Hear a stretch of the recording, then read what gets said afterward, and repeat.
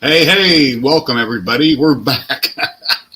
Yeah, that was crazy yesterday. If you guys were here yesterday, that was like 6 hours long, that live stream, and I never got it built. Part of the problem is I had a desk set up behind me, a countertop, and one of my screens that I'm reading things off of, I couldn't read all the words properly. So I had different people. I had a Liam from Astro Printer and Tim DeWitt 3D kind of like tell me what to do next. Yeah. And then initially on the bed, I got the wrong bolts in on the bed to hold the bearings, the bearing brackets. I put the wrong ones in, so I had to take them out. And yeah, it's taken a long time. It shouldn't have been nearly this long, but I'm sure after I built a couple Prusa minis and from kits, then I'd get faster and faster. Obviously, you know what to do next. But yeah, it's taken a long time. But it's definitely not a quick build. But it's been a lot of fun. And I forgot to give away my stickers yesterday. I wanted to give away the stickers and do a drawing, and I forgot to do that. But I'll definitely try to get that done today. And hello, let me see who we got in chat. Andrew S. Hello, Andrew. Let's see. I got to get over to my other screen here so I can click on things. Dominic. Hello, Dominic. How you doing? Gary T. Hello. Andrew S. Hello. Andrew, my TV's still working great. Thank you very much for your help. I'm Mr. and Mrs. Diesel. Hello. How you guys doing? And if anybody would like to drop in and hang out while I'm working on this build, you don't have to, explain anything to me. I can see my screen. I'm at my desk. You're welcome to come and hang out and just chit chat while we're doing this. It'll probably be at least a couple hours, so maybe 2-3 hours. I'm not really sure. So it'll take as long as it takes, so I can get to printing and get some stuff done here. But anyway, yeah. Let me switch cameras here, and I'll kind of show you what I got going on. So, and I got all the Prusa parts laying there, everything I need next, and I got my refreshments. I got a Monster, and I got an iced tea, and I got my vape pipe, and I'm all good to go. So anyway, yeah, I'll just start tinkering around the next build, and whenever somebody pops in, it'll just make it more exciting and more people chatting, and we'll go from there. So if you'd like to pop in, you're very welcome to do so. Can everybody see and hear me okay? Everything look good? So everything should be fine. I don't have YouTube open today. I just got the chat popped out, but I got the actual video window closed today. So anyway, let me go with what's next here and start putting stuff together. Look at my paperwork. And if I could, I'd play music in the background, but I don't have any music that I can play. So yeah, I just couldn't go any further. I mean, for many years, whenever I would go, I mentioned whenever I'd go to any parties or family get-togethers or anything, or anybody else's house, I would never sit down. I'd always stand up. And I was just that kind of person. I didn't like sitting down. But ever since I retired and I had my surgery, I enjoy sitting down. And yesterday, because I sit so much, I actually, my feet were hurting last night. My back was hurting and my feet were hurting from standing for 6 hours.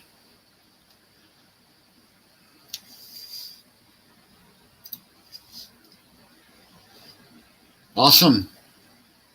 Very cool.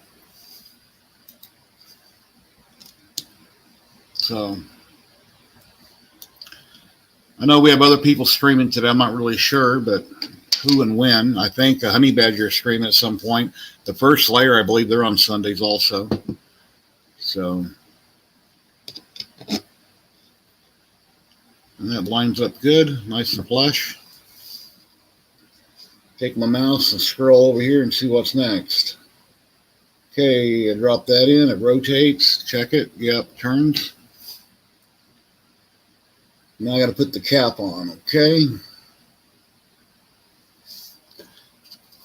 Let's see, where's the cap at?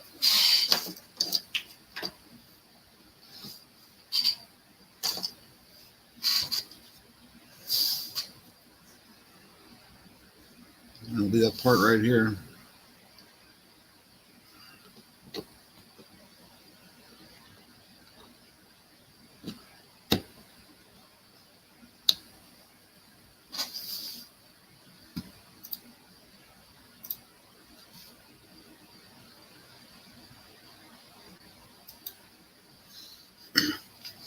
Okay, secure part with 3 M3 by 25 screws. And yesterday I had a baggie that had all the pictures on it. I kept lining up the screws in the baggie, but there's actual paper. It's called cheat sheet that I'm double checking to make sure I got the wrong size. M3 by 25. If I work with these parts more often, I should be able to remember what's what.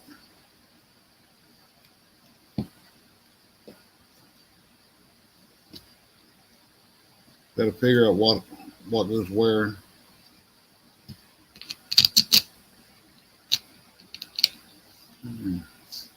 There.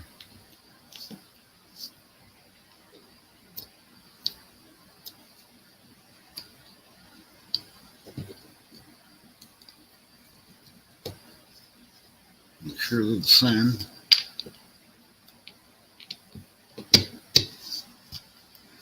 Yeah, and on this Prusa Mini, I guess last year, the $349 that they're charging, I believe it's $349, was for the one we put in like 4. Hello, Matt German. You're welcome to drop in, Matt. There's a link there. Or Andrew, anybody wants to drop in, Mr. and Mrs. Easel, Gary Chi, everybody's welcome. It's $349, and it's like 4 bolts and a couple of cords, and boom, it's put together, and you're printing in 10, 15 minutes. Where this kit for $349.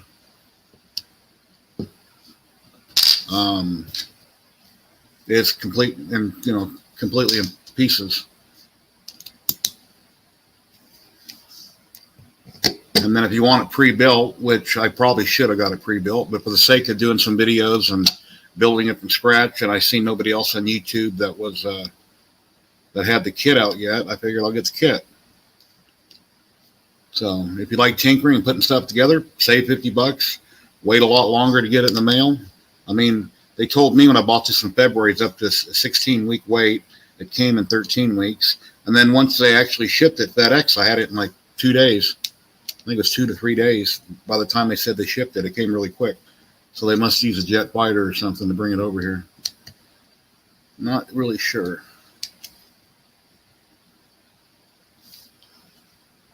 Yeah, old curmudgeon. Yeah, I'm sitting on my desk now, old curmudgeon, so I can read the screen properly. I can see what it says. I don't have to be narrated to anybody helping me, and I should be fine. So, and like I say, the link up above is there. If anybody can't see it, I can repost it. And then my mouse wasn't working. Half the time wasn't working. Let's see. Okay, I got that on. Here, I'll leave my hand in the frame so I'm still here and haven't ran off. Insert assembly mini extrude idler and extrusion. Align the holes of both parts, securing it with the M3 by 25. Do not over tighten.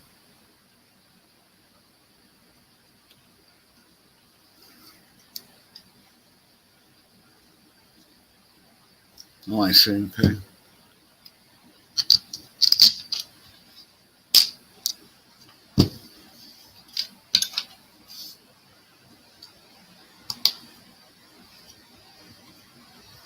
And then I had somebody on OfferUp got a hold of me about my TiVo Tarantula Pro, which is fully loaded with the Easy AVL, filament runout center, flex plate, everything. I'm asking $200 for it. It works perfectly fine. I just don't need it. I got so many printers. I want $200. And somebody got a hold of me and goes, hey, you take 100? It's like, no, I won't take 100. I'll come down $20 to 180 if that'll help you out. So do not over tighten. Yeah, definitely would break it. If you over tighten that, it would definitely break it. And here we got another man popping in right now. Matt, how you doing? Hey, how are you? Oh, pretty good. Sorry I left yesterday. I was too tired. Yeah, I was streaming. Yeah, 6 hours you did. Wow. That's the record.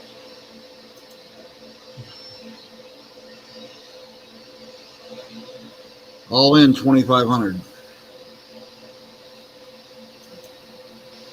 Wow. That's a lot of moolah.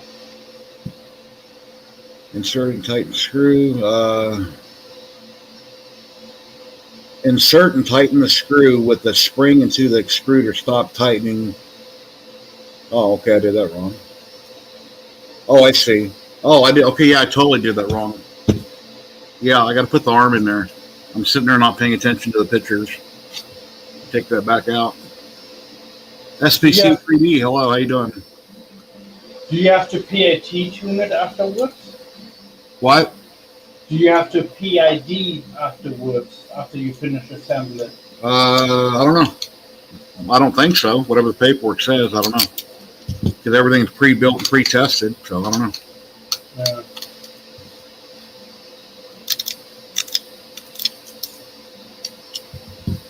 Let me get this bolt back out.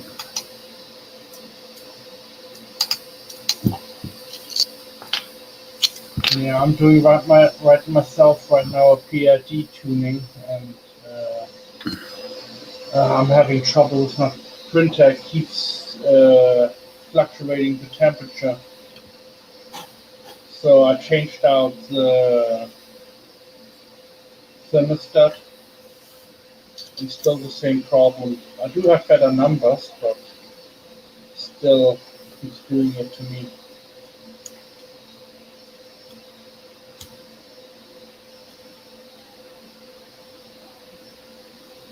Yeah, I had OBS running in the background yesterday because I taped this separately from being in StreamYard, which would cut out everybody in chat.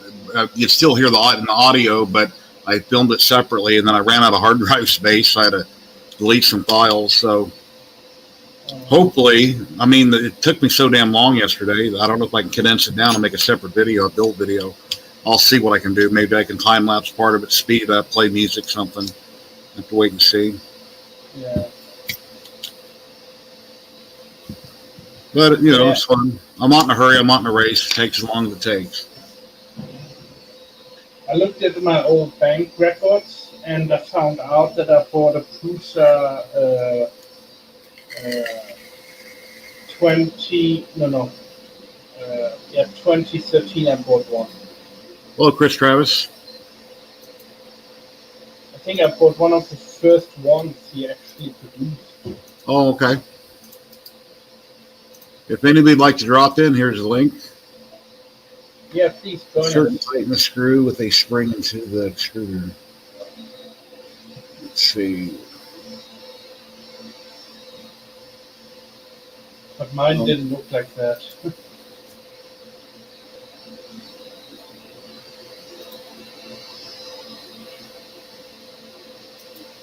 Is that 3D printed part, the orange? Yeah. Yeah, it's Pet G probably.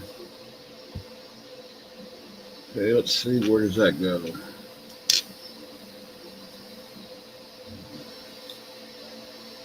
Okay, the spring's gonna go there.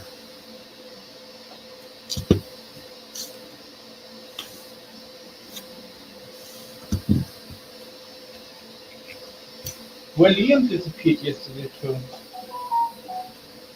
No, that can't be right.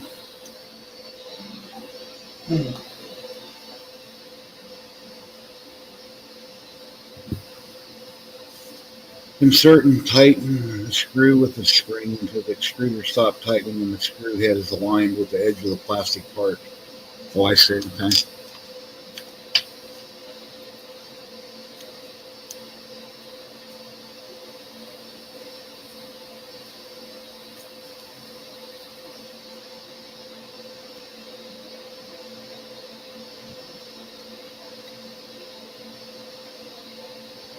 Hey, Open Modern.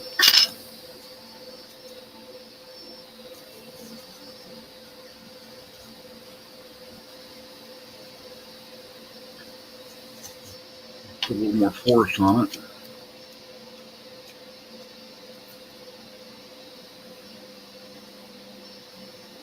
Those stepper driver from Prusa, are they made in Europe or are they made in China? I don't know. This says Prusa research on it, so I don't know. It's hard to say. No idea. And I normally say idea. I just said idea for the hell of it. Hey, Brian Baker, what's going on? Yeah, I was just talking about the first layer going live in a little bit. Yeah, Brian, I was working on this Prusa mini kit for 6 hours yesterday on a live stream. Oh, he said it's ABS. All right. You Yeah. sound a little tired. the two of the parts are mold injected. The frame that the rods go in, those are mold injected. Everything else is printed on it. So let's see, moving on.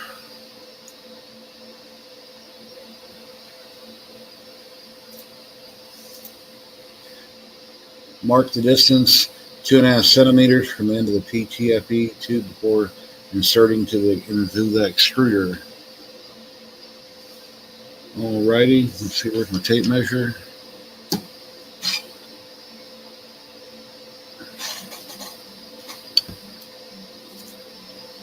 And then a Sharpie. Where's my Sharpie?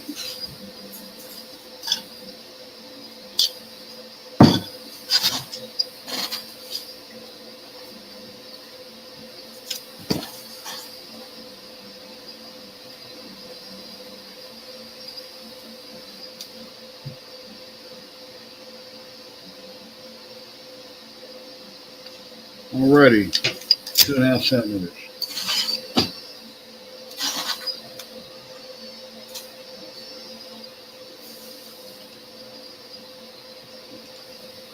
What you gonna print first on it?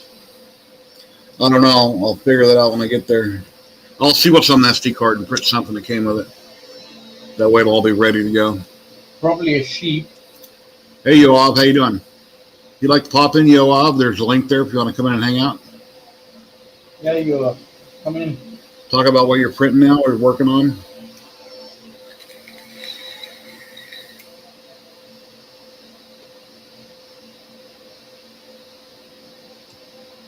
Yeah. I'm trying to enter some numbers in my computer and upgrade my... I did a firmware upgrade on my printer, and now I'm trying to do the PIT 2 numbers, and it's driving me up the wall. I'm doing this now for a week.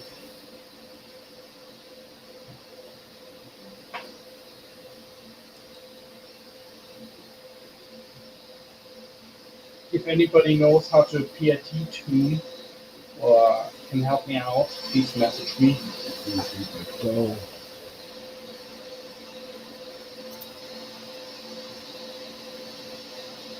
Oh, I see. I got that wrong.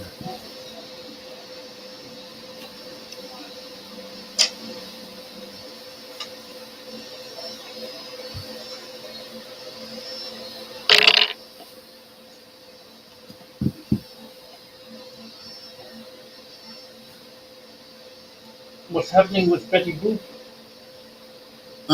She's here. She didn't get on yesterday. She hasn't watched my last couple live streams. I don't know why.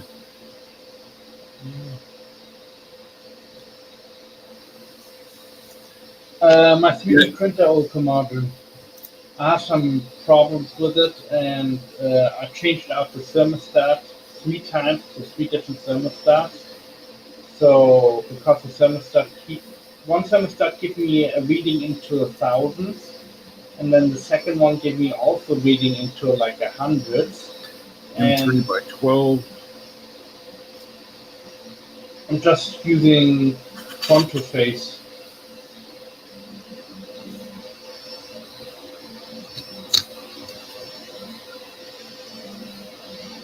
I just can't get the numbers right.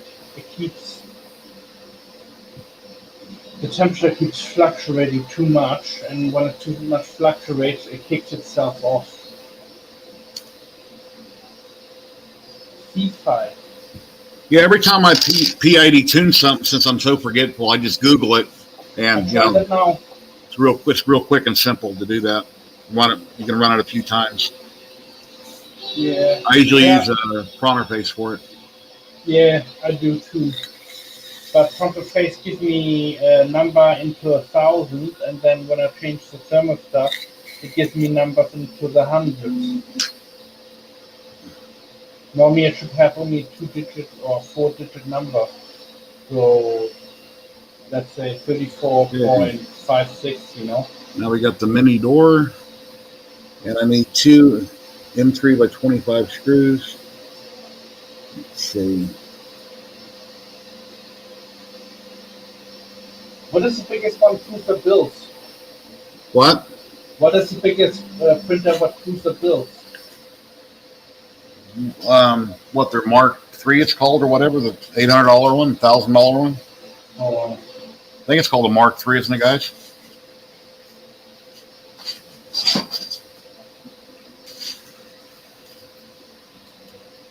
I gotta cancel it.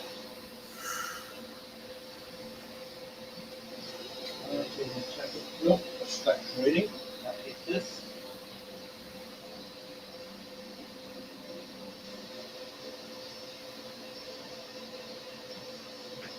Okay. I better write this down before I forget.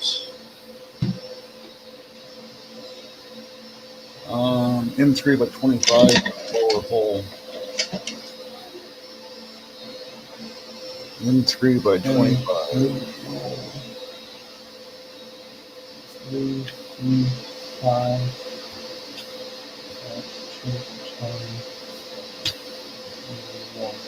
Ultra Martin, what the U1 stands for, please?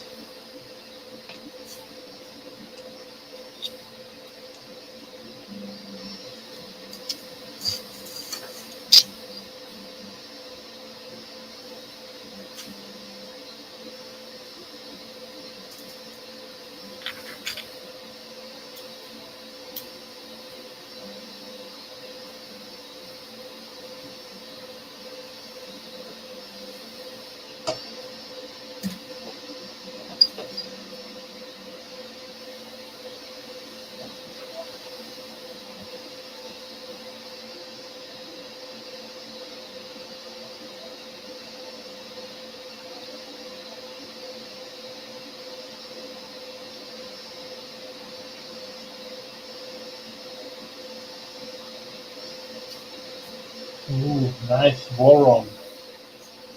That's a big one. How much that set you back, Brian Baker? Yeah, we got people building Volrons and people building rat rigs. Sorry.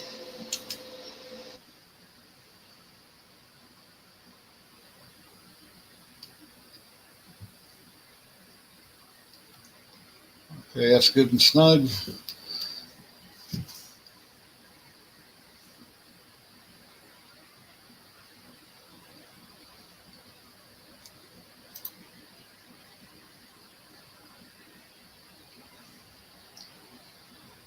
Okay, now I got to put the mini door in. Secure it with M3 by 25. Do not over tighten. Make sure the mini inspection door can move freely. Okay, M3 by 25. Let's see which screw that is. Got all my screws here in a pile. Most of them. Okay, it's that one. Here's the door. Here's the screw.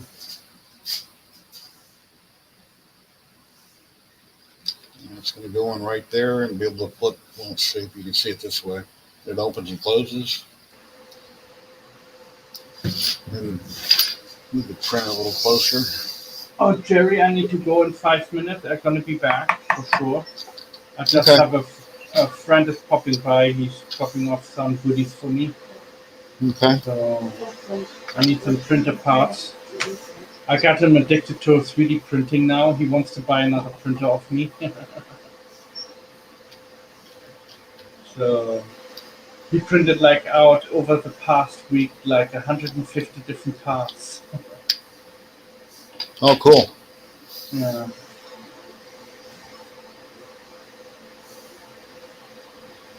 And now it says eat gummy bears. Nope, I ate a few yesterday. I don't care for gummies. I gave them to my wife. She's tickled pink. So, I like gummy bears. They're nice. yeah, certain things I won't eat. My wife can buy gummy bears till the cows come home, and I don't eat them. Oh, me too. I'm a chocolate lover. Oh, yeah. Reese's miniatures, put them in the fridge or the freezer. Oh, yeah. Reese's peanut butter cups. Or Butterfinger. That's what I miss from America. I can get Reese's Buttercups over here, but Butterfingers are kind of expensive to get over here because it's shipped in from America. Yeah, Butterfingers are good when they're fresh. When they get old and you bite into them, you like break a tooth, and they're old. They're good when they're fresh. Yeah. I do like to put them in the fridge.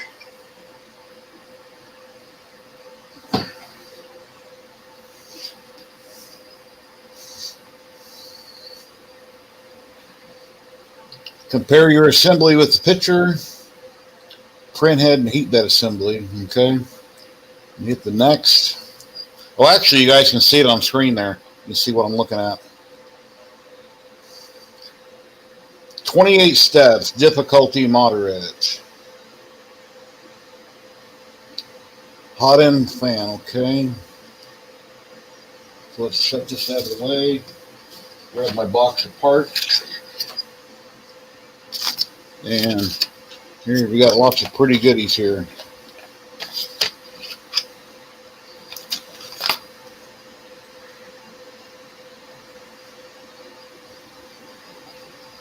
And I like that it has the barrel thermistor on it. It doesn't have that stupid bulb.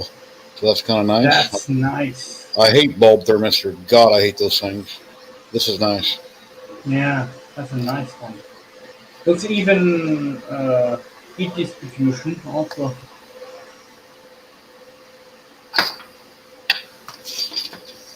How much one of those hot end sets you back? What? That came with this printer. Yeah, I know, but how much they are roughly, do you know? The whole printer. I don't know how much they sell separately. You'd have to go on their website and check it. Oh, I have to look. And that's designed for their printer.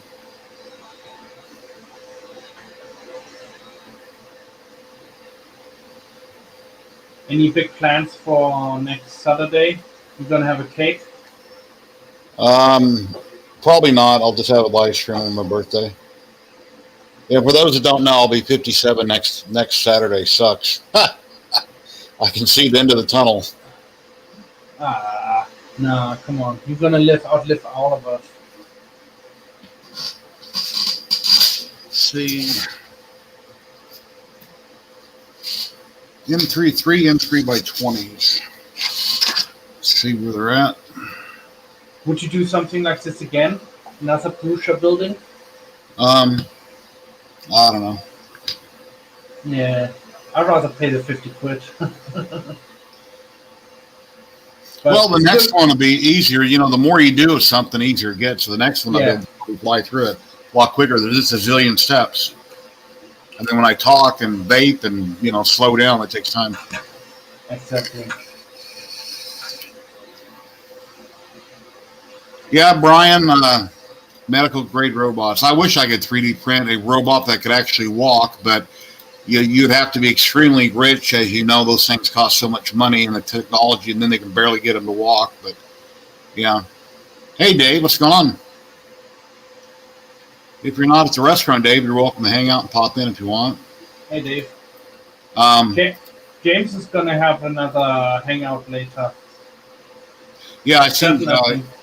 It said 7 p.m. his time. I'm not sure when that is my time. It should be. Hold on. It said his brunch is going nuts. Yeah, David's got a big thing. In an hour time today. 10-hour time? No, in 1 hour time. Oh, an hour from now? Okay. Yeah. I won't be done in an hour. M3 by 23. Okay, those are right here. The print David, fan. Join Jerry, please, because I have to go for. No, David can't join. He's at the restaurant. Oh no!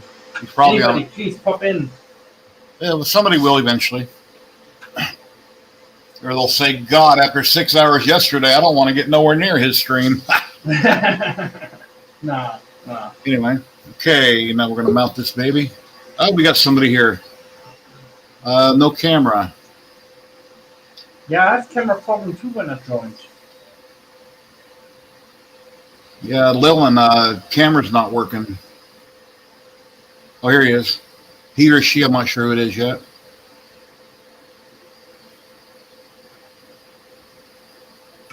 All right, Jerry. I'll see you in like half an hour or so. All right. Take care. Yeah, I don't see. I can see a room. I don't see anybody on camera there. So I'm not sure who I'm looking at.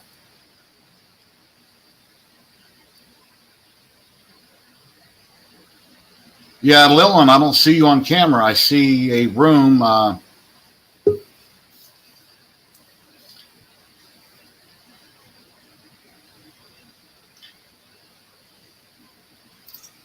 Hello, how you doing? Infatti, vamos a estar aqui.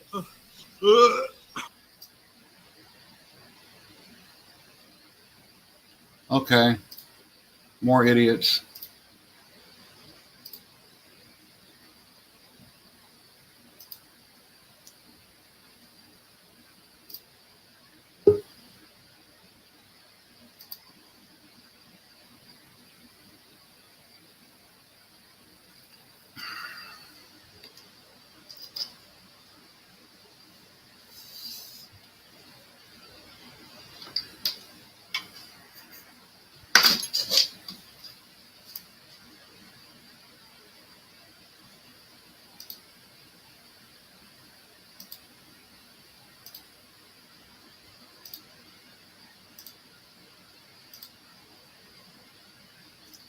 Yeah, I'm not talking here, guys. I'm just watching a couple different people pop in with pictures or doing whatever they're doing. So, yeah, the person popping in now, I just see a picture. I don't see who this is.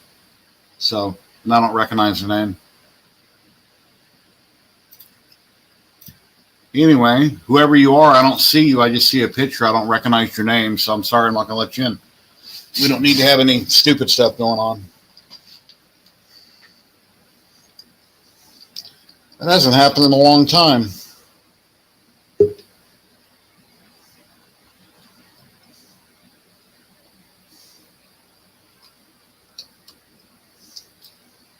Let's see. Oh, I'm on the wrong side here. Turn this around.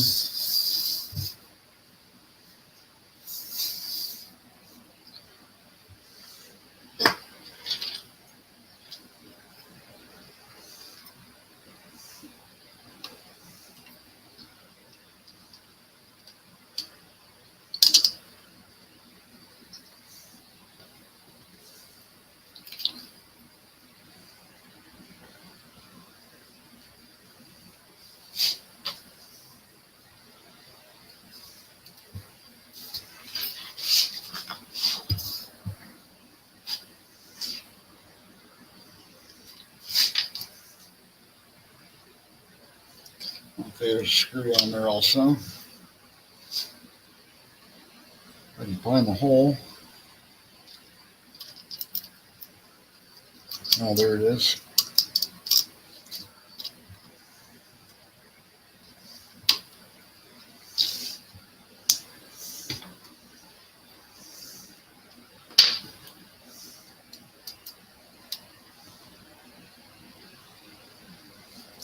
Yeah, anybody out there that wants to pop in that I actually know, you're welcome to come in. If I don't know who you are after what just happened, you won't be coming in. So,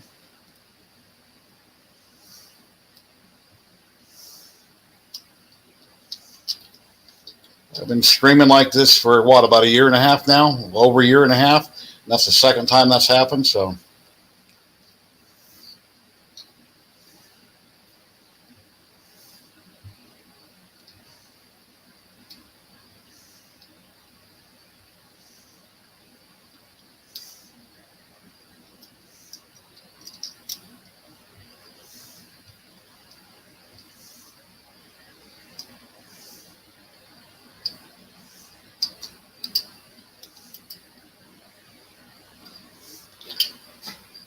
alrighty.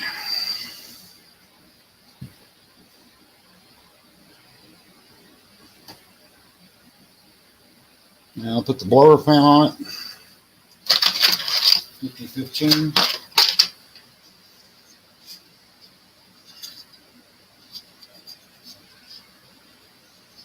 It goes right in the back.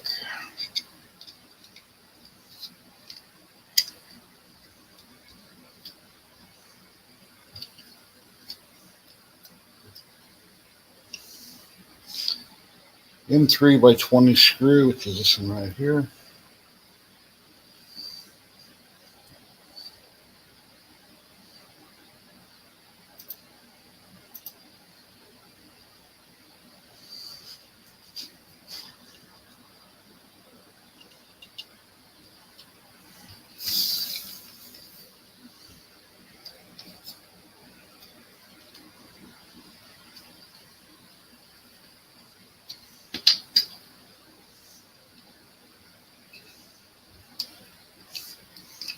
but they can line up.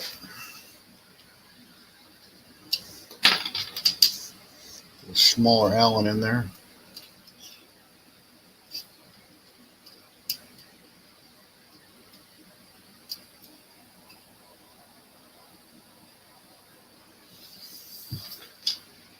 Where's my flashlight?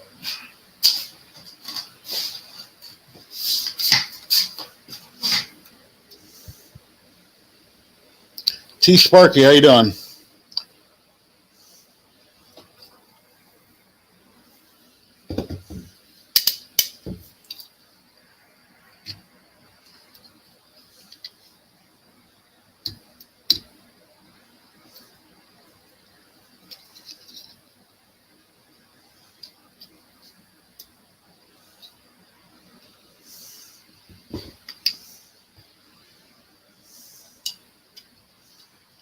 There it goes.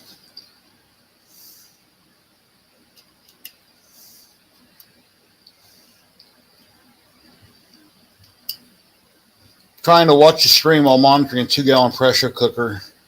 A bit chaotic. Well, yeah, I have an electric pressure cooker. I don't have the old style that you put on the stove that were dangerous, that can blow up. And I haven't used my electric one in a long time.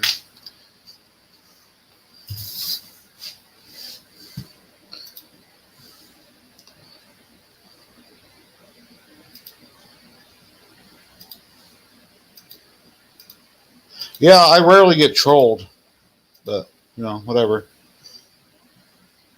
No biggie. Shit happens. People get bored.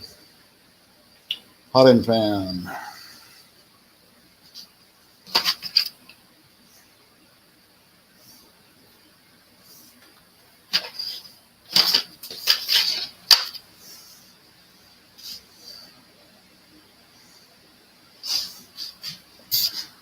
I'll move my camera around a little bit here.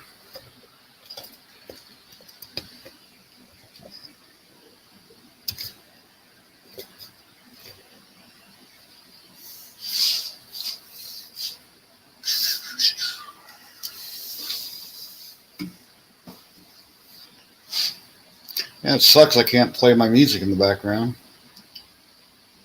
But I guess I could have loaded up some copyright-free music, but I never did. Let's see, where's that bracket?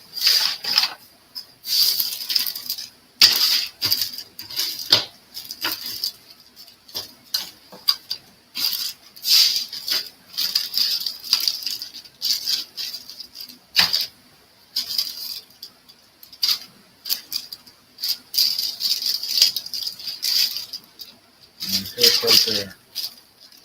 Print head. Another box of goodies right here that are 3D printed.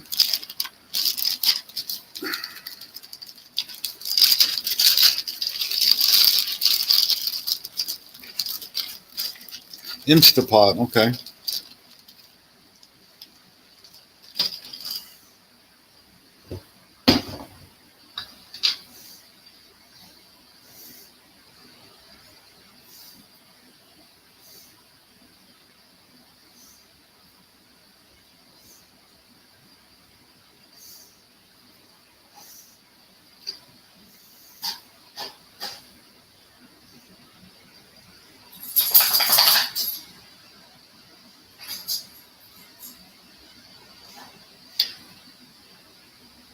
M3 by 20, secure the hot end fan on the spacer with M3 by 20 in the upper left corner. Okay, and M3 by 20. Let's see.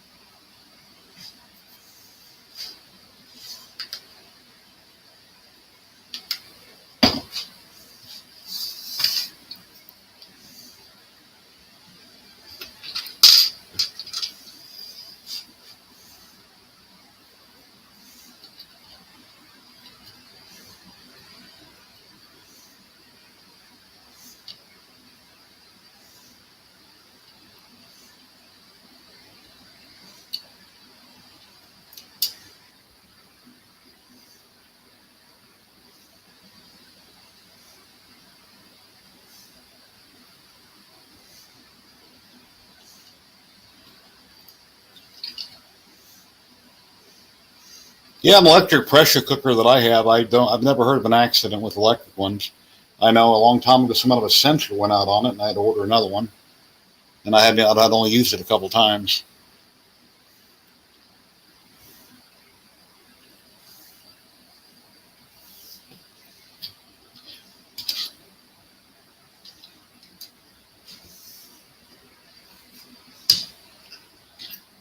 Well, if I can find another M3x20, I don't see any here.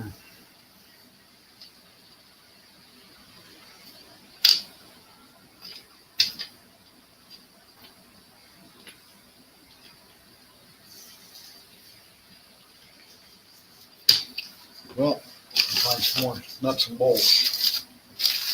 Lob another bag. Well, actually, it'll probably be these that were in the bag with that hot end. So I dumped out my spares after a bag of spares, and I started using that up. So that'll be right here. So.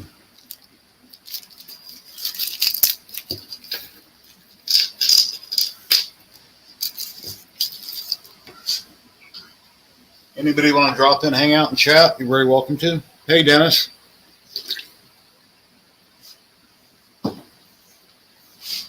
Non-trolls can drop in and hang out and chat. So basically, I need to know who you are now that's happened. If I don't recognize your name, you're not coming in. I used to invite anybody in, and I did today also until I had a mishap, and then I guess it's not going to happen again.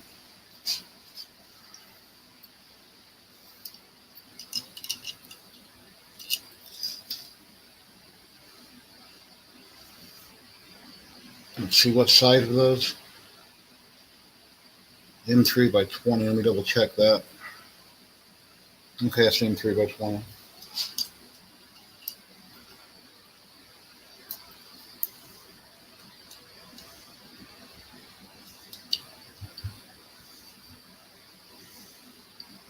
Yay! Got it in the hole.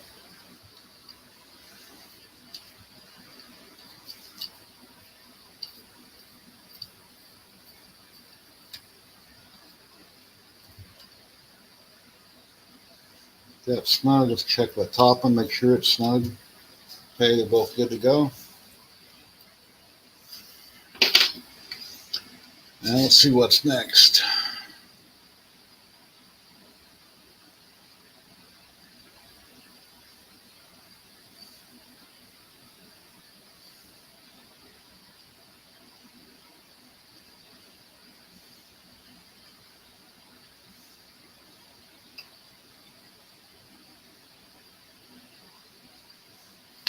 Okay, let me find that black plastic thing.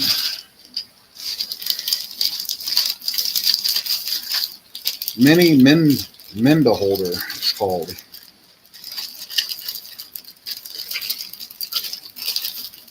And that's that right there. Mini Minda holder. And let's see. Need a nylock nut, an M3x12 screw, and an M3x20 screw.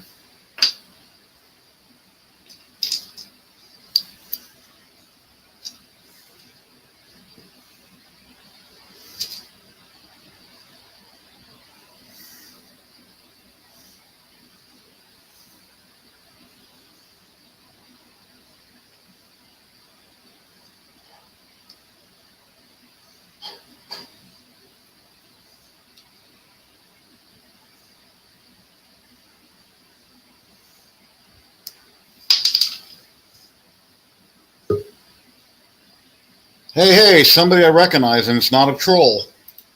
Hey, what's going on? Howdy. Yeah, I was getting trolled a little bit ago. Oh, you are? Well, I was. I'm not now. I just won't let people in I don't recognize anymore. Looks like you're close.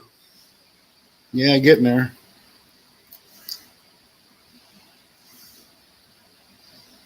Yeah, Matt was in here for a little bit. Oh, okay, cool. Yeah, I streamed for 6 hours yesterday. My feet were killing me. My back was hurting standing up that long, and I wasn't done. So it's like, you know what? And then I forgot to give away my stickers yesterday, so I was going to do that, and I forgot. But you can get the list of names from StreamYard, or you can get the list of names from YouTube or whatever. Well, StreamYard has that giveaway tool. Yeah. So. Yeah, it's kind of lonely here. I'm not got no music in the background and no one else is popping in. I'm glad you're here. Well, I didn't know. I just saw your link just a few moments ago. As I said, I'd jump on. I've started printing I got my TPU yesterday. I dried it. So I put on one test track to see how it goes. And if it goes well, I'll put a spool on the other side, which is drying right now. And I'll start using my IDEX to print my tracks. And I'll see how it goes with 2 on the IDEX, and then maybe I'll move over and spin up another IDEX and get that one going as well, so we can get the tracks on fast. And I put away the island in the kitchen. I'm now back at my desk where I can see the screen real close. I can read it. Okay. Because my biggest problem yesterday was I was 8 foot away from the screen, and I couldn't read a lot of the text or see a lot of the pictures clearly, the small stuff. Yeah. So, and then Tim was on. So anyway, but now I'm back over here. So. Oh, that's Mr. and Mrs. Diesel, hi. The resin printing is going good. Right now, I'm doing a very large Tomb Raider bust, which from the waist up, and she's standing. Laura Croft is standing there, holding 2 guns in her hand. So I have started part 1 of that, which is the main body, and then I'll go on to doing. I have 3 prints to do for that, because I have the arms and the guns, and I have the head and stuff to be done separately. So that's running now. And it might be finished late tonight or tomorrow morning, maybe. And then I'll top up the resin and kick off part 2. This is not my first resin, but it's my first 4K resin. So what's left to do, Jerry? Do you need any help with the stuff, or are you just going to read it? Oh, I can read it fine. It's just Okay. time consuming, finding the right screws and nuts and doing this and doing that. So. Well, it's looking good. And it's getting there. Man, this thing is small. I'm going to be glad when I get the legs and stuff printed out to make it look a little bigger. It's such a tiny printer. Yeah, but it'd be great for small components, small parts, add-ons, like small pieces for your, like if you're printing on one printer for like a large printer for your droid parts, whatever, you can do tracks and whatever on this one because it'll be ideal for it. Well, my Hypercube, I do 60 at once.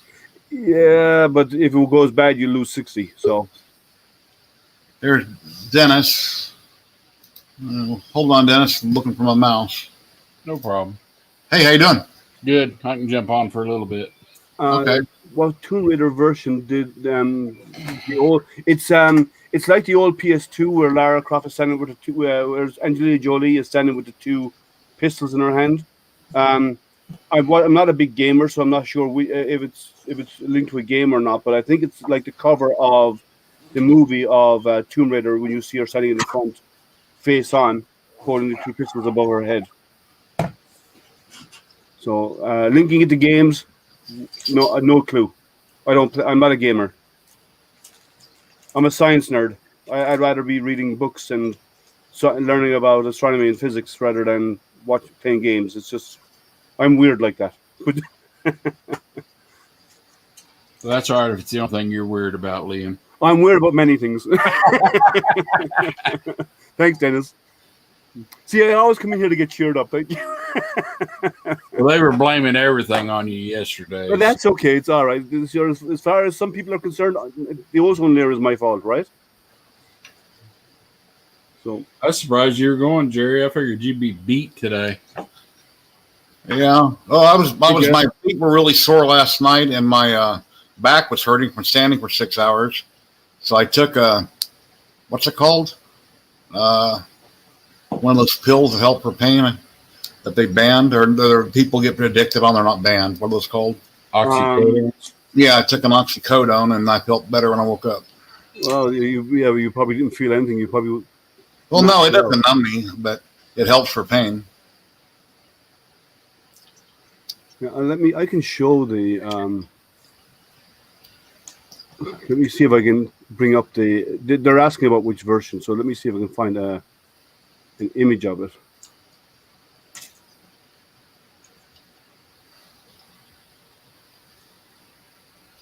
There's 2 versions of it. There's the not for work version, and then there's the one where she's actually wearing a top. So I'm doing the one where she's covered up. I'm not doing the one where she's naked above the waist. It's for display. It's for a review. So I can't do the other one.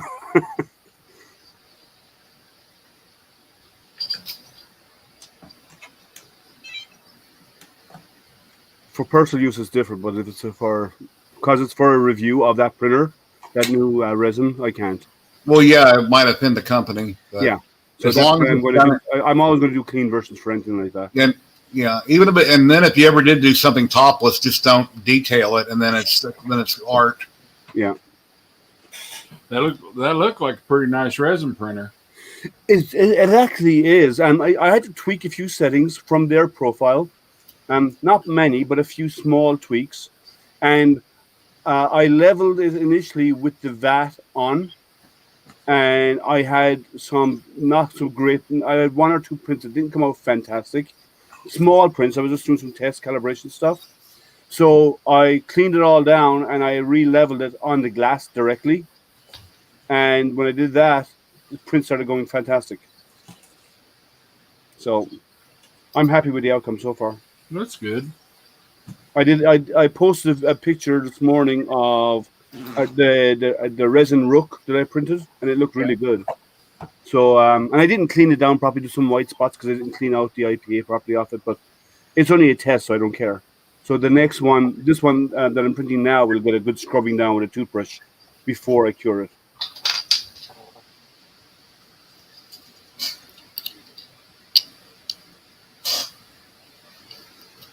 Oh, I didn't see that one, Dominic.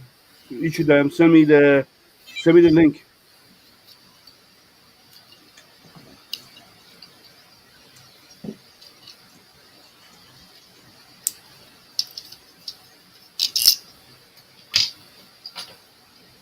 Hey, Mike, how you doing? All the way from Niagara Falls. If anybody like to drop in, let me post the link again. If anybody that I know would like to drop in, I'll post the link again. Let me re-clarify that. Good clarification. Yeah, I'll tell you later what happened. Sure.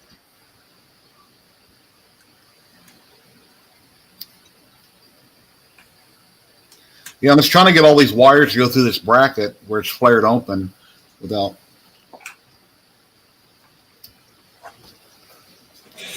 You got the heater wires and the thermistor wires through this printed part, trying to get them all the way down on there. Did you get your drink bot done, Jerry? I haven't worked on it in 3 weeks, so I don't have all electronics hooked up at all. I got the lower section with the tracks is built, and the wires come into the body, but I haven't wired the speed controller or nothing. I don't have I have everything. Most of it's painted. I just got to put it together, and I'll have to get. I haven't painted mine yet. I did a little bit of sanding on a few pieces yesterday, not much. I have some filler primer, so I will give it a coat of that later on today when I'm done here with Jerry. And then after that, I will, once that's dry, I'll do a bit of sanding. I have some bearings coming in today. I won't have all my components until by probably Wednesday or Thursday of this week. But I will start doing some of the electronics at the beginning of the week. And then as the week progresses, hopefully by the end of the week or the weekend, I will have it finished.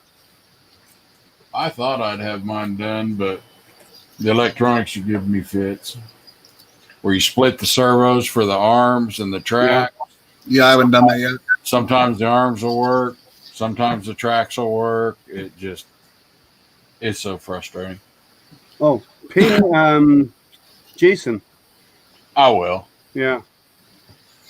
I figure he's been working on his rat rig, so I didn't want to bug him. Yeah, but he's already finished the printer, so. Oh, did he? He's already finished the build. Realize that. He's actually done the modded build as well with the Pit Droid. Oh yeah, that's right. So reach out to him. See, he'll be electronics is what he does, so he'll be able to help you out. Yeah, he's helped me in the past. I don't think he was much help for Jerry last night, though. That's fine. Yes, I've got mine most. Being pulled apart. Yeah. No kidding. I need to redo the head on the little guy. 3 people donated to me yesterday, and then I thanked them on both my Facebooks, and I completely forgot about Jason, and he's like, yeah, you're welcome. He goes, you're welcome or something. It's like, oh no. And I went back and edited my post. I completely spaced putting his name in there, but then I thanked him after the fact. And then I forgot to give away my stickers yesterday.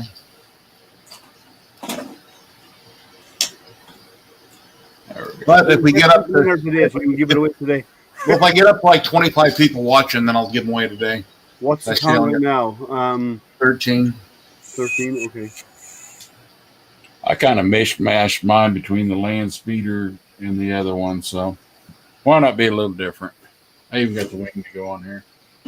Oh, nice. Yeah, no, I haven't even started putting mine because I ordered the bolts and so on that I need, and they're not even going to come in until some of them are coming in tomorrow, others are coming in Wednesday, because the kit I ordered didn't have all the components, so I had to order individual components to make it up. So, because the kits don't have all the sizes. Right, I found that with the bolts. I've ordered them all over, and then I messed up on the M3x50s.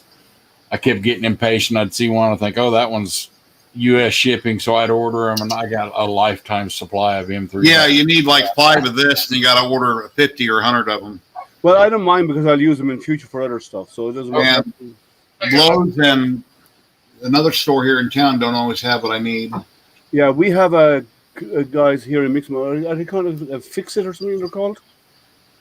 I'm trying to remember their name, but they often have them, but their lowest RAM number that they carry in store is M4s. They have 0 M3s, and everything in the build asks for M3s. So normally I would get unusual like metric bolts and screws and stuff from them when I need them, but they didn't have M3, so.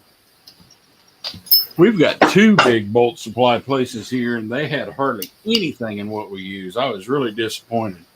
Yeah, well, these guys normally have anything. They have everything above an M4 and up. They have all of it. Yeah. The only thing in the past, the only thing I could not get from them was T-nuts.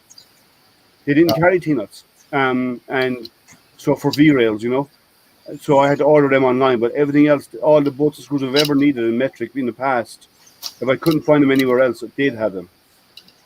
But the T-nuts and M3s they don't carry in stock.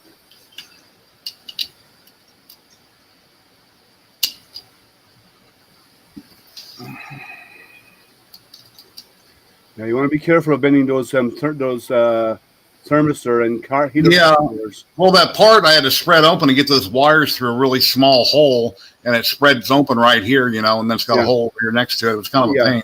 So it's sprung, so it holds them in place. So I had to do a little bit of tugging, which I didn't want to do. Even bending those wires is dangerous because they're so brittle. They work hard and so easy.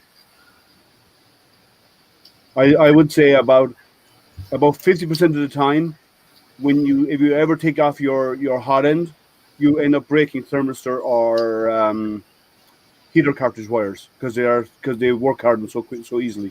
Well, the reason I don't like bolt thermistors throughout the year is it's very easy to get the screw too tight or too loose. You'll get a thermal runaway if it's too loose, and if you snug it down a little too much, you can break the wire and get a thermal runaway. For the thermistor, yeah. Yeah. Yeah, it should barely touch the wire. That's why I don't like the bulbs at all. Well, I don't mind the bulbs, but what I find is you can buy a thermal paste and get a little bit of thermal paste and put it in the hole where the bulb goes and push in the bulb. That will carry the heat through to the bulb, so it will always work even if it's not making contact with the aluminum. Or the bulb where it comes out of the wire, tink it down a little bit. Hey, Renee. Hello, everyone. Oh, thanks, Dominic. I'll have a look at that later. I'll see if I can have a look at that stream. All righty, that's done. Yay! Starting to look like a printer. With the fan in the background, it's an insanely small fan. That fan is 2.5 feet wide. I have one. Like They're big fans. I have one. But it's actually aligned perfectly. Yeah, it does. Yeah, perspective view makes it look. Yeah. So what are you printing this today, Renee? I am not printing anything How after dare you? this. Yeah, I know. The SD card is just rubbish. Yeah, well, it's an old ScanDisk SD, but they're only 8 gig. So yeah, you're better off getting anything less than the 32 gig. Is what you can get a good quality Well, one. You know? I actually purchased last night. Well, today, very very early morning, a Raspberry Pi 4. Is the 4 gig or the 8 gig? Internal memory, are we talking? Well, yeah, the Raspberry Pi comes in 2 versions. The Pi 4B Plus comes with a 4 or an 8 gig version. You don't even know. How much does it cost you? In roughly in US dollars? Less than 100. For the Pi? Yeah. Oh, you bought a kit, a Cana kit, did you? Okay, let me show you. Canon kits what I have in the past. I got Pi 3Bs on most of my. I got like 5 or 6 of them. Yeah. That I bought in the last couple of years. Yeah, I was talking with Mark and Mike on Discord. How come did somebody turn off my logo yesterday? Because I see Liam don't have a logo up there. Okay. Somebody I know I didn't. I couldn't turn it off. I knew how to turn it off. Maybe Tim did. I mean, that's perfectly fine. I don't like people being blocked. Well, what you could do is bring it over and stick it above, between the boxes, you know, at the top where it says, just above the big box where you're highlighted. Okay, let me take a look. If you can do that, I'm not sure if you can. I think it might have to go into a window. But yeah, it's right there. Yeah, I can't move it. Yeah, leave it there. That's fine. I don't mind if it being covered up. It's okay. Well, I don't like seeing my face, so it's above anybody your head. else seeing my face. you can just got a small head. Just duck onto it if. Oh, I don't have a small head. I'm just talking the camera. Remember that perspective view we just talked about? Yeah, exactly. What? Yeah, once you get your Pi set up, you won't have to worry about that SD card mess anymore. Yeah. Oh. Hi, Dennis. I'm sorry I didn't say hi to you. Well, I said hi to everyone, but yeah. Is it second time we talk on the StreamYard or something? I think it is. I think so. Yeah.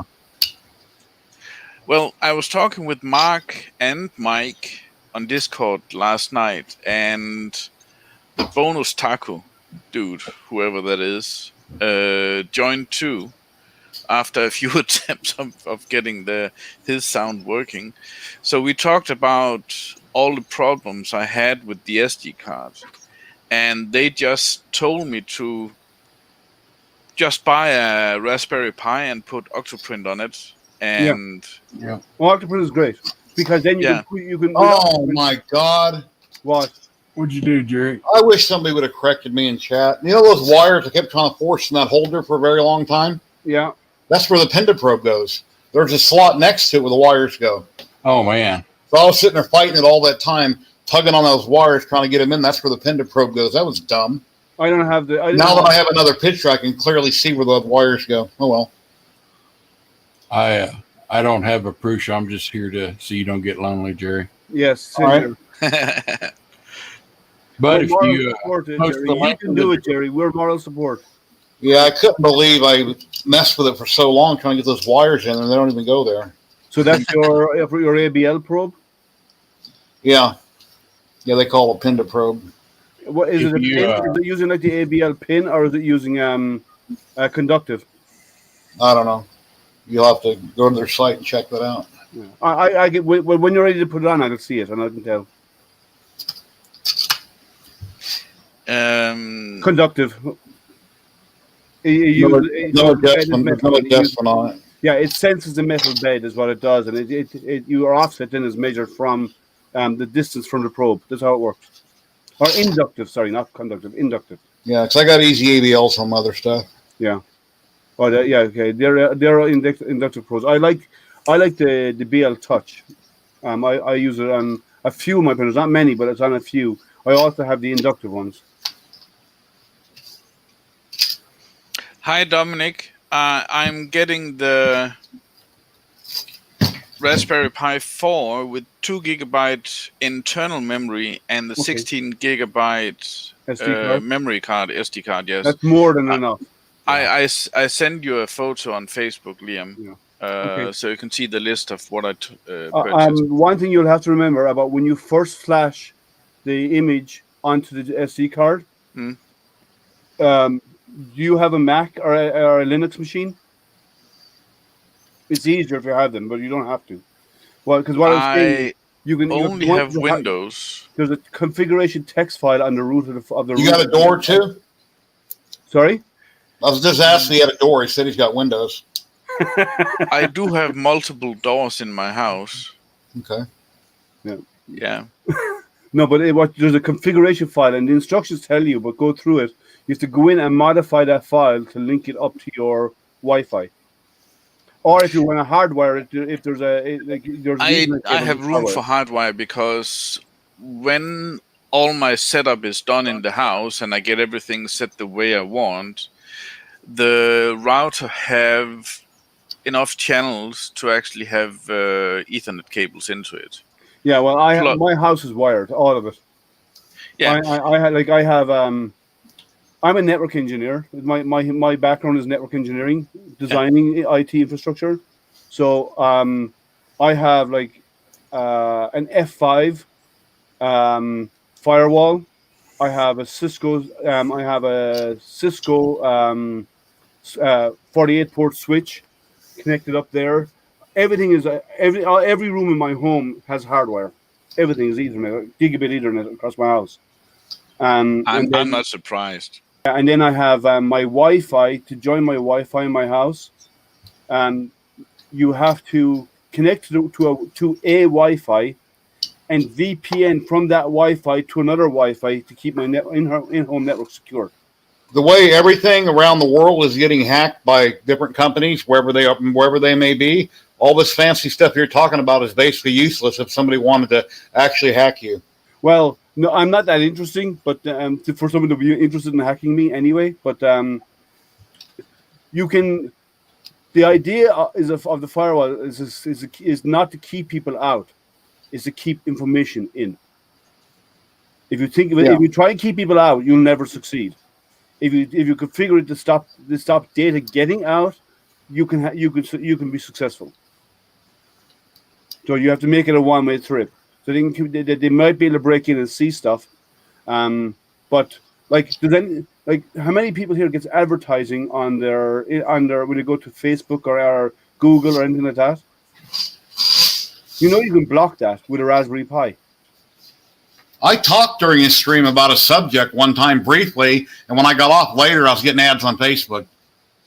Well, they stopped any ads showing up at all, right? Or 90% of them, except video ads, you can't block. But any normal advertising, banners and stuff, you can get a Pi, like a Pi 3. They're cheap, and they have a single Ethernet connection. Get one with a single Ethernet port. That'd be a 3B plus.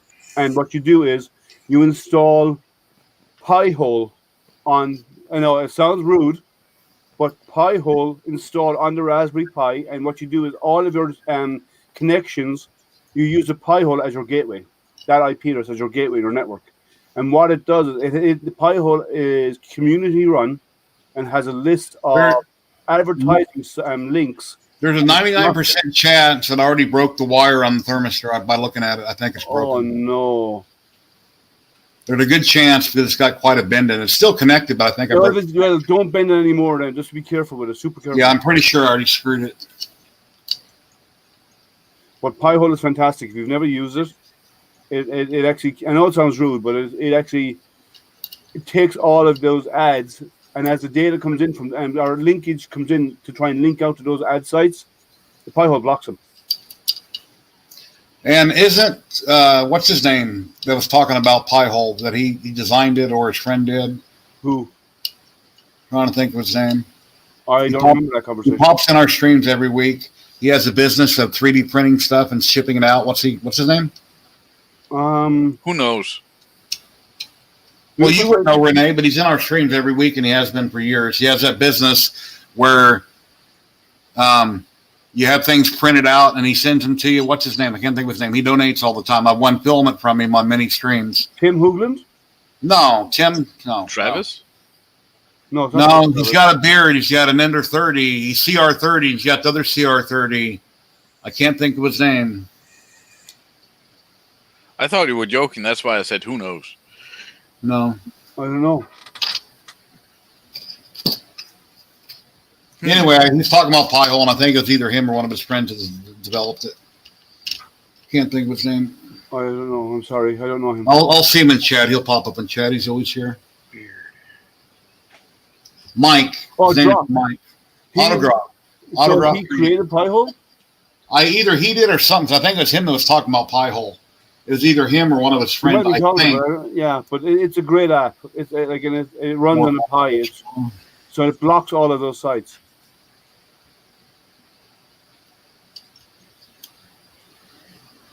I think it. See, you must remember. I think it serves as the DN. Is it DNS or gateway? I'm not sure. I'm not sure which one it is. But it does one or the other, and actually blocks links to those sites. Maybe it is the DNS server, but it does shut down the access. So where you'd normally see ads and stuff, you see empty spaces. It's a bit like running. What's that other new browser? Everyone is saying Mike at 3. Yeah, Mike Autodrop. Autodrop. Yeah. 3D Autodrop. I have trouble with names.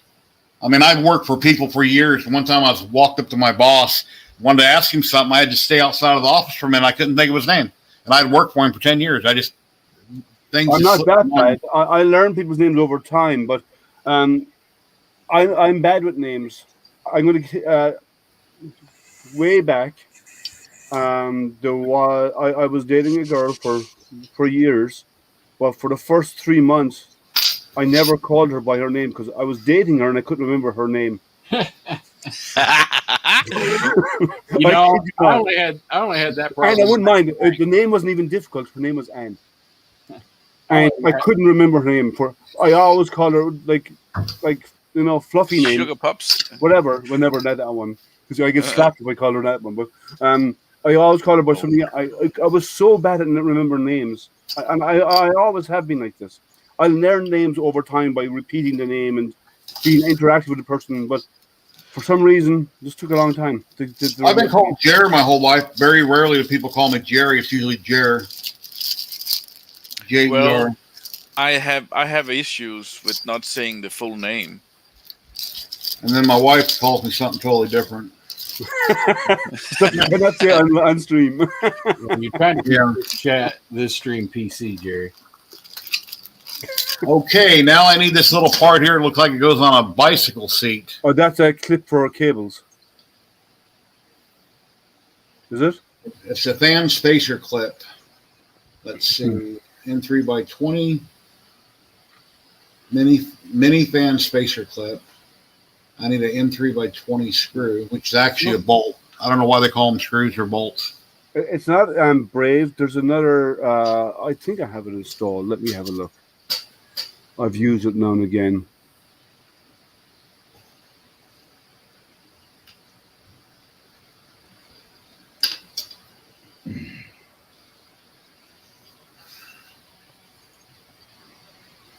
Sorry, I'm looking through my list of apps. What step are you on, Jerry? Step 12, but I forget what part it is. Oh. There's like a million steps. Okay, that goes up there for all the wires.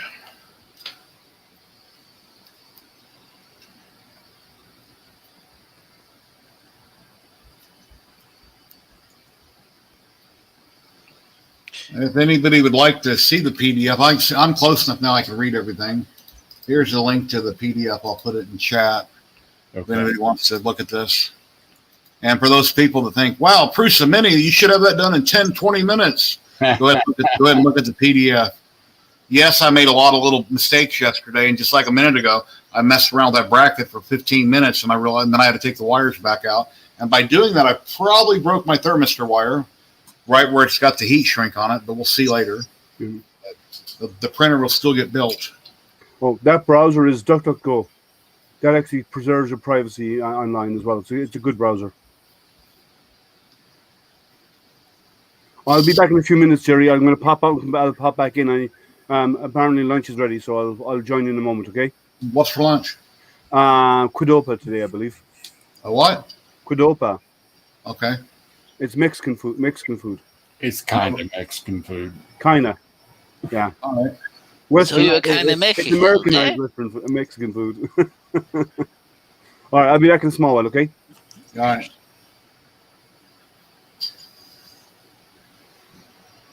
Let's see.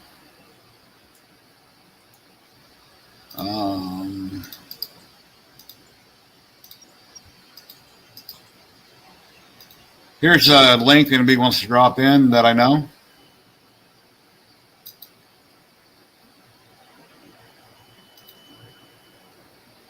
Looks like that clip just screws in right above the fan there, Jerry. Yeah, I got the little bolt here. I'm just trying to see. I don't see a nut or anything on it. So I'm looking at the picture here. Okay, I see. It screws into the case right here. Yeah, it does. It doesn't have one.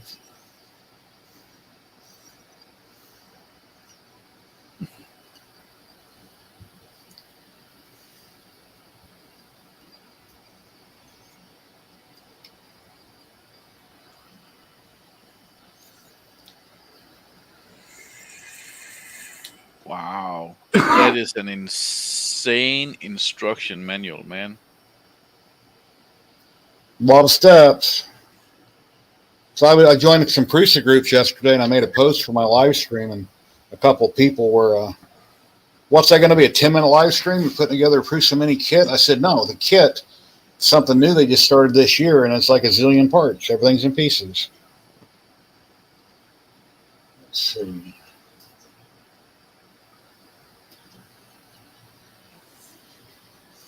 I don't think I have the energy or the patience to do something like this, to be honest.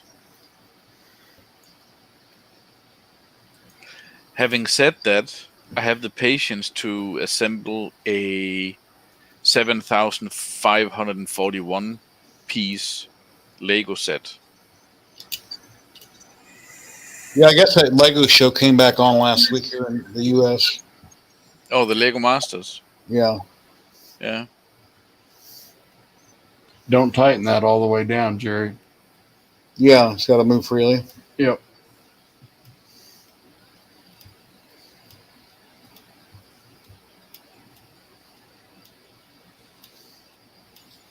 Yeah, let's don't do politics.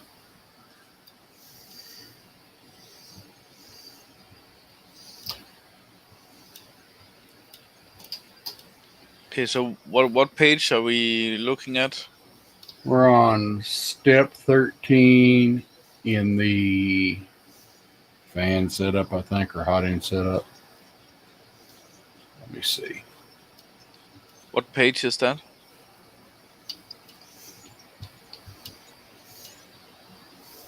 Mine doesn't have page numbers, I don't think. Just scroll. Just keep scrolling and scrolling and scrolling and hitting next. I don't see page In numbers. the print head and heat bit assembly under chapter 4. Oh, chapter 4. Yeah. And he's on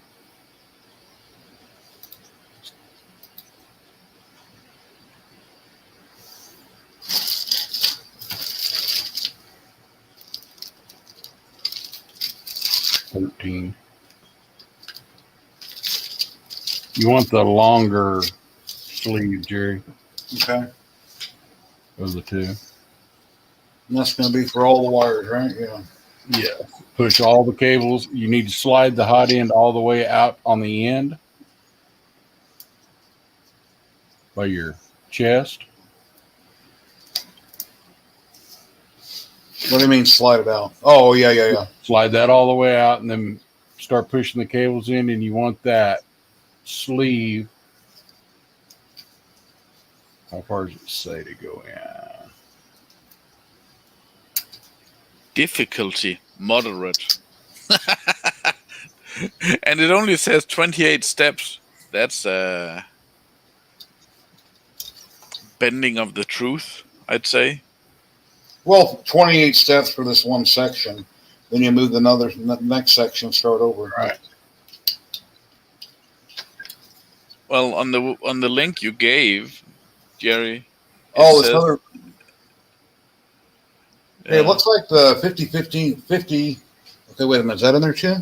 The fan wire, you build a loop and slide it through the clip, but it's not inside the loom.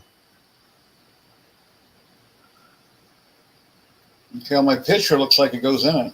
Let me see. Let me flip through the other pictures. The yellow, red, and black one. Yes, it does. You just make sure there's a loop before it goes in. Yeah.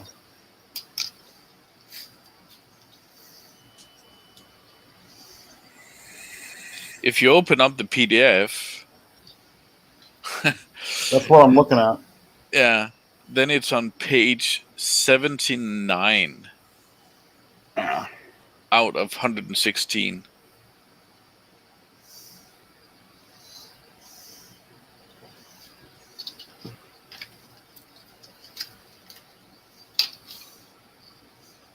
I like the way they color code the things. That is pretty.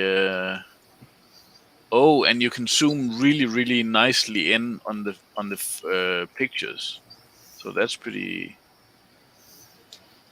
Okay, so I think if I download this, I'd be able to actually open it up in Acrobat, and then it's a lot easier to actually look at.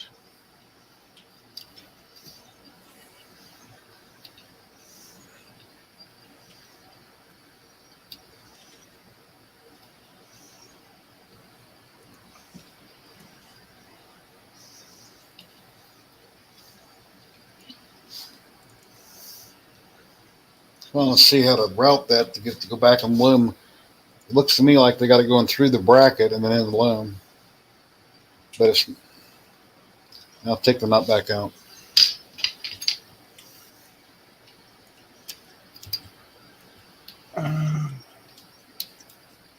Do you have it open in Acrobat? It does go through the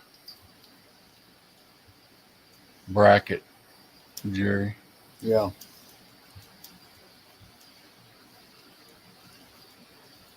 The fan wire already hooked up on the other end to the motherboard? No. Well, then just push it through instead of taking the bracket all the way loose. No, it's all the other wires through that little bracket. And I can't push it through. Oh, okay. The clip is on it, so I can't put it through. Ah, okay. They should say that. I didn't read it real well. I look at pictures more than I read. So the wire that is on there must be a German wire. Or Belgian. Black and red and yellow? Yep.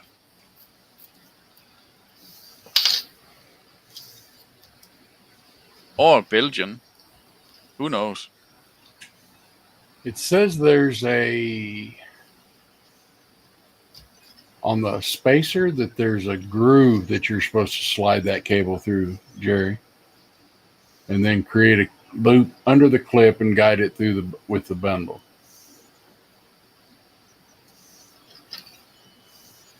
There's a groove? That's what it says. It says guide the print fan cable through the mini fan spacer clip groove. Create a loop under the clip and guide the cable together with the bundle.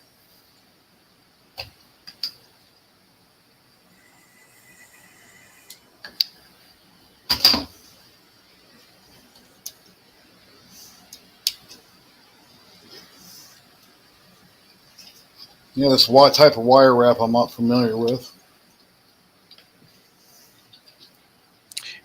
Jerry, you can zoom really, really close in on the third picture. If you have it open in Acrobat Reader, then you can zoom in really, really close. Yeah, that's what I'm looking. That's the picture I have open. Yeah, and you can zoom in really, really good because it's high resolution photos they have put into the PDF, so it's really good.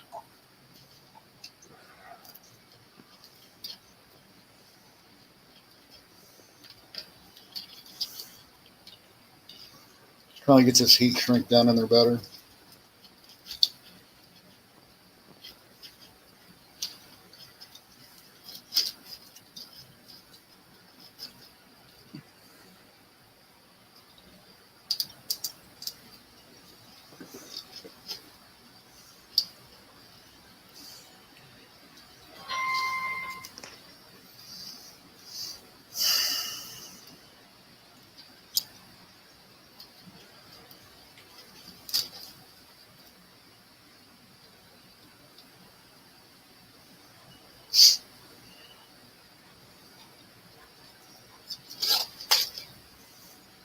Yeah, this heat shrink stuff sucks.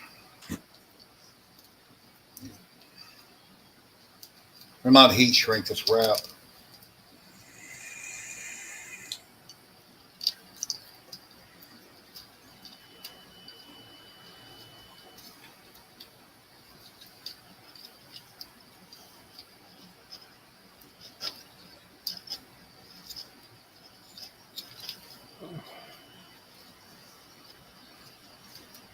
Did you sell your spawn, Jerry?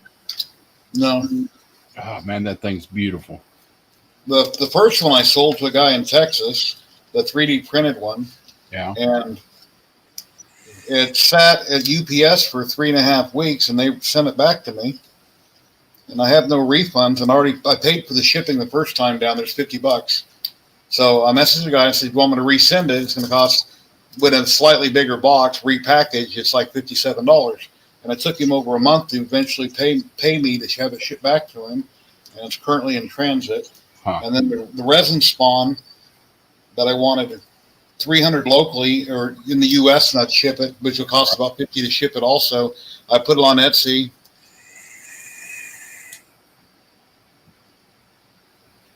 No, I haven't checked with a multimeter. If I get it all done and it's broke, then I'll tear it all back apart and replace it. Because I don't have a replacement. But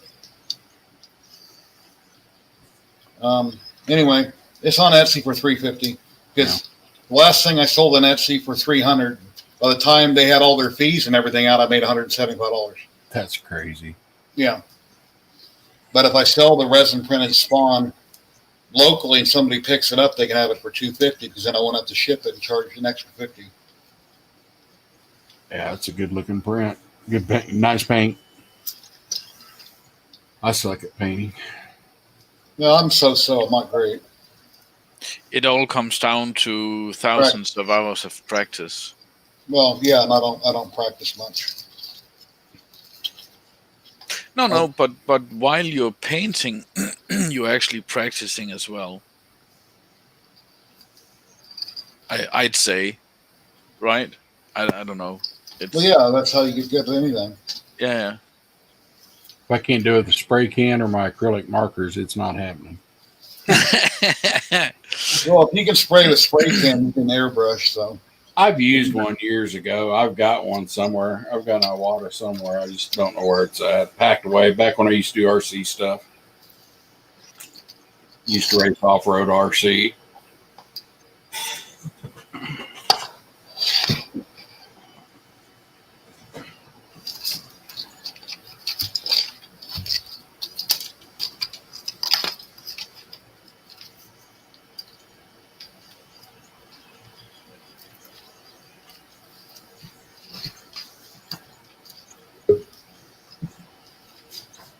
here's Liam coming back. Hey, Liam. Hi, I ate fast. I didn't want you to feel lonely. Wow. There we go. Now the emblem's above you there.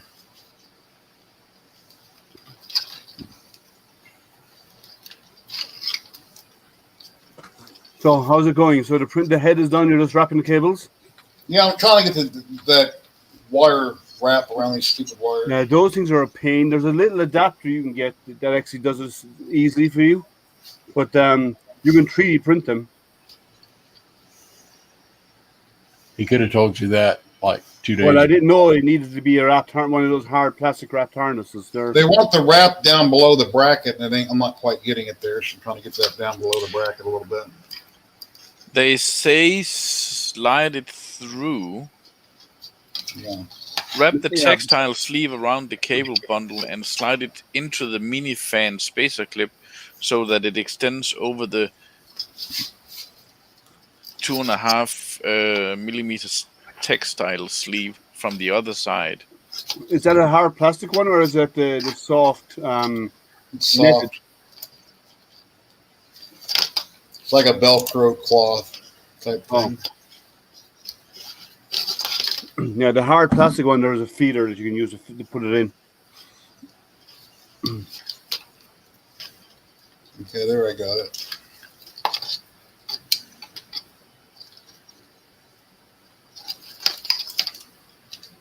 So you screwed it in all the way, like not tight, but tighten the screw, and then you released it by 1/4 of a turn, right? I screwed it all the way in to make sure the bracket can still move. Yeah. And there's a huge red text. The minifan spacer clip must move freely. Ooh.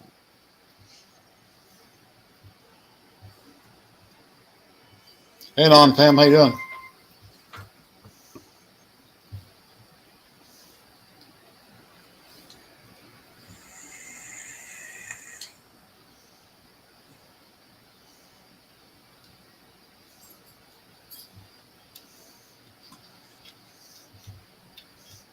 Well, I'm going to do the giveaway here in a second before I forget about it again. There's not 25 people, but that's fine.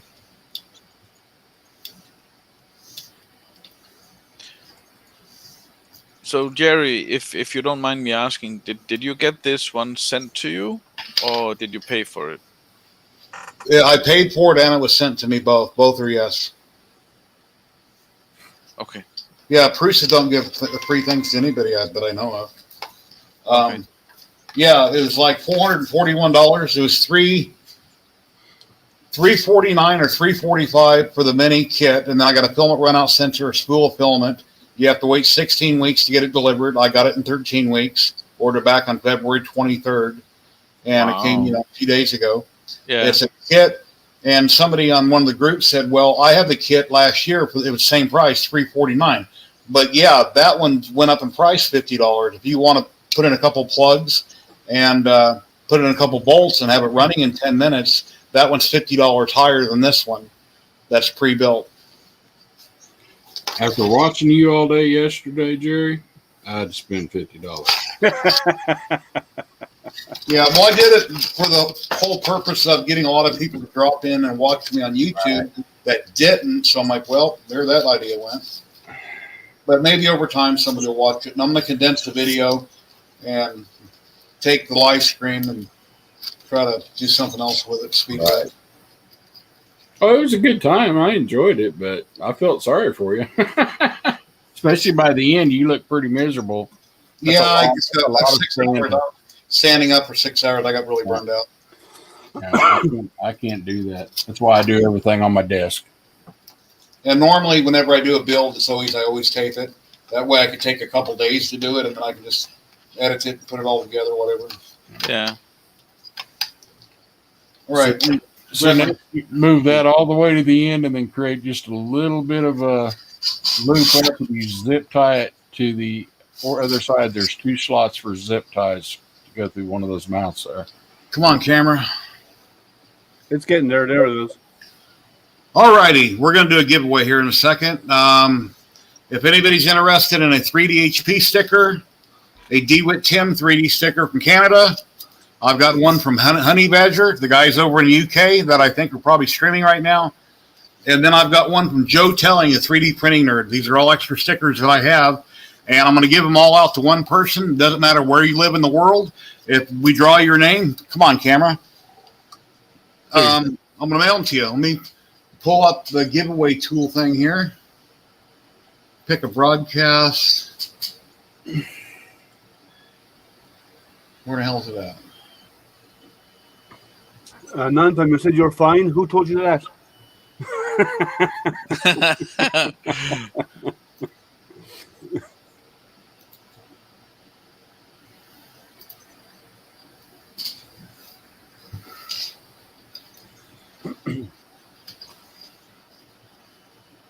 Now, since you're not watching on YouTube, guys, you're excluded. Okay, here's the keyword. Keyword is going to be anybody can win this. Enter the keyword, pound, free, caps. Enter that in chat, and we'll do the drawing.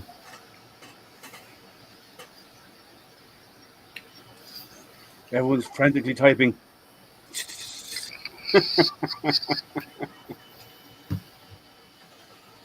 And I'll share my screen. Let's see. Come on, Last time I forgot to share the screen. Let's see.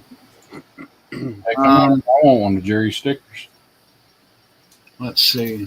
See, I have Jerry stickers, so I haven't rated high enough yet, so I'm gonna win them today.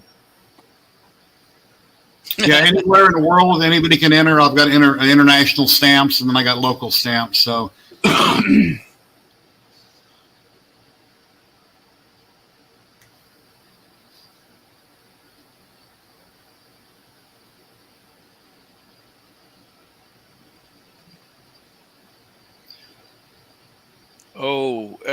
does it have to be capital? yeah. I don't know. Quick, retype. Okay. Quick, retype. Yeah, Yeah, I don't know. NOCMV, I don't know if please it's case retype. sensitive or not. It doesn't say. Looks like yours is capital, Renee. Yeah, but Yeah, that'll- NOCMV is not. Oh yeah. Yeah, Mike, retype that pound caps just in case. And I'm wearing the orange shirt I was going to wear yesterday, but it's like a dirty old work shirt and it's got the paint and junk dried on it. But we're going to do my Prusa orange shirt. Okay. If you don't, Mike, you can blame your caps. yeah. Mike hangs out in StreamYard all their videos and live streams, so he would know. And he's even got a StreamYard duck pillow, I believe. Okay, if he wins, it's confirmed that it's not case sensitive. Okay, I've got 11 entries. If he wins, it's a fix. Okay. Someone else started up, right? It was rigged. Okay, it's on screen. Let me hit draw, and then we're going to see who wins the stickers.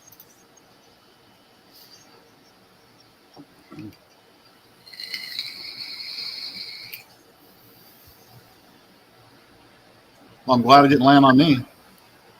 No way. Oh, Renee won. Renee, cool, Renee. Thank you. Yeah, after the stream or something, just hit me up on Facebook with your address, and I I'll will. get it sent to you. Very Wow, awesome. that's so cool. Thank you so much. Congratulations. Sweet. And that wasn't didn't- rigged. I- Everybody's seen it on the I screen. didn't rig it. He I didn't already rig has a Jerry Yeah. sticker. Look in the top corner of his screen. I'm sorry. I guess it was rigged. Oh, my, he's got ducks, shirts, pillows, mugs. Okay, he's got all their stuff. All right, Oh man, you have to wait. cool. This way. Let me set these out of the way, and I'll get a mail. Let's see, what is today? These will go out in the mail tomorrow. Cool. When I worked at Siemens, I used these mugs at meetings.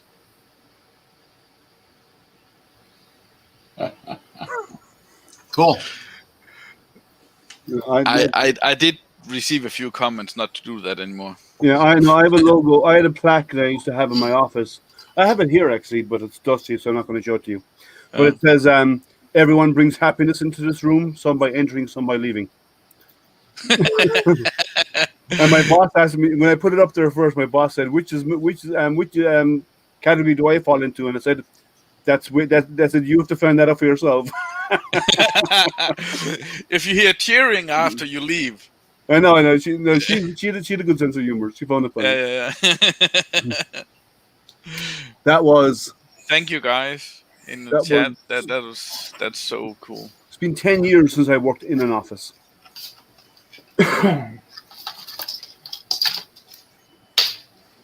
Let me get Well- more of these wires, and I see where it goes down the side over there in the next picture. Yes. Yeah, you know, I was laying in bed last night watching TV like 12 o'clock, and it's like, oh shit, I forgot to give away the stickers. That's when I finally remembered. And no one yesterday, after 6 hours, remembered to remind me. And I bet you, when I mentioned it in the stream, in the beginning of the stream, that nobody was still there by the end of the stream to remember I said it. So, anyway, cool. It's fun winning stuff. It took me a couple of years online to finally start winning stuff occasionally. I've been remarkably lucky. You cheat, Liam. I don't Yeah. cheat. He does. I've been remarkably lucky. Like, I'm waiting on Banggood to ship, but I won the CR10 Smart off the Banggood stream during the anniversary for Creality. Yeah, Mike says I was wise to stop yesterday. Yeah, I was getting tired and frustrated, and you know, bad things could have happened. So Better to quit and rest and come back out. well, you see, when I broke out the rubber mallet yesterday, because I actually needed it when I tapped that piece on, but I didn't hit the bolts. I wasn't sure where you were going to use it though. He was going to use it on anybody who came in and give a smart remark while he was in the middle of it. After 6 hours, he was tired. He was going to hit somebody. I was just fixing to see them rods all bent at any moment. I was on stream. Remember, I left yours to go on to the astronomy one? We finished at midnight. So I jumped off Jerry's stream, went onto an astronomy stream that my club was hosting, and that started at 9, and we went into the midnight. So Yeah, the other day I messaged you, and I guess were done for the night, Liam. I just wanted you to. I seen your comment a half hour last. Abby, just hang out in a private chat, just chit chat. yeah. Well, normally during the week I try and get to bed fairly early because I'm up early in the morning. I get out of bed at 5, so I try to get to bed around 10 or no later than 11. But so yeah, but on weekends it's different. It's open, but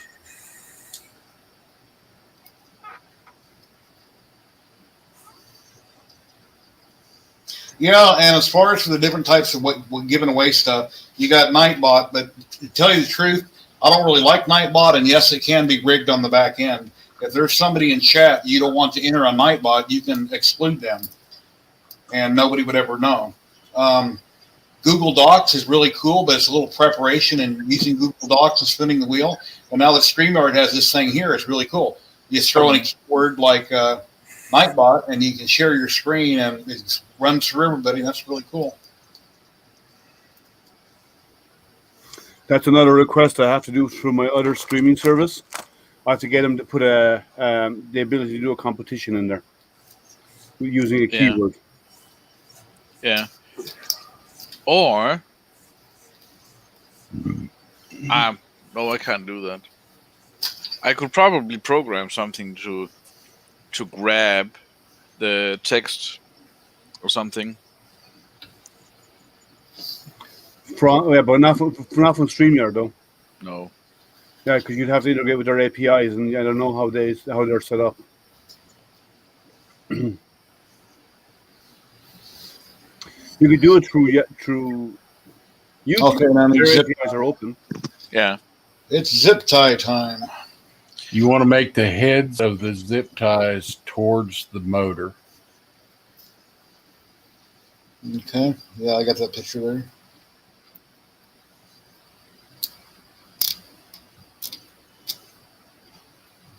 You don't want to tighten them all before you have the third one in.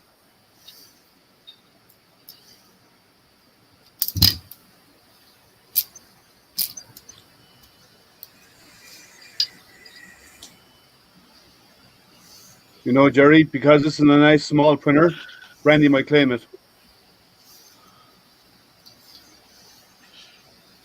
Yeah, the unboxing you did, Liam, the other day. The resin printer? Yeah. I purposely did not join because you were I'm gonna sure I buy. would have purchased. Yeah. Well, No. it's actually. I think it's about. Let me check what their prices. I really do want a resin printer, but I don't like the resin part. We can't I have a like resin printer without resin, unless you just want to look at it and think it's pretty. I'm not going to any web pages you are sending me, Liam. It's dangerously expensive. No. I'm not going to send you a link. I'm going to see how much they charge. Yeah. Because I got a preview access of their. Oh, this is Dave Petzel. Okay, I was trying to see. I thought that was another. Okay, this is Dave Petzel showing us buffet at work. Oh, cool. Oh yeah, he's got that huge deal going. I thought I was getting punked again, so I was waiting to see who that was. I'm just going to walk you around real quick. So Don't. You're going to make us hungry. That looks so good. Oh man. Okay. I'm gonna have to go get some lunch now. I just had it. I'm hungry again watching this food. Oh man. Yeah.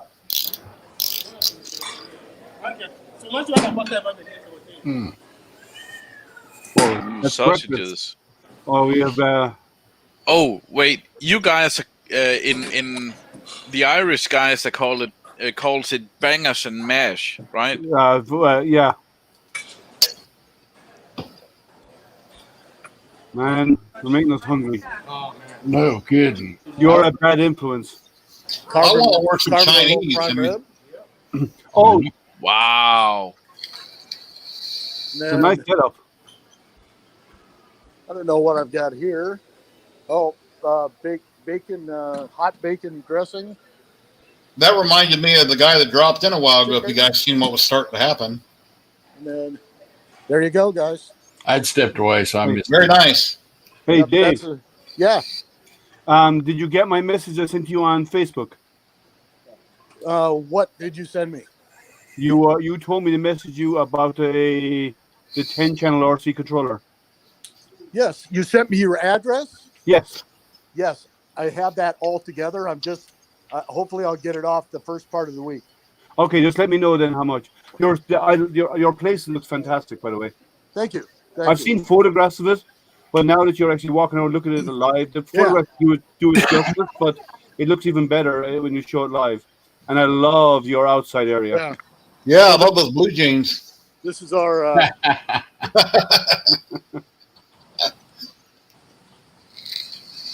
this is our outdoors, and then we've got a bunch Is of that weather, too. all the way up there as well? yeah. This to this fence is the edge of our place. Yeah, I don't know why I left that popped up there. And then this was a hydroelectric dam, so you can see this is our Oh, that's beautiful. kind of our man. outdoor seating. And then here's and none of this was here. None of this bridge or any of this infrastructure was here when we bought the restaurant 22 years ago. So you can just push that. Just push that, and yep. Just make sure you close it back up. Thank you. So there you go, guys. That's and then Your setup is beautiful. You have a beautiful location as well. It's fantastic. Nice, Dave. This is all the information about. This was one of the biggest, one of the most famous spots in all of the area when it was made, because it was a cotton or a grist mill to begin with. That was before Iowa was a state. Beautiful location. That's lovely. You couldn't have asked for a better location. Like it's scenic. The place inside looks fantastic. Historic. Very historic. We've had it 20 years now. It's cool. It's a cool place. Oh, But I'm glad the phone's working, because it allows me to show you guys. I'm super proud of the place, but oh you yeah. never really get to see here's I've seen photographs like on your website and stuff, but Yeah, when we had the stream together, all of us. Yeah. This is original. Wow. And then all the people, you know, Samuel Kirkwood, Ezekiel Clark, a lot of these people, you know, Lewis, that's You're not up there yet? you know, so Dave's going to make his own plaque to put it up on the wall with the others. yes. So there you go, guys. I'm gonna bust back out because I've still got some work to do, but I saw you kind of had a lull, and I wanted to show everybody the place. So Yeah. Awesome. Well, thank Thank you you for showing. Yeah. Very cool. Fantastic. Thanks for making me hungry. Yeah. Hey, you're welcome to come out anytime. Cool. I will treat you right. Well, if I'm ever in that area, I'll make sure to pay a visit. Hey, I'm less than a mile off of Interstate 80. So if you're going east to west, west to east through the United States, you're always on 80, and I'm less than a mile off the beaten track. So Cool. Cool. Don't cut the wires, Jerry. okay, guys, see ya. All right, man. Good Have day. a good day. Take care. Yeah, cutting the wires, that would have been about into the 7th hour last night. So that printer, USD, will be $400. That's just under $400 Oh, no. for that 4K. Okay, one zip tie I got to cut. I forgot to put these motor wires in that loom.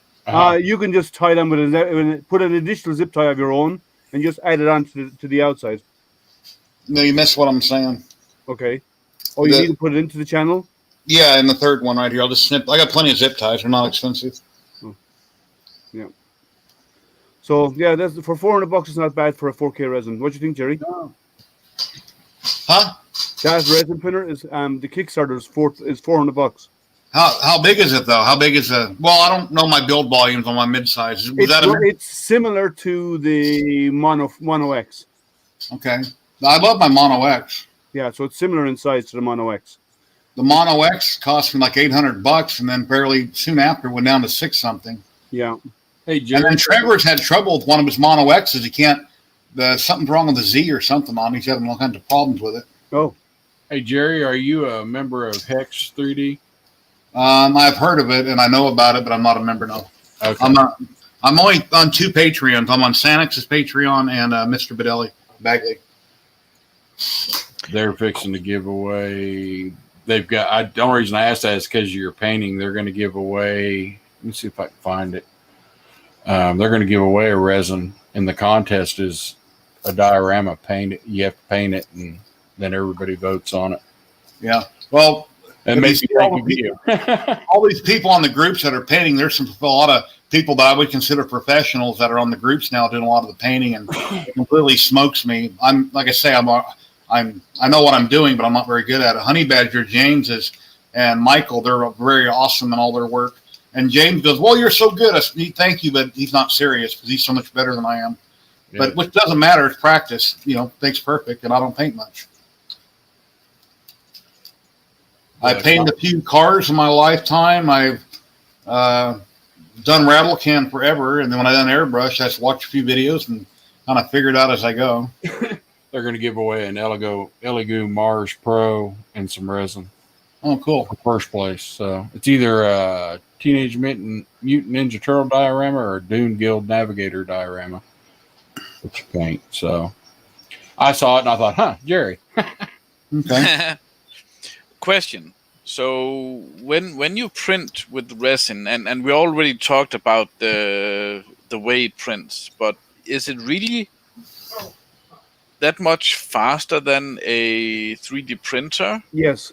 Because you're printing layers, you're not printing volume. You're going up and down. So if you got one thing on the bed, like a chess piece, or 100 things on the bed, based on the height of all those objects, is how fast it will print. On FDM, you got to, it takes forever. The more stuff you put on the bed, the longer it takes to print all that stuff. Where a resin printer, like I say, each layer takes so many seconds. So Yeah. if you have a million things, Yeah. it wouldn't matter. That's the same time. Screen. Yeah, it wouldn't matter if the resin printer was as long as my street. It's based on height, not volume.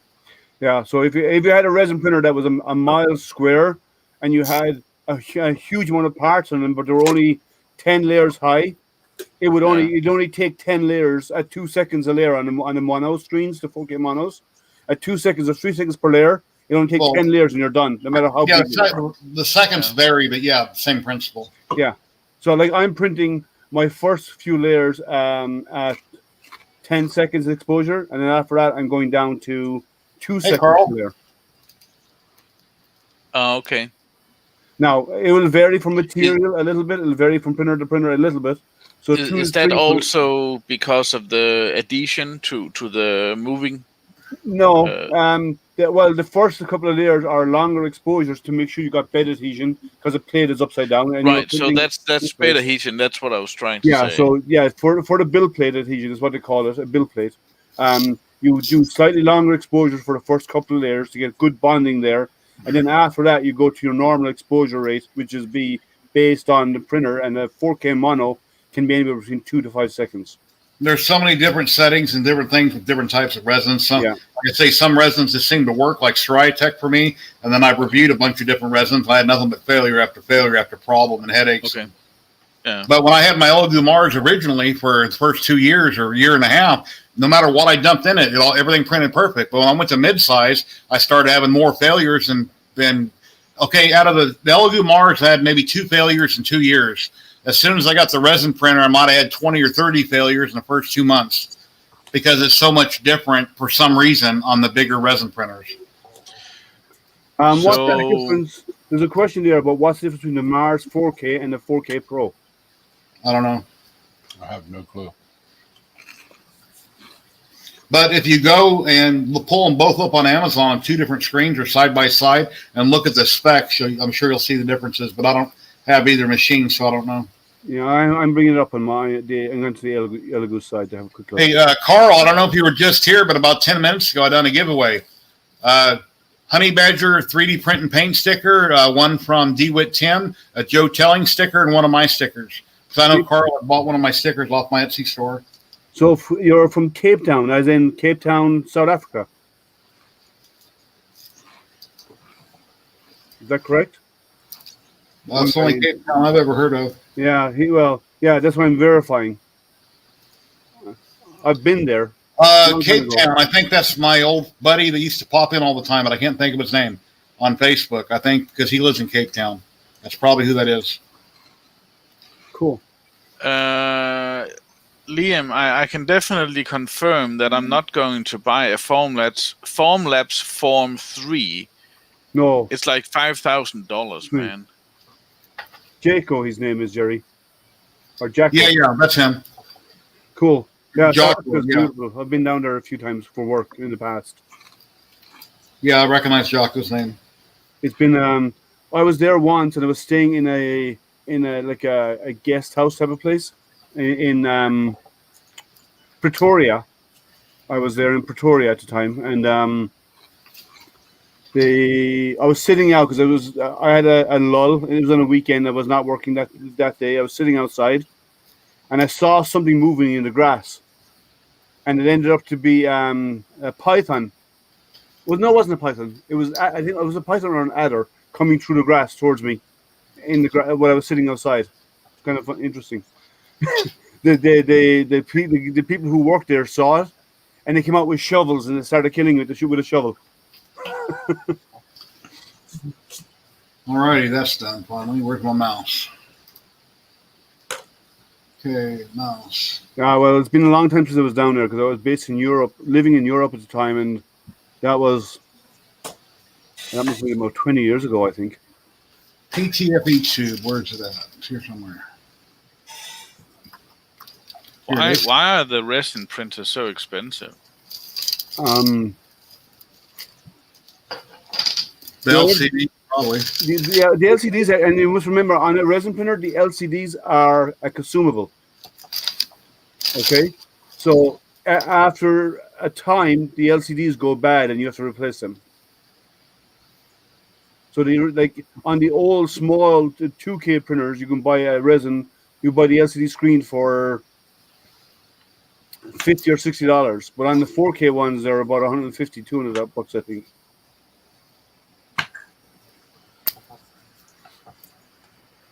As That's why I don't use mine very I'm- often. I don't want to have to buy a new screen. But Yeah. but the monos last way longer because your I explained on my stream yesterday, but the mono, because it has RGB and L or luminance or clear, on the screen, that's how the screen is made up. There's 4 little like pixels, 4 pieces make up 1 pixel of each color. And when you have the normal RGB screens, they get damaged from the UV light. Whereas the mono, there is no RGB and there's all luminance layer. Mm. So when it does, it takes a lot longer because it's not blocking the light's passing through, so it lasts longer. Mm. I'm looking.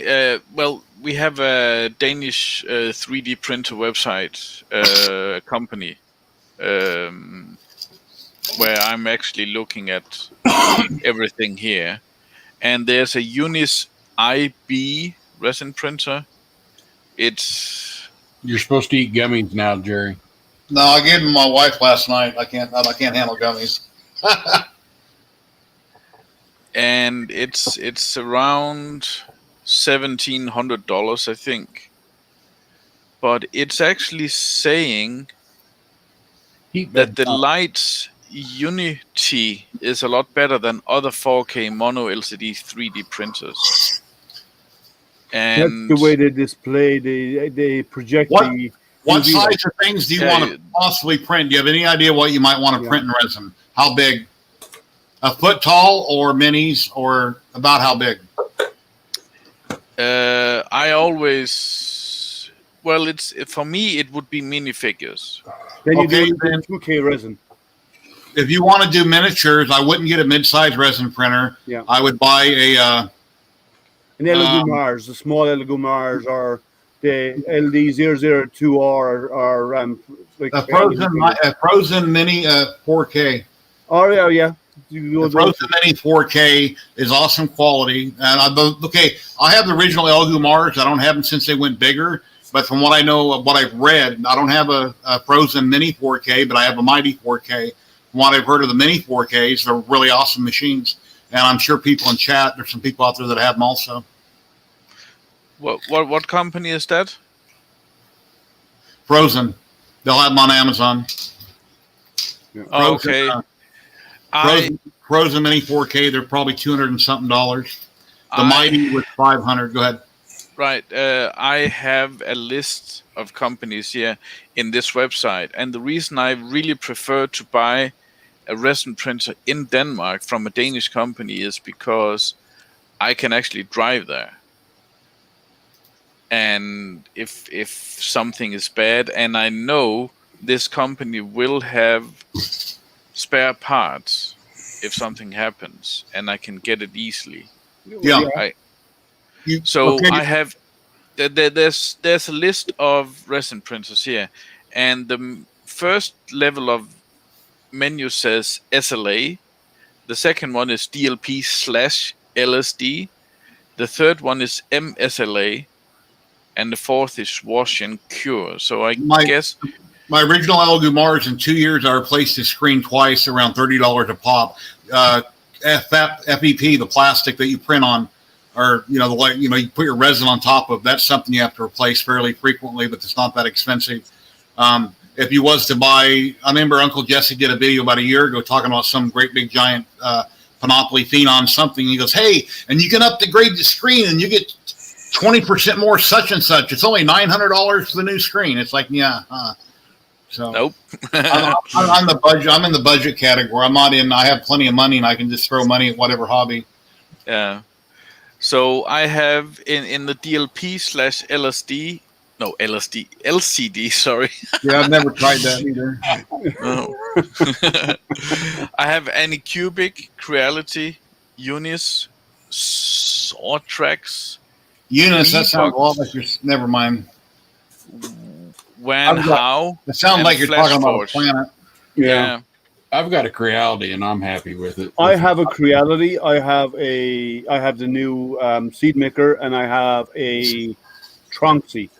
The Tronxy went bad on me. The vat melted with the resin. So that wasn't good. It was a beta machine, and I told them to fix it, and they haven't. So, and they actually pulled their Kickstarter because it was supposed to be Kickstarter. They pulled it. The Creality prints great for me. I've never had a problem with it. Yeah. And it's a 2K screen, and then the new one seems to be printing fine. Got magnets built into the bed.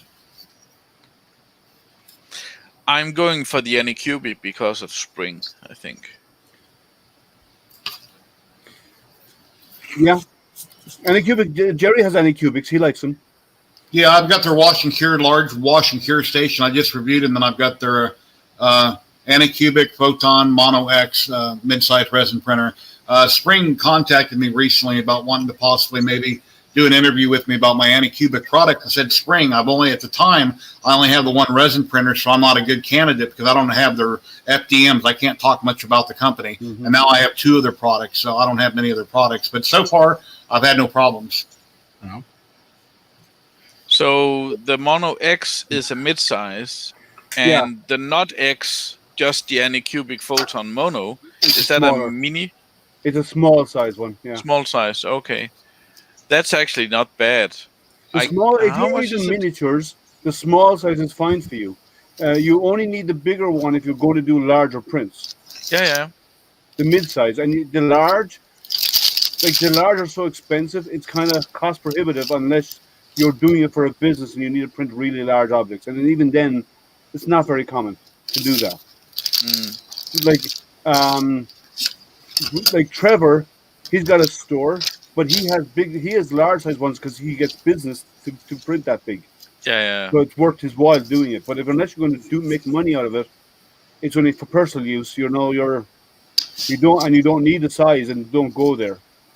You can always upgrade it. You must remember, whatever's out there right now for $600, it'll be $400 in 12 months' time, right? Or it'll be $350 or whatever in 12 months' time. Yeah. So I need the Anycubic Wash and Cure 2.0 as well, I guess. You don't have to have the wash and cure. It makes it easier, but you don't have to. You can you can cure it with any UV light source, right? So you can buy UV lights online, but it does make it easier. The best way to wash them, and Jerry will attest to this, is to use mean green cleaning fluid and clean them in a sonic cleaner first, an ultrasonic cleaner, and then rinse them in the UV, like wash them off, and then put them into the UV or into the IPA in the wash and cure, and do a final rinse there. Yeah, rinse them really good in IPA, and then you have to dry them out 100%. And if some people will use a hair dryer on a cool setting to quickly dry their prints, I usually let them set overnight. I shake out all the excess resin if I hollowed them. I let them set overnight. If I'm in a hurry, I'll take an air compressor or my air gun on my airbrush and just on an air setting, and I'll blow it in the holes and completely dry it. But you can't cure them until you completely dry them out. And you can either use a chamber, you can put them out in the sun and just rotate them every 5 minutes and cure both sides. Or I went to Lowe's originally, I bought a trash can, stainless steel trash can. You step on it, the lid pops up. I took all the guts out of it, put UV lights in it all the way around going up, and then I just plug it in manually. But then again, I forgot about prints and left them in there for hours and hours and way over cured them, which should only be 5, 6, 7 minutes on most prints. Yeah, I have the Sovol curing. It's only a UV light curing station. I think it costs $35. It wasn't expensive, and it does a good job. So, and I don't have any of those big wash and cure setups like some of the guys have, or like what Jerry has. I don't have anything like that. I wash them in the mean green, and I do a sonic cleaner, and then I rinse that afterwards, and then I wash it down in IPA, and in the IPA I actually use a toothbrush and clean it with a toothbrush to make sure I remove all the leftover resin. Yeah, because quite often I'll cure a print and you'll have a shiny spot on it, which is resin that never got scrubbed off of it really good. But if you're going to prime over it, it will hide that, but it's best to get it all scrubbed off to do it the right way. I kind of cut corners occasionally. A resin away from Monicure, I haven't seen those. Is it a Sonic? I don't know that one. Do you want to hop back in and play with chat while you're here, Liam, or no? No, it's all right. Unless you want me to help you with it. Well, I'm right here. I mean, I can click on it randomly, so. Okay.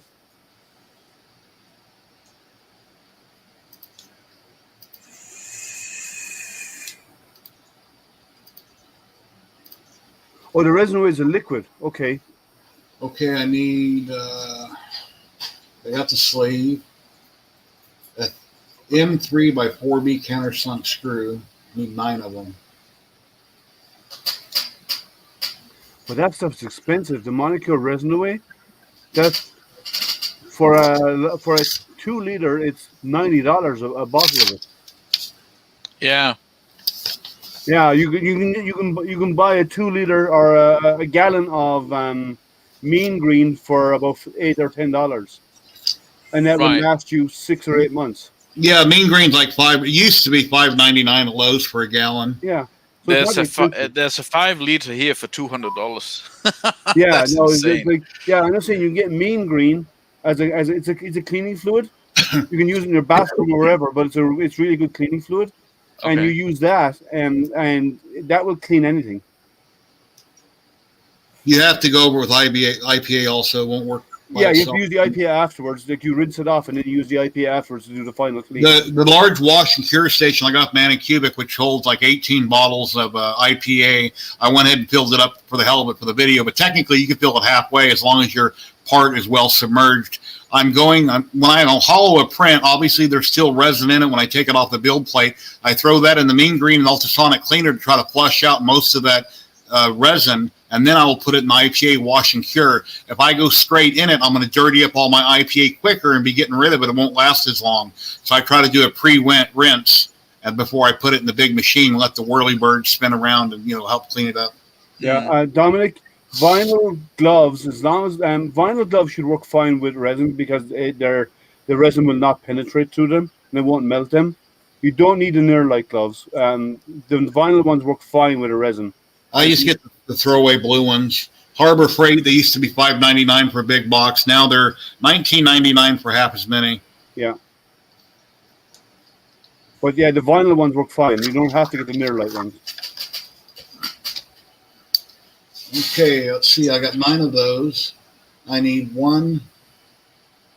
Okay, I got the sleeve. Okay, so for me it would be $70 to get a gallon. Yeah, you don't need that resin away. You get. Do you sell mean green there? Mean green cleaner? No. They'll have something comparable. Or something equivalent to it. Look at find mean green online to find out. Go to your local. That's Your local home center will sell something in a gallon jug that they use in your country that's similar to mean green, or it's a cleaning agent for. It's got a million purposes. Yeah. Yeah. I'm looking at the gallon mean green thing, and that's what $70 to actually get here. Well, that's because you're shipping it from overseas. Yeah, exactly. But if you look at what it's made out of, or roughly what it's made out of, and then go to your local hardware store, they probably sell a big gallon or a 2 liter bottle of it, or something similar. Yeah.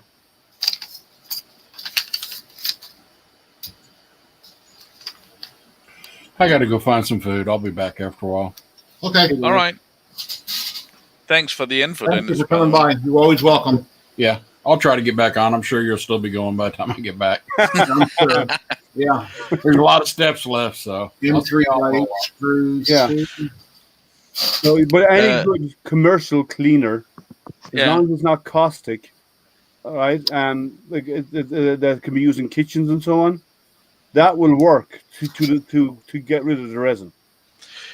If you have a chance, Liam, could you take a photo of the information of the mean green gallon bottle at some point?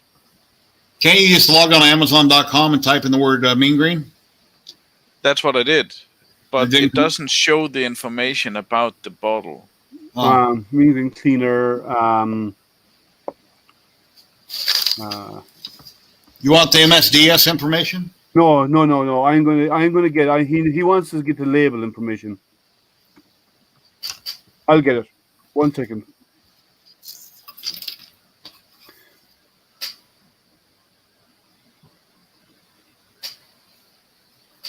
And simple green is just as good, It's made by Rust-Oleum. You wash your prints in whiskey. That's alcohol abuse. How dare you do that?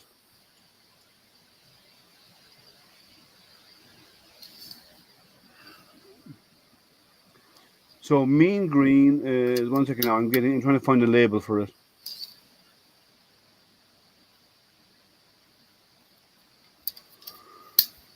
Well, Liam, he didn't say how good quality whiskey it was. I don't care. That's alcohol abuse.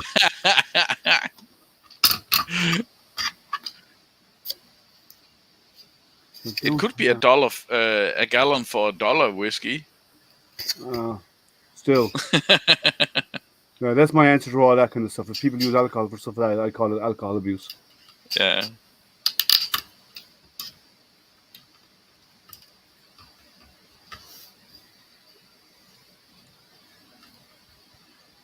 So should I get a ultrasonic cleaner with heat and time as well? You don't need a heat. Your timer is good. You don't need a heat. Okay. Yeah, I've never used the heat on mine ever. No reason for it. Okay. So my ultrasonic cleaner that I have, it looks like a French fry vat, basically. It's rectangular, has a metal lid. And then I originally bought something different that was made for jewelry that was way too small, and I gave it to my wife. And then I went out and spent more money and bought ultrasonic you plug in. My dentist has one like it in his doctor's office, but it's a lot larger. Yeah. This one I'm looking at here is $67.99, and it holds 2 liters. 2 liters is not very big. For Just minis? remember, For if minis? you're only doing minis, a 2 liters is fine, right? A small one is fine, but 2 liters is not an awful lot of capacity in one of those. Here, I'll give you the link to the one I bought, which has been perfect for me forever. Okay, cool. Thank you. And the toothbrush, the toothbrush to clean it down. Let me see. Yoav says, what do I need to build the R2D2 components-wise besides material? By the way, which materials is needed? PLA is good, or do I need flex as well? Well, the R2D2, you will need, they recommend PETG, but you can probably get away with PLA, PLA plus. But the problem is if you're in a warm climate, which you are, PLA may melt, it may soften.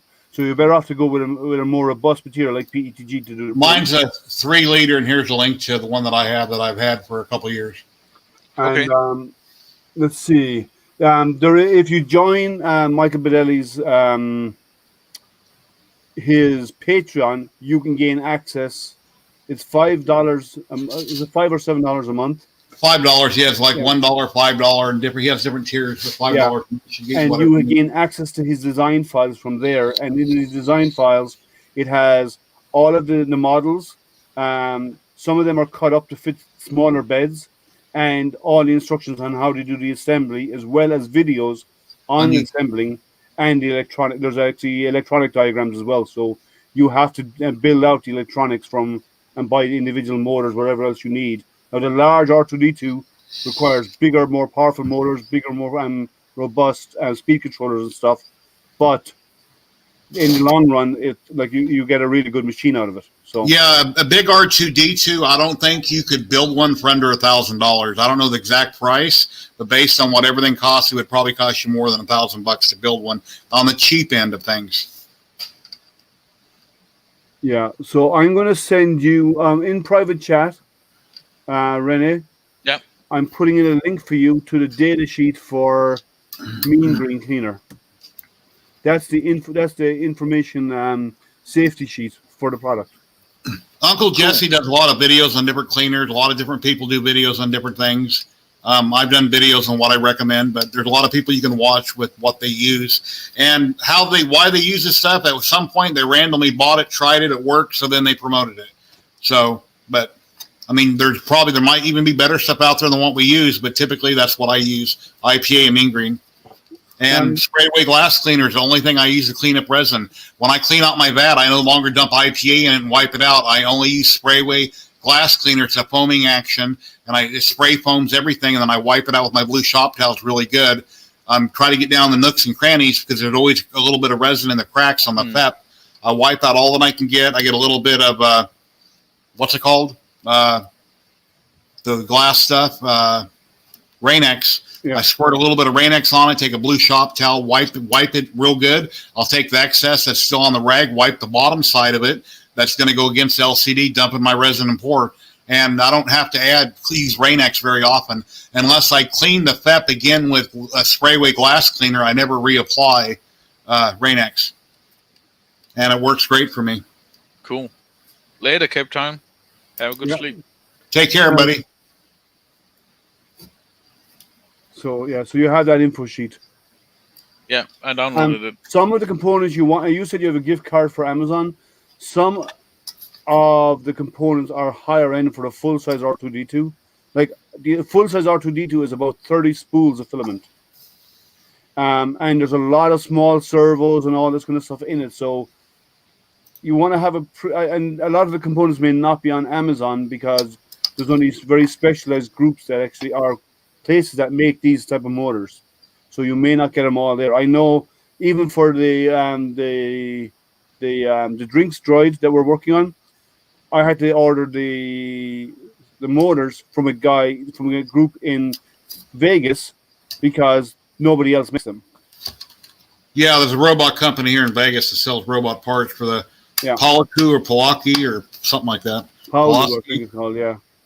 And evidently, Jason lives near them, where he lives out in Henderson, because Jason lives out near the M Casino. That's way, way south of me, southwest. So the heated bed is only one corner? No, that's the thermistor. Oh, okay.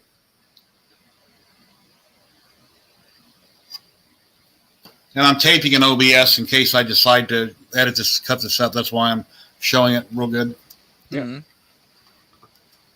Don't know if I'll be able to. I guess you can't print directly on that surface. You're not? No, I don't think so. It destroy it. And the do not print words actually is kind of a giveaway, right? I'm smart that way. Okay, I'm on step 23 now. Let's see. M3 not mini heated cover. Okay, and this. So basically, the cleaner is something that's got mineral spirits in it. A cleaner, because this mineral spirits is what dissolves the resin. Right. And it only dissolves liquid resin. It doesn't dissolve the cured resin. Yeah, because the cured resin becomes plastic. It's gone through a chemical change, and it's gone hard. It went through a. It's an exothermic reaction, so there's a little bit of heat given off as it cures, and then it hardens.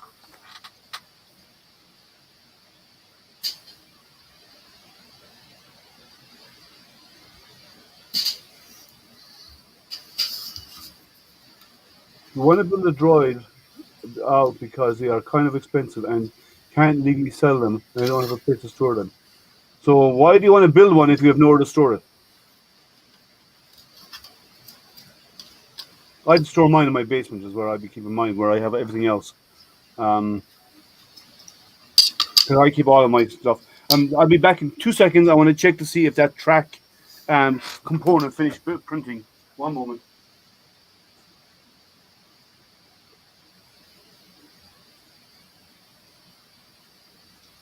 Let's see.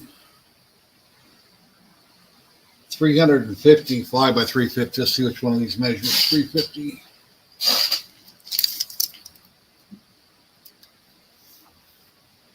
Jerry, what do you think? Oh, looks good. I did 30% infill. When 30%? Yeah, and 4 walls, so it's good and strong. It won't break. Yeah, I think I done like 5%, 333, and like 5. Yeah. When I first printed them for the first droid, I printed 5, and they came out good. And I loaded up the bed with 60, I think it was, on my Hypercube. Or I done 60 on the Hypercube, 5 failed, so I reprinted them. And then some of them I printed on the FL Sun. It worked really good. It's got an enclosed extruder on it. It's can't think of the name. Your Delta? Yeah. I don't have a Delta printer. Well, FL Sun are supposed actually, to it's be- not mine. My wife will get mad. She says it's her Delta, so Okay, and well, she says I'm not allowed to use it. well, FL Sun, FL Sun said that they're going to send that I'm in the next batch of testers, and they're going to send me one to do a review on when the next batch for their next round, which will probably be the next month or two. For who? FL Sun? FL Sun, yeah. Wow, nice. So You're getting more stuff than I get. I rarely get anything from anybody. but I you have to chase them.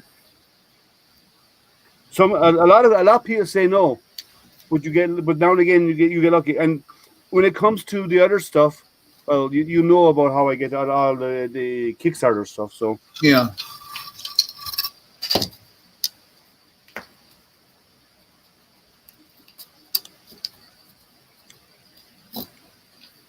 cool.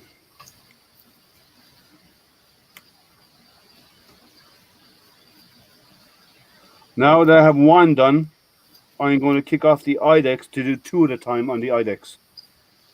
So Yeah.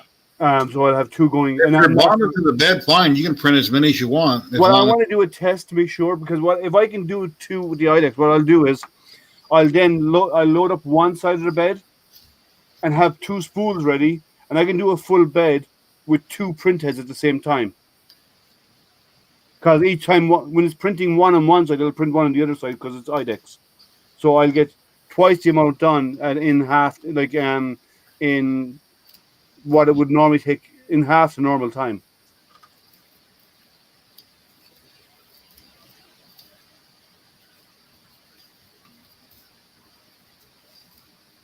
I think it would be a cool thing to show. Well, you go to join up my Michael Bellelli's Patreon, and you can get the designs from there. That's what we did. Yeah. We can't give out his designs because they're his. No. He made them. No, that don't Yeah. happen. You have to be a Patreon to get them. We don't pirate. Which is a good thing not to do. And people that trade on my Facebook group, ever catch them, they get banned, and then different admins notify other admins of people's names, and then they also ban these people. Yeah. That dude is still there, by the way, Liam. Which on dude? yours. Which one? The one I talked to you about on Facebook. But he's put on moderation now. He shouldn't be posting anymore unless it's approved. Yeah. So he's a member, but if he posts something, it'll come to me. It should come to me. If it's the same person we're thinking of, it'll come to me, and I have to say yes or no to it. Yeah. But I can still. You said you removed the post. I put one person, but there's others out there as well that were posting, but I put them on moderation first. When the first post, I'll put you on moderation. The second time, I'll just remove you.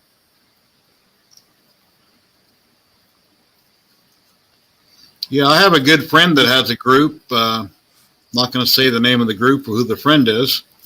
And because he doesn't like a certain type of resin that's in my video, he kicked my YouTube video that I shared on his group off. And then he PM'd me, says nothing. He said nothing personally against you, but he doesn't like that company. So he doesn't want my video on his page. So I quit posting anything on his page. All right, I'm going to kick off another print. I have to load up the other extruder with the other TPU. I'll be in a few minutes, okay? Okay. I just need to load TPU and extruder too. If anybody else would like to drop in, I can share the link again if we know who you are, that is. Or I've recognize you in chat.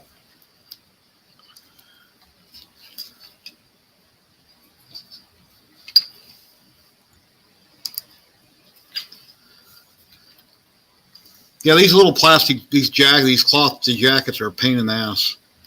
I'm sure they make a tool to slide them, but they're just a pain to work with. Yeah, it looks like it. Just a lot of patience, I guess.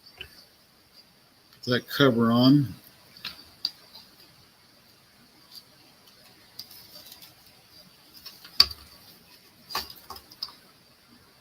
Let's see which way that goes.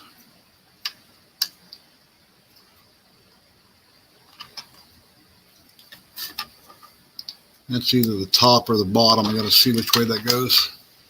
Look at my pictures here.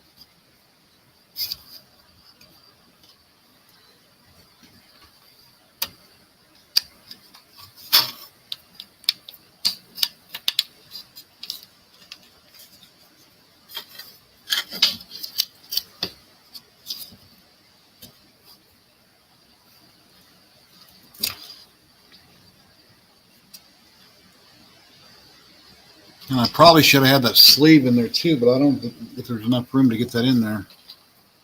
You can't mush it in, and the sleeve is really not Yeah. that thick, is it? Yeah, I'm looking at the picture there. I'll have to play with that.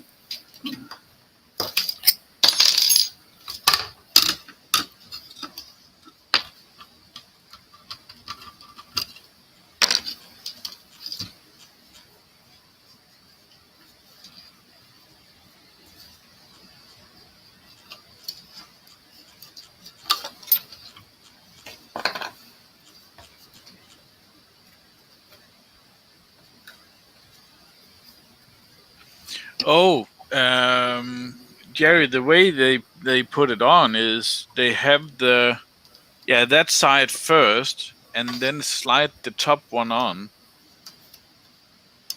because then you actually slide in more of the textual thing. Yeah, I got that in there now. Yeah.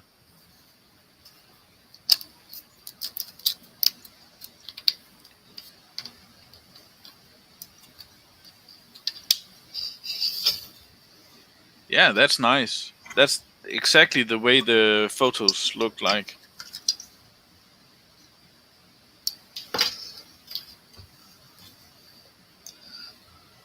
So that's an M3X12 screw.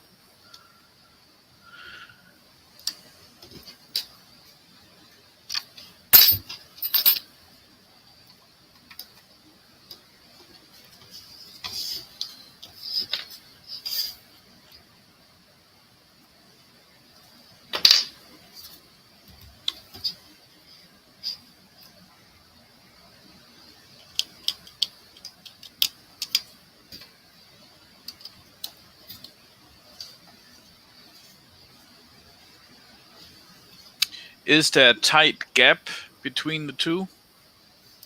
Yeah, it's tight. Okay, that's pretty good. That the next step 25 says you need to check for that. Slightly pull on the sleeve to make sure it is properly inserted. Yeah, it's in there. Yeah.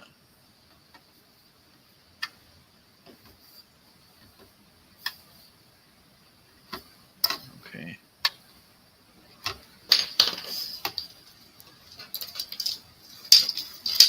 Play with the rest of the sleeve here. Yeah.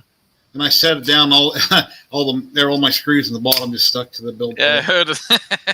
Everything sitting right on the screws. Everything's just stuck to it. Yeah.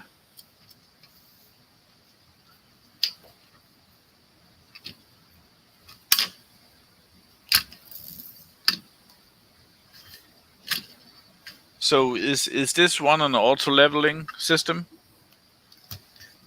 Yeah, it's got an ABL on it.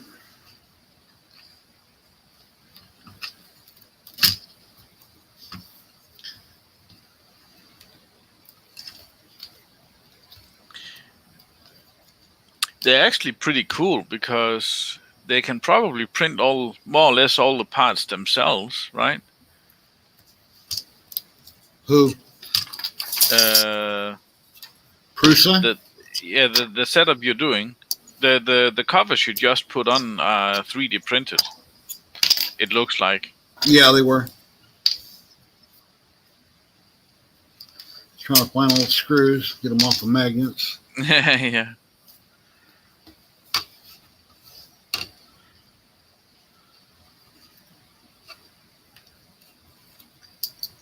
Let me share out that link again in case anybody wants to drop in.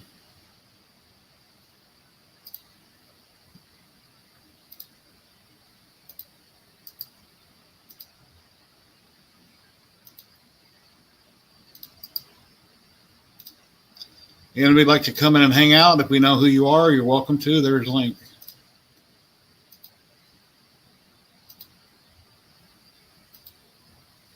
Yes, please like, subscribe, and share. I'm at like 2411 right now on subs. When I get to 2,500, I'm having a big giveaway. Lots of stuff to give away to people. Some of it will be worldwide, and a lot of it will be U.S. based. It all depends, what company or person's giving it away.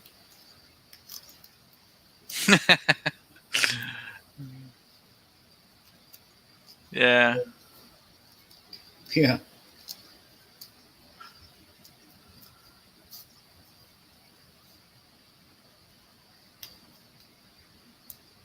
Oh, you have a personal helper with all the subscription information and stuff like that. That's cool.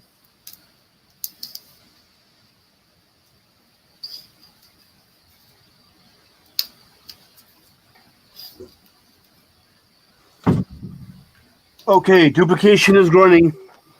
Cool. We're running two of them side by side now. Speaking of printing, I have an extra webcam, so I'll put that onto the Pi. Yeah. And yeah. You can buy webcams cheap, like $35 on. Yeah, I USB have an webcams. old crappy one I'll put on there.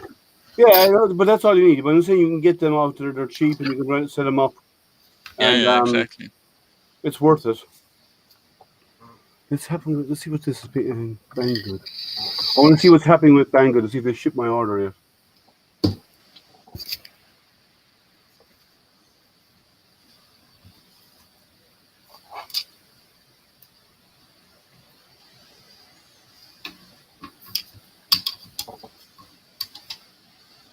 No, it's still waiting on warehouse. They probably haven't got them into the warehouse yet. The CR10 Smart. I am gonna go for a bio break. I'll be right back. Okay.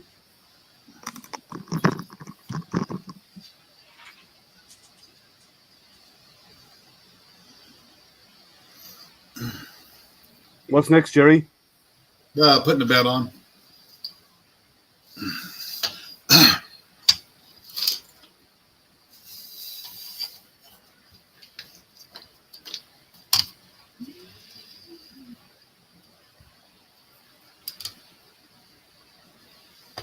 Just double checking the paperwork.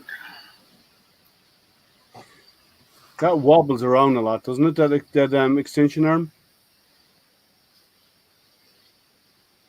No, I wonder how much that will affect prints.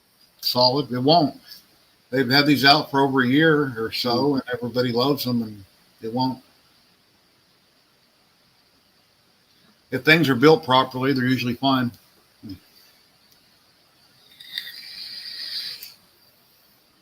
That's why Prusas cost so much money. They're proven, they got a proven system that works. Mm. I just got one because I wanted to be in the Prusa club and say, okay, I got a Prusa. So yeah, I'm not part of Club Orange, no. And like I said, this is bought with donations that people donated to me over a 3-month period. Yeah. It was taking so long to not show up, and I knew it was going to be up to 16 weeks that I almost backed out of the deal to put the money somewhere else. I'm like, no, I can't, because when all these people contributed, they knew I was getting a Prusa, so I got to make sure I get the Prusa.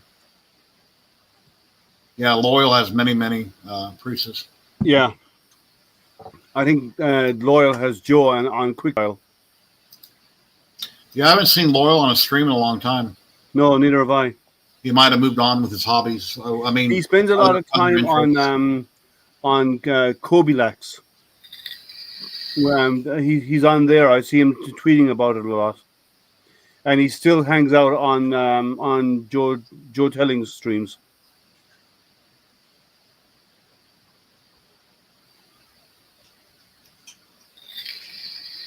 But I have lots of machines that just work. Like you can say that about many. Some of them require a lot of tweaking, but I have lots of lower cost machines that just work. Yeah. Yeah. So Lloyd always hangs out in Joe's teams. It would actually be interesting to know if there's any people in chat that does not have a printer or anything. That's a good 3D question, stuff. actually. Yeah. I think most people have a printer of some form. Yeah, because if they're thinking about actually getting a 3D printer, there's a huge amount of cumulative collected people with that kind of information that could easily help you. Well, that's why we stream, right? We do exactly. streams of live unboxings and reviews to help people make a decision. Exactly. We tell the good and the bad of every machine, and then you make your decision based on that. You know. Well, you're not the right candidate. Then some people are all thumbs when it comes to 3D printing, and no matter what they buy, they just have issues. And some people don't have good luck. It's just, and then sometimes it's the machine's fault, but usually it's operator error. A lot of times it's a learning curve that people try to do stuff and they're not ready for it yet. I mean, I've built buildings, I've worked on engines, I've wired houses, I've done all kinds of things in my life. So everything that I do isn't that foreign to me. It's just that as you get older, you can't see, and your hands seem like they're too big, and you need more light. Yeah, like I would probably not recommend an IDEX printer as a first printer. But Rene bought an IDEX as his first printer, and he's happy with it. It's working great. Very, very good. But a lot of people but you have aptitude, and that makes a difference. If some people doesn't have some sort of mechanical or technological aptitude, they'll struggle with printers from day one. There is a learning curve involved, and if you're not willing to put in the time to learn, you may struggle. And if you are willing, then you can get there, and it may not be the first print, but you'll get there. And then once you get the hang of it, it'll become easier. Yeah. All right, time to grab a magnet. Oh. Yeah, because it's not 3D printing is not like a desktop printer. You don't plug it in and just go. Exactly. And I was lucky that you literally had the time and the patience to help me, really. So. But you knew more. It wasn't that hard for you because you had aptitude, right? I've dealt with people and that they don't get the basics, and no matter how you explain it, they have problems. And then in that situation, it's a lose-lose situation. There's no way to get them where they need to be. Yeah, because you don't have the aptitude to understand it. Yeah, that's probably true. Yeah, and people who make like Yoav did.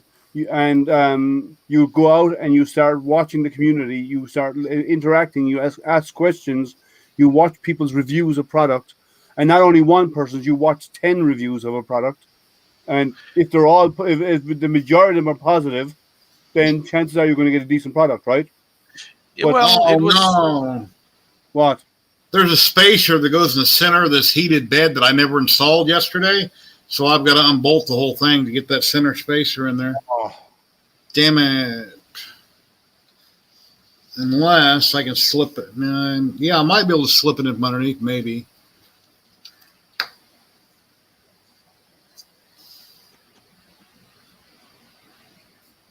I'm not seeing it. Yeah, exactly, Dominic. It's amazing how helpful everyone has been. And still is. That's why it's a community. Yeah, exactly. People are out there to help. Now you get but they say the worst advice is advice, and it's true. There's a lot of people out there who give bad advice. Actually, I don't have to. I'm overthinking this. I just got to take out a couple screws that I put in, and then I can add that spacer. Okay. So it's not a big deal. This is one of the first prints I made. Is that the Sauron one? Yeah, that's the upper part of the legs for the Sauron. I don't know how clear it really is here. That was done on an IDEX printer. Yeah. He'd never used a printer before, and he got some good prints out of it because it was set up correctly. Yeah, because of you. Well, no, it wasn't just because of me. It was a good machine, and then I helped you out with a few things to make the just to make sure you got the final hurdles. But you got the machine assembled. It was working. You test printed. It was working. Everything was leveled off correctly because you understood what needed to be done. Yeah. And then after that, it's about getting the prints done, right? Yeah. And choosing settings. Also, I saw your unboxing of the same printer. Yeah. Well, that's where you bought it. You bought it from when you were watching it on my stream. Yeah. Damn it. You just made it look so easy. No, the belt on the bed that's all tightened up with a plastic gizmo in the middle that I tensioned the belts on. I've got to take off that plastic bracket in order to get a screw. But with the tension belt, you should leave it. If you take off the bracket, it will just hang in space. It might. I might be able to move it out of the way far enough to put that insert in right there. I think you could. I think you're only moving it a half an inch. Yeah. So you should be okay. Worst case, you have to retension the belt, but I think you get away with it. Yeah.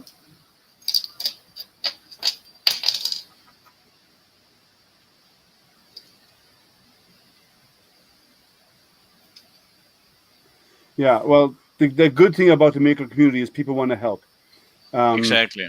And that makes a big difference. It really makes having people to reach out to, that you can just post a question and people come in and give you ideas. And as I said, there's a lot of people out there who give bad advice, but if you know people who are out there regularly giving good responses to people, that's the advice you follow. Yeah, exactly. Right? And it's easy to see who gives good advice. Yeah. I'm the living proof of getting good advice from. Yeah, I can't give advice on things I haven't personally tried myself. I can tell you what I've read, but I can't give you my personal. Yeah, Exactly. I'd give it how to get good prints. I'll give it good advice. I can give advice about that because I've done them. Right, we've all printed. Mm-hmm. But about specific hardware, I can tell you what I've heard or what other people have said. Yeah. But I would always recommend that if it's hardware I haven't used myself, I would always recommend that you go out to and watch reviews, and then join the community groups for that hardware and see what people are saying about it in the group. And if most people are happy with it, chances are you're going to be happy with it, right? Exactly. If everybody is complaining and griping about it, and no one says anything positive, then that's not something you want to go to, right?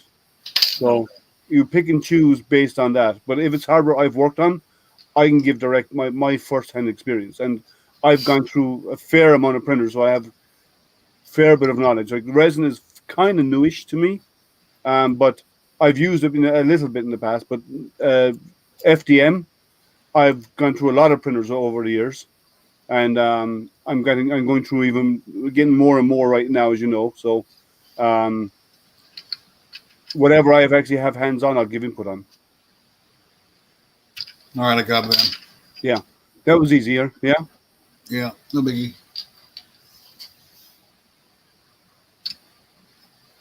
So, and Jerry, if you ever need resin, Jerry does FDM printing. He does resin printing. And he's got multiple machines, so he's got a lot of good input as well on all that kind of stuff. So that's why joining these streams and joining Jerry's Hangouts and subscribing to these channels, you like Jerry's and my own and so on, you get good information. There's some guys out there who are really big in 3D printing, and all they do is do one print and they never touch the machine again. You need to find people who use the machine a lot more, who make it their primary machine for a few weeks and print on it, get about 10 to 15 prints through it, and then they have an idea about what type of printer it is. Yeah, a lot of the newer printers coming out from Crowley and stuff, I don't have those printers. I probably will never own them if I don't review them. And they're sent to me, and I can't answer questions on them. Yeah. I will eventually have the CR10 Smart, and I'll do an unboxing of the CR10 Smart, and I will do a review of it afterwards. But I won it on a stream, so that's how I'm getting it, right? Creality will not, and Creality don't ship me stuff. They say I'm not big enough, and that's fine. That's their decision.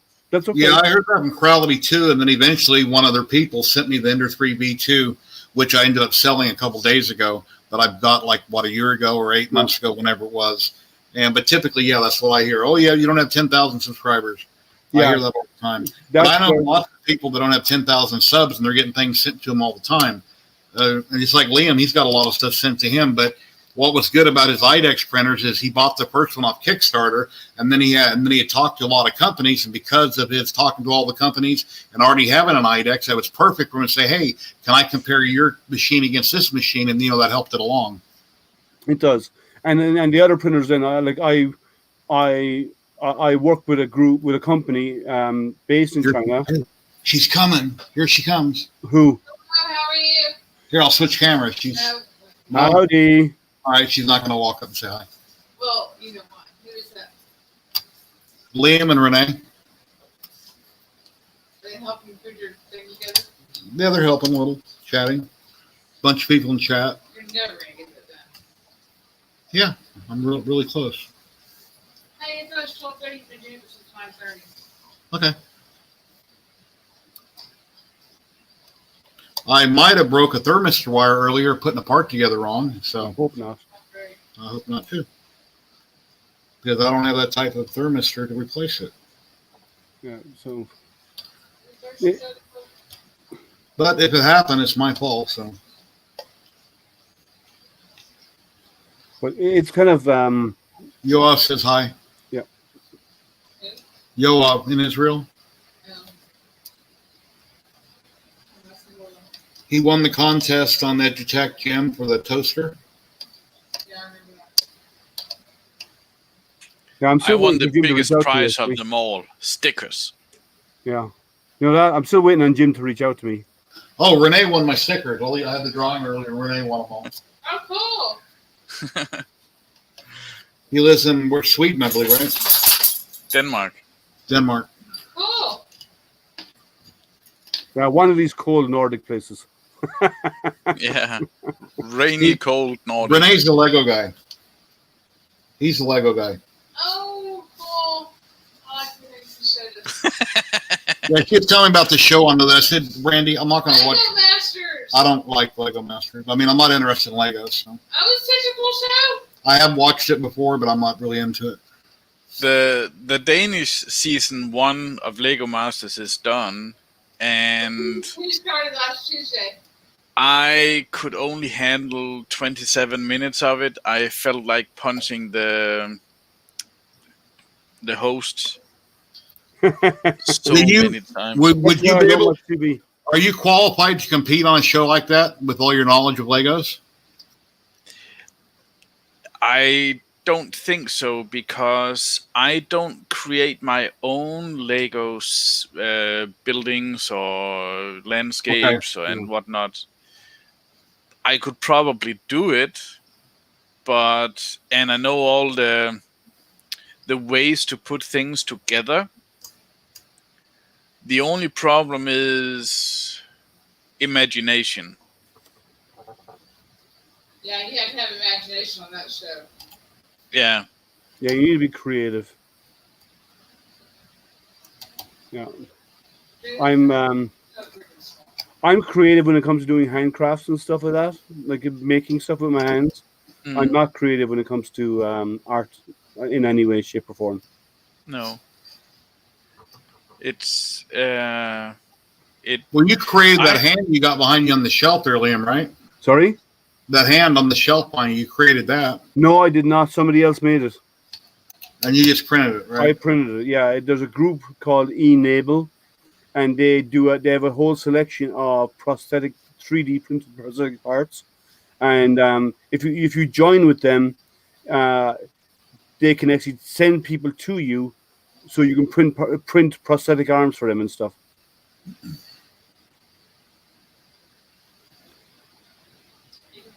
So Yoav, Jerry, Yoav also won the Joe Telling's Mother's Day mix. Okay, cool. I didn't know. What did you win, Yoav? I didn't see that stream. Oh, I didn't know he won the remix. That's when Joe Telling had like 3 or 4 statues from Things, and the contest was for people to download them, remix them, and re-upload them to Things, and they would pick winners and narrow it down. Yeah, I've heard about it, but I didn't actually watch it. So, what's the first prize, Yoav? nice. That's pretty Very cool. Yeah. I've won 3 or 4 printers. You. Like the CR10 Smart, I won. I guess I I need to won, join more contests Well, no, you because should join the contest. You should. I don't like when they ask questions. When you get onto a live stream along with everybody else and they ask a random question, and I'm sure if you have the right answer and you win, that's awesome. But I think everything should be done on the wheel randomly so everybody has the same equal chance to win. It's like Tripod. On one of them had the answer right after they posted it, but they gave it to somebody else when he obviously had their first answer. So I don't know. Wow, he won $500. That's Nice. cool. Wow. yeah. I'm not sure what the cost of living is in Israel, but I'm assuming $500 to go a long ways. I think Israel is kind of expensive. Yeah. Because whenever he orders any printers or anything, it takes him forever to get them in Israel, I know. Yeah. One second, I'm going to have a quick look at how my IDEX printer is going. Yeah, I'll get it. He'll send it to me on Facebook. Okay, it says you're getting close. Check the final look compared to the picture. Don't place the steel plate on the heat bed yet. Wait for the instructions, the wizard during the calibration process. Leave the remaining, screws. Leave the remaining M3 by 12 and M3 by 20 screws in the print head for the next chapter. Let's see. Spool holder for later. Get ready. Let's see. Let me jump into some LCD stuff here. I gotta still going, so they're still both. Yeah, I gotta go back and look at some wiring here. Okay. Let's see, where's the back button?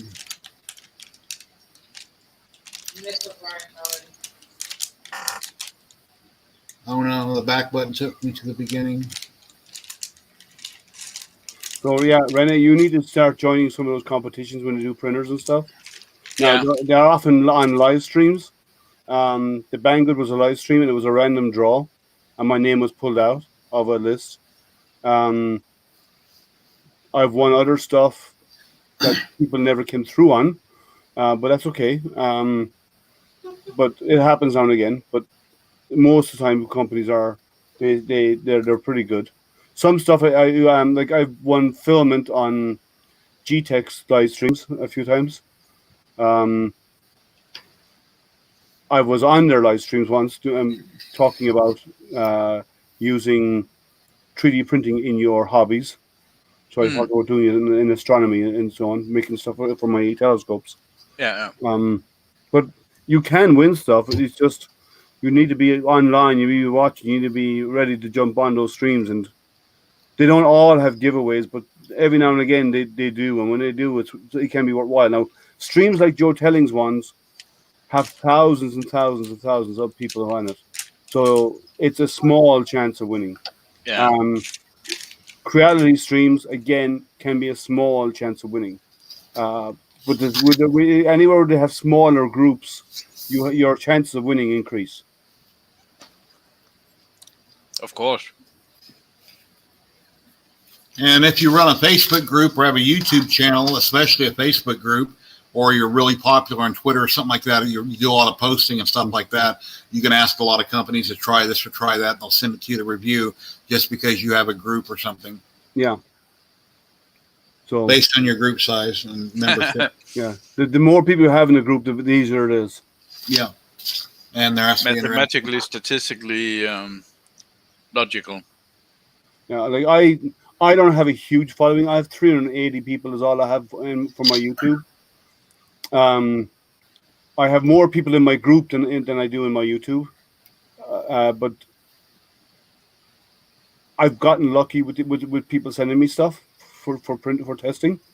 But you have to be persistent as well. You have to go out to these guys and talk to them and tell them what to where you're going to post your reviews of their product, and you need to interact with them yourself. They won't just come to you.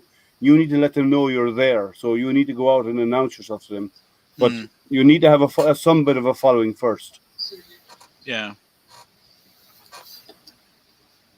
I absolutely adore spring. Yeah, she's nice to deal with. I like working with Spring. Mm.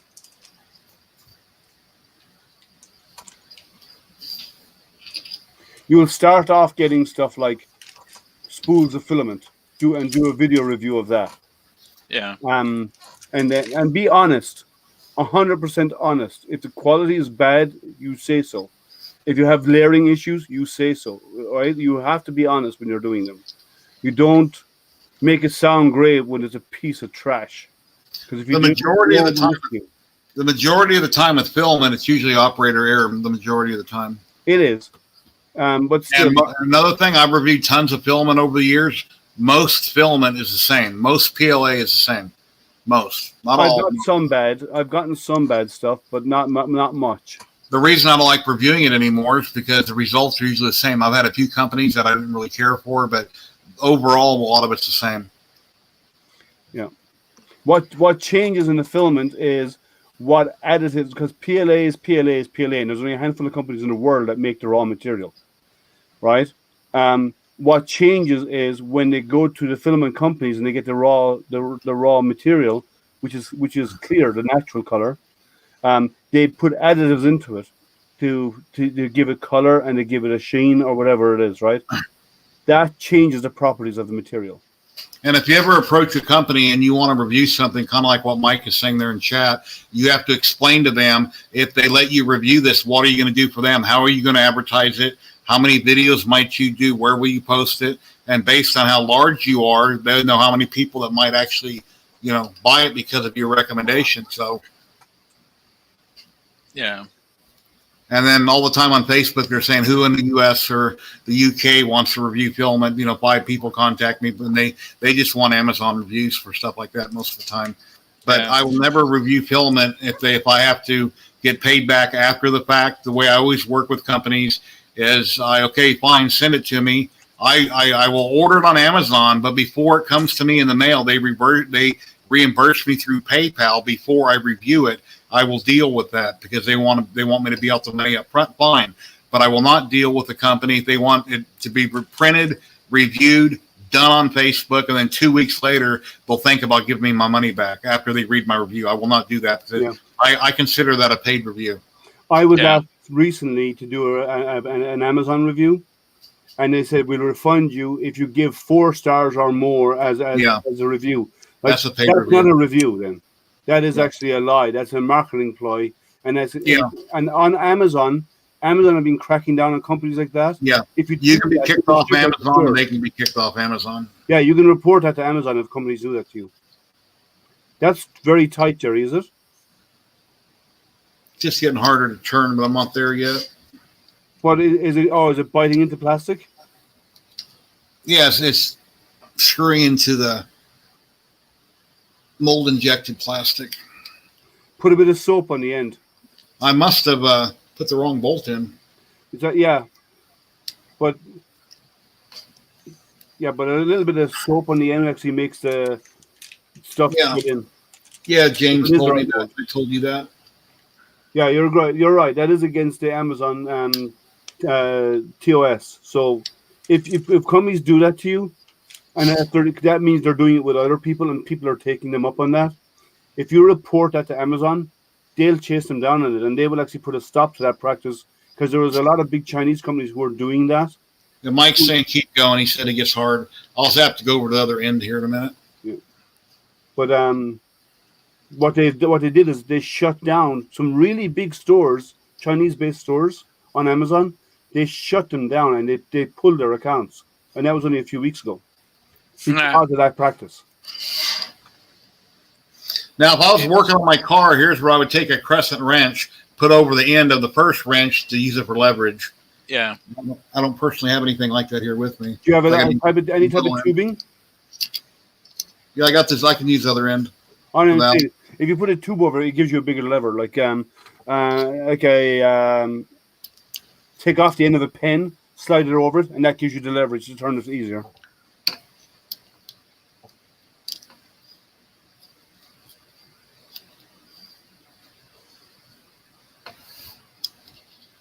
Yeah, my wife goes, "You're taking forever." Yeah, well, I'm steadily working. I'm not racing, and I made a few boo-boos here and there, but It takes as long as it takes.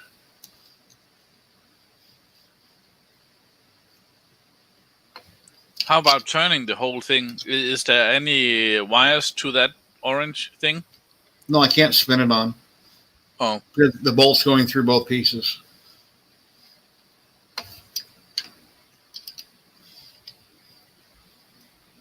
the orange part looks really loose. Yeah, it still is. But then you can turn the whole thing until it gets a little stuck, and then rewind it and turn the orange thing, and then No, this spins free all the way around. Not that. Yeah, what he's saying is put the Allen key in there and then hold it all together and spin it as one unit continuously, 360, until it starts to tighten. Yeah, if the Allen don't damage any components. No, I don't want to do it that way.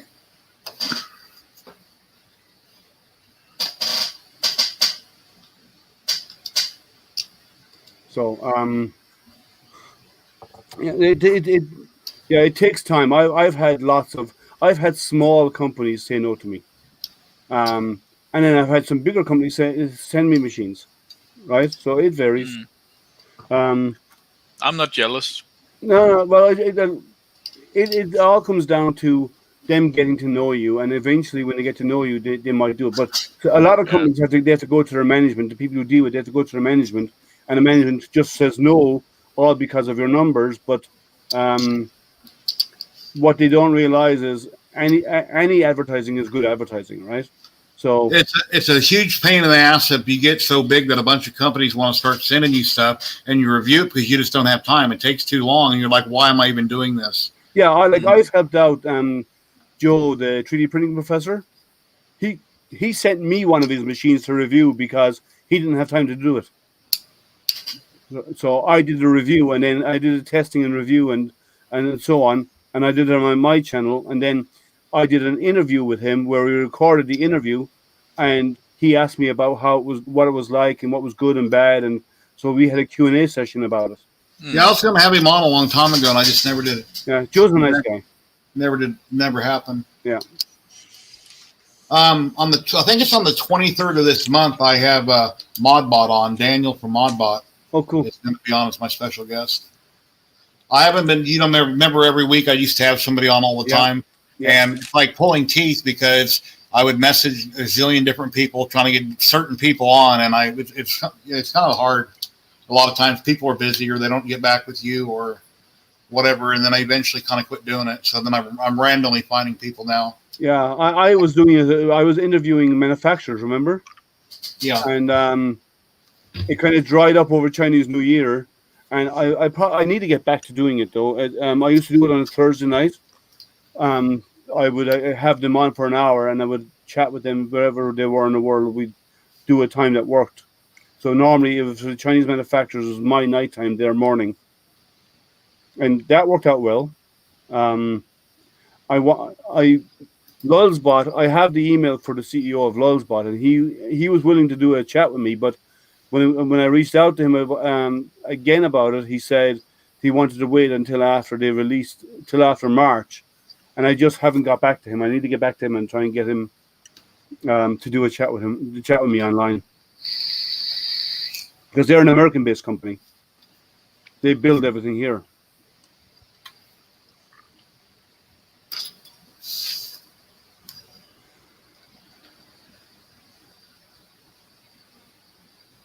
That for your screen, that cable?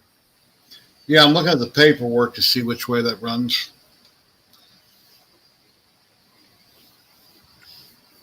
It's going to run it straight underneath, it appears.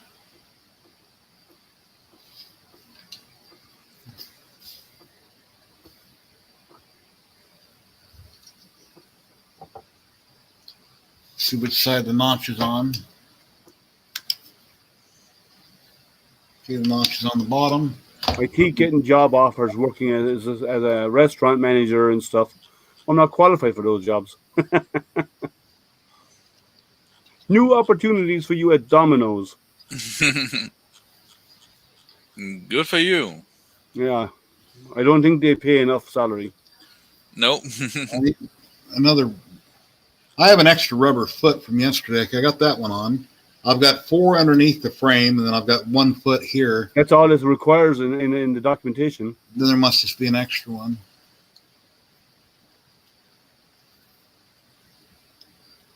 And I'm assuming at some point that's going to get tied up with a zip tie so it don't lay underneath the foot. You want me to look ahead? If you want. We're just here hanging out, doing whatever. So let's see, carefully remove the frame LCD. Connect the cable to the board on the LCD and make minor orientation. Connection, he's not.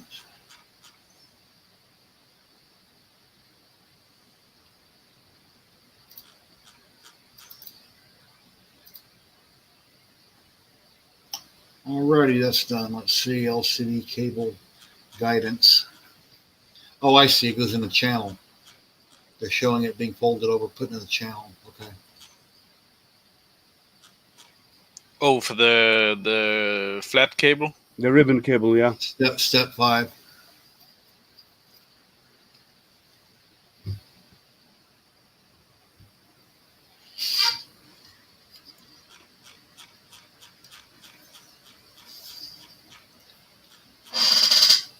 Well, that's going under that wire, not over the wire. So let me unplug it again. Run it under this wire. And then put it in the channel. I'll probably have to fold it if it wants it. Yeah, it looks really tight. Yeah, just kind of fold it down the middle and stick it in there. Yeah. But you're doing the base anyway, aren't you? Yeah, I'm on the base, the bottom. No, I mean you're going to print the raised base for it. I will be, yes. Yeah. I'll start as soon as this is done. I'll do my test print. Then I'll start printing. I'm going to probably use that blue PLA that I got from them to print that in. I don't see why that's blue. Yeah. I don't. Instead of doing black and orange, a friend of mine, Jared, here in town, he said he had some orange I can get from him, but he lives clear across town. And the only thing I actually done orange on the base to be the inserts on the black base. So I might just do the base in a different color.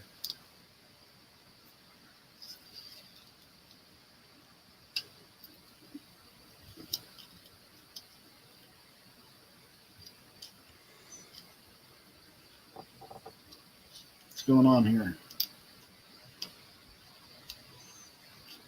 There we go. Looks kind of funky. I really think they're funny with the gummy bears.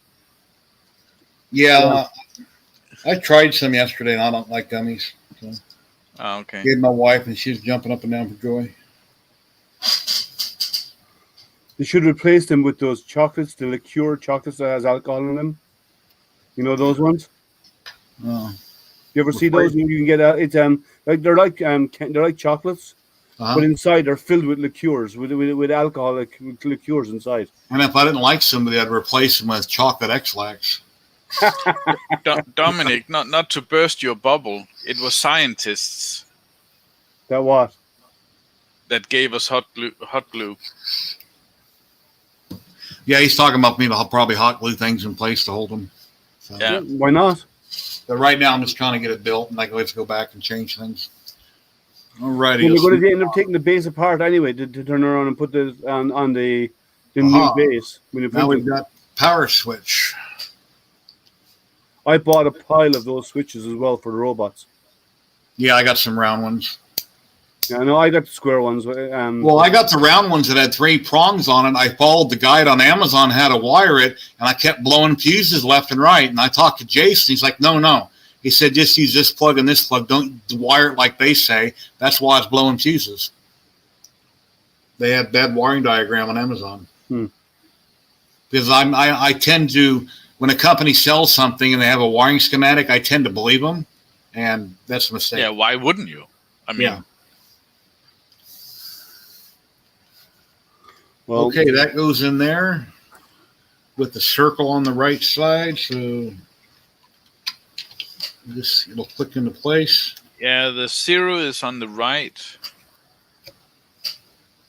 it doesn't matter as long as you plug in the cables right way around. True. It won't matter because it's on is on. One opens the circuit, one closes. Yeah, I just want to follow it right.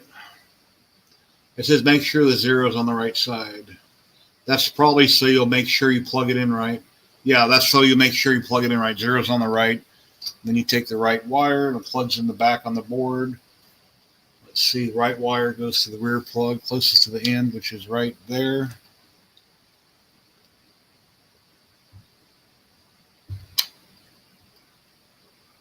Okay. So I get the camera down there to show you. Yeah, right there. And this other one's going to go right in front of it. So is that third one? Then I assume it's a neutral connector, right? There's not a third one. Oh, it looked like it was. It's just a No, just it's the power connector that comes out back the box. You can not now. His hand is in front. Now you can see it. Mhm. There's two things there. Okay, filament sensor.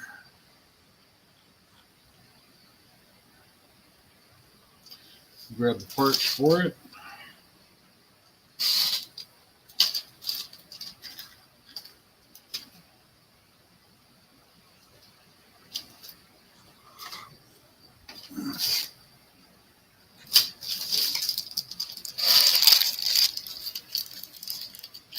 Anybody else out there in chat would like to hop in and hang out? I can repost the link, and you're welcome to come in and hang out if we know you and if you want to talk about 3D printing stuff. If I don't recognize you because of what happened earlier, I'm not going to let you in. Yeah, he got some trolls on earlier on.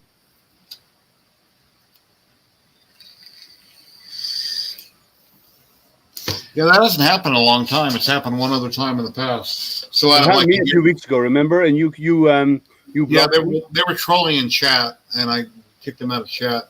This person was on screen. Then two other people tried to drop in that I didn't recognize, and I didn't like what I seen on screen. Yeah. I really like this PDF, how they made it with the color notification with the arrows and telling what color you need to do and stuff like that. That's the way it should be done. Yeah. That's what I'm saying. The best printer assembly manual and instructions I've ever seen. Like these ones are really good. Mm-hmm. The E-Cube Maker instructions are fantastic. They even give you a breakdown of the hot end and everything like that, how it all works, how it looks like inside. They did a fantastic job in their manual. Like for a 3D printer, you often get a one-pager. They give you a whole booklet that walks through everything. It was really well done. Yeah, I can't wait to get it. You should chase them. I go onto the Kickstarter and ask them when is shipping happening. Yeah, I think I wrote to you about it. What was it? Did I say March? Yeah, but that's gone. So is it coming or what's happening? I know there's going to be delays. No, sorry, May. Yeah, but there's going to be delays because of COVID, right? I just want to know. You should ask how much of a delay. When it should it be shipping to the US? No, Europe. Oh, sorry, Europe. Liam's saying about it coming to his house. I already have one, so I've had one a few months ago.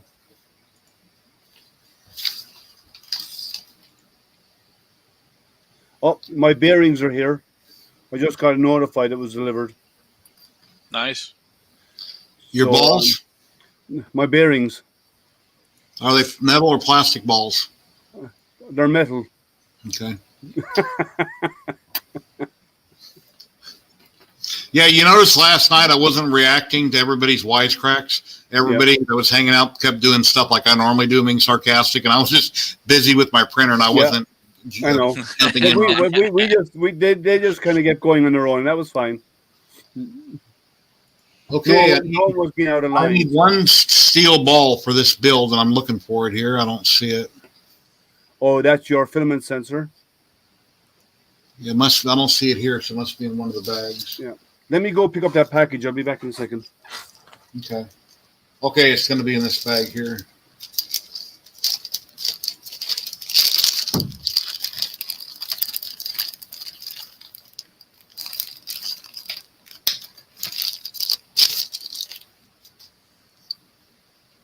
That's a magnet. Okay, although there's the screws and balls, so I don't need those screws. I just need Hey, what's in Matt. the bag.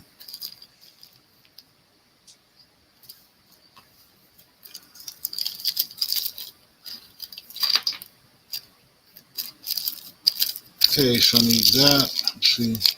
Here's a little tiny Oh, sensor. that's the sensor, yeah. Yeah.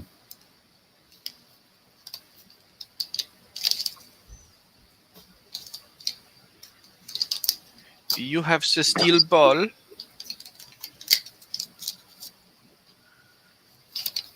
Oh, where did Liam go? He pops in and out. Yeah, he went to get his balls. Oh, that's true. His wife took them from him, I guess.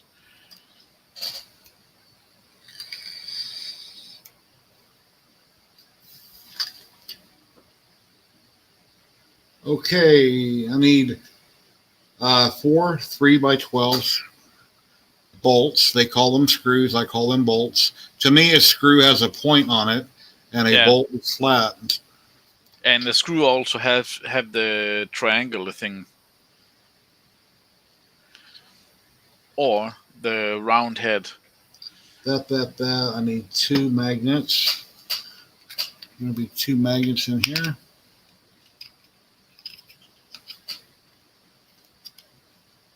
It's childproof. Almost got a little lever. 2 little magnets.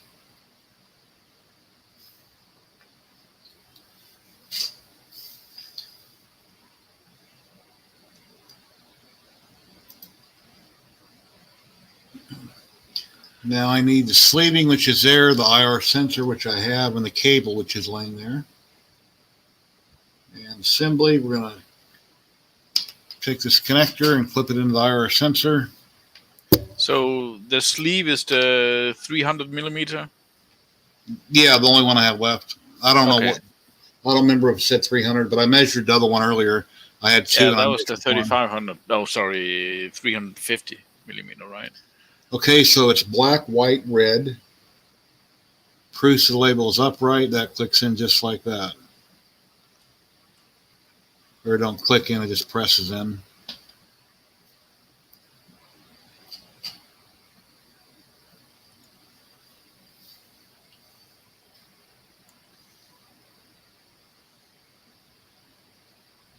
Can you show closer to the camera? Yeah, that looks correct because the copper round circle is at the bottom there, so that's correct. Yeah, I can refocus the camera, but it's okay. It's okay. Anyway. Yeah. There's buttons on it to get the focus on it, right? But, yeah, it's fine, Jerry. Okay, the next picture. So I need to put the wires. Yeah, I guess you have to have it the correct way around the sensor so it doesn't interfere. Yeah, I'm looking at it.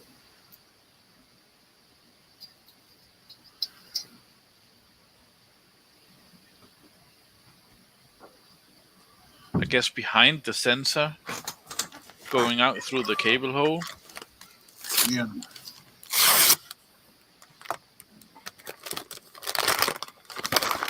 Bearings. I think bearings. You are not a ballless man now.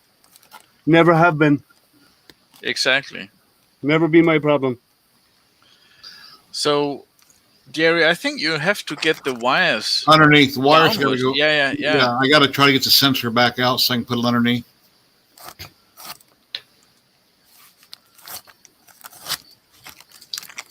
Okay. Let me go get my gears and bring them in. And we can fit some of it. I won't be able to screw it together, but. Oh, so tiny.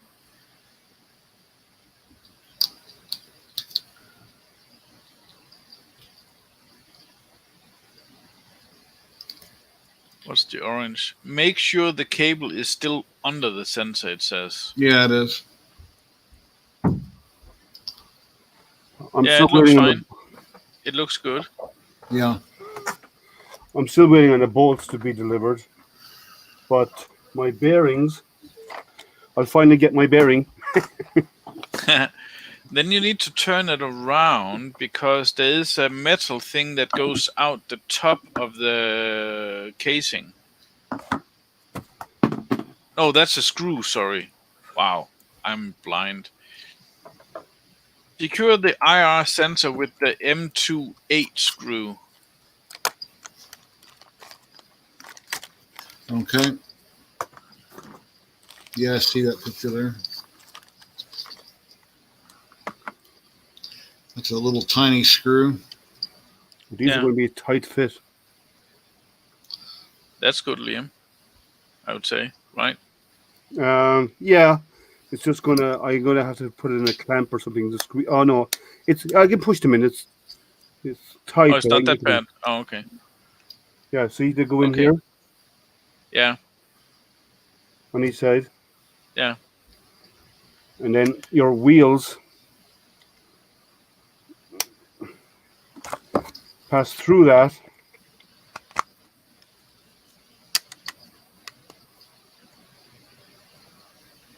Oh, that's And then when the nice. screws come in, that'll be in there, and I'll end up with my. Yeah. Well, Whoops. that will be screwed on, but Yeah. But now you screwed up. I did. Okay, so now you need to put the That's mini moving really quick. fencer to Insert the the. steel ball in the hole in the box. No, not yet. Place the mini sensor lever to the box. Read the one right above it. It says insert the steel ball in the hole in the box. Oh my god. You skipped You it. are absolutely right. I'm blind. That's why I have glasses. Now I got to see a picture where the ball goes. Oh, I see it goes there. Okay. So if the sensor is up there, the ball goes Into the hole near your left thumb. Yeah, I got it. Right down there. Yeah. And what type of screw? So it's a M312 screw. And don't tighten too much. The lever must move freely. You got to put the lever in first. Yeah. Okay, let me look at the picture for the lever.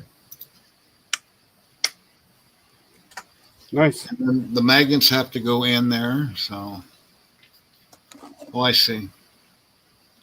So I got to put them. Did it talk about the magnets being positive, negative? Well, they must repel each other. So that means push away from each other. Yeah. Right? Repel, yes. So I guess you just need to do that. Yes. let's see which way they go. The repel. No. So turn one around.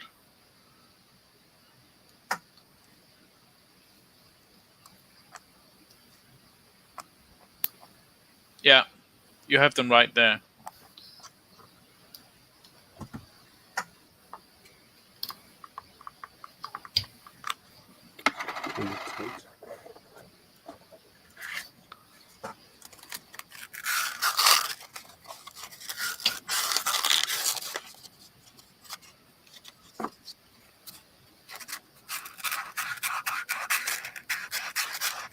Try before you put the whole thing down, then you can actually just hold it upside where it's supposed to be to actually double check. Then you can turn it around to see if it's it doesn't show that on the picture, but you could actually do it. You just put the magnet part in the hole without putting the whole lever in to double check that it's actually repelling.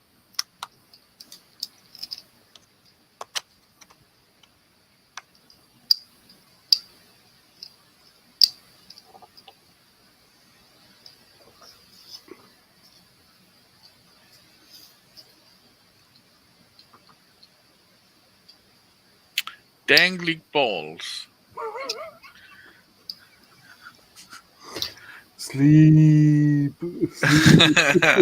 M3 by 12. Yeah.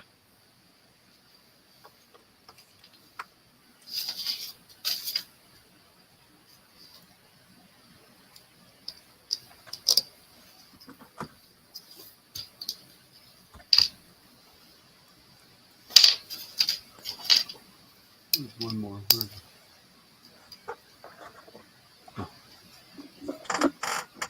It's wrong way around.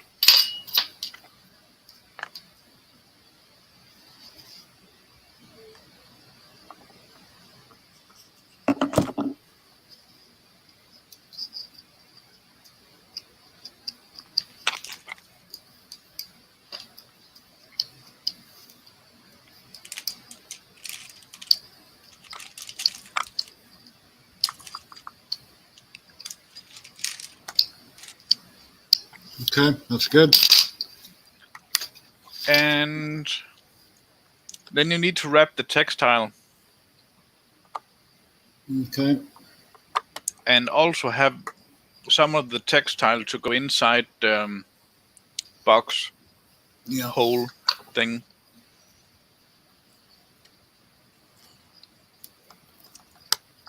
As far as possible, it says.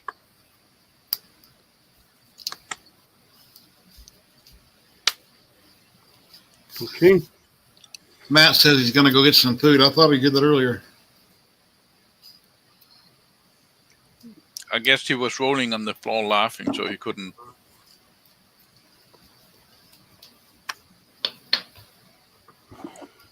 Yeah, I went to Walmart this morning, got a few groceries. I bought one of their meatball sandwiches that are fresh and one of their pre-made hamburgers that I nuke them in the microwave for like a minute and a half.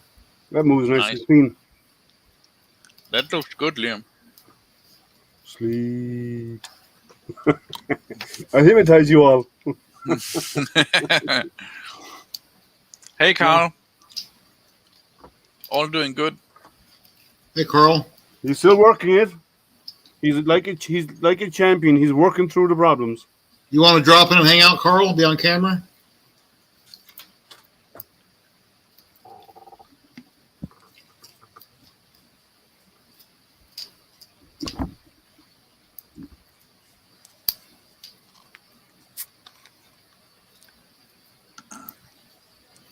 When you have the textile on, Jerry, is it easy to slip or pull the textile? Yeah, you get it down to it and then... Okay, then you can just shove it in some way. Try to crush it and roll it up on itself. Ah, okay. Try.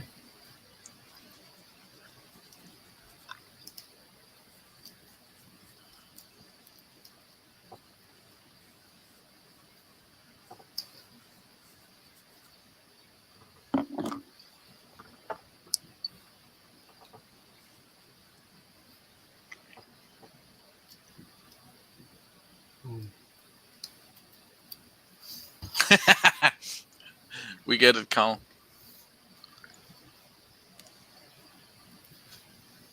You're getting beaten up by them.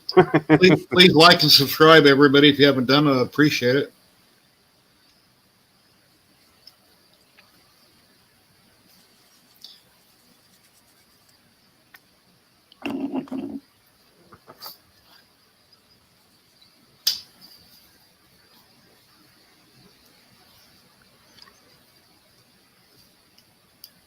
Okay, that seems to be good.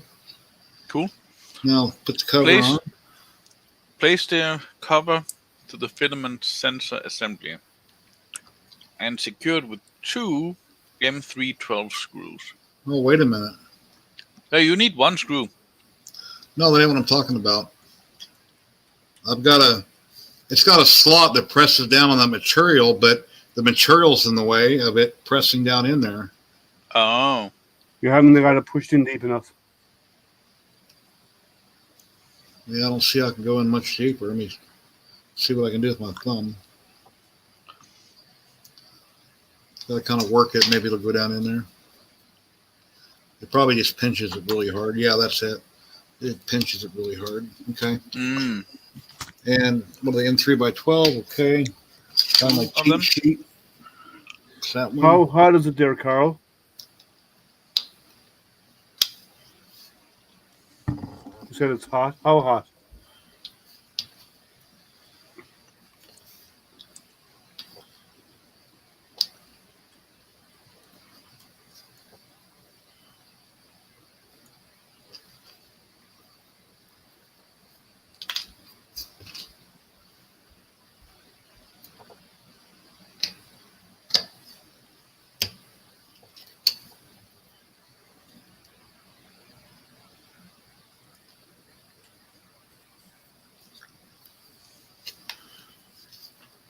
24 degrees, so I guess that's Celsius. Yeah. Carl's in the UK. Oh, okay.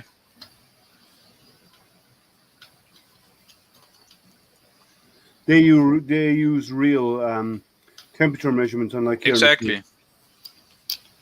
And what do you know? It's 75.2 degrees Fahrenheit for the US people, It's 88 right now here. which is 88 FNC.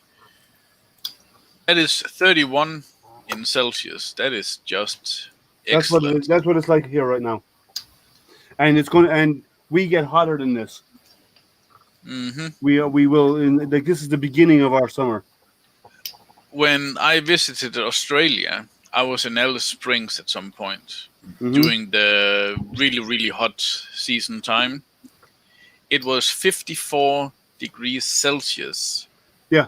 My- I've been in What's the temperature in Las Vegas?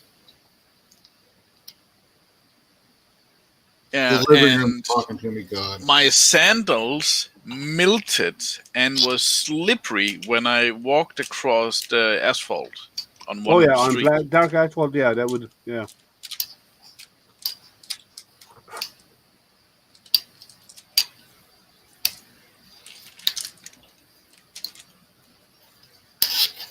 You know, other than a few minor little problems I've had here, I really don't see how you could build this any faster, you know? Yeah, I don't think so. It just takes as long as it takes. Yeah.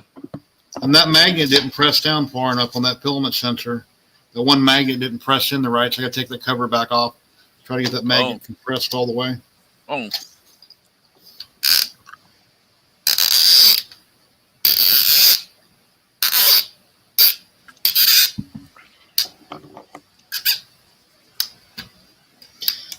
Yep, they make lube for that sound.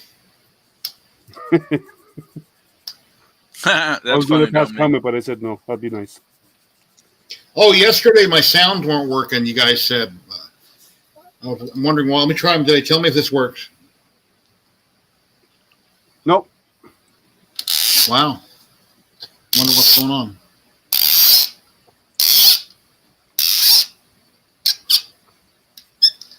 Alexa, buy Dominic a Tesla.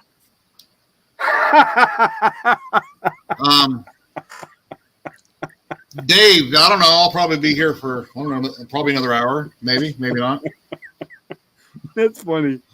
Someone has their Alexa on, and he just told him to buy him a Tesla. Actually, mine responds to people's comments like that, but I didn't hear it talk to me, so. You can say that. You can say that out loud again, Renee. But just say charge it to your credit card. Okay. Don't even do that. That's cool. But if he charges it to his, Barnacle used to do that all the time, and it really ticked me off. Actually, I had to get up and mute my machine. well, no, I said Renee can say it about me as long as he uses his credit card. I'm fine about it.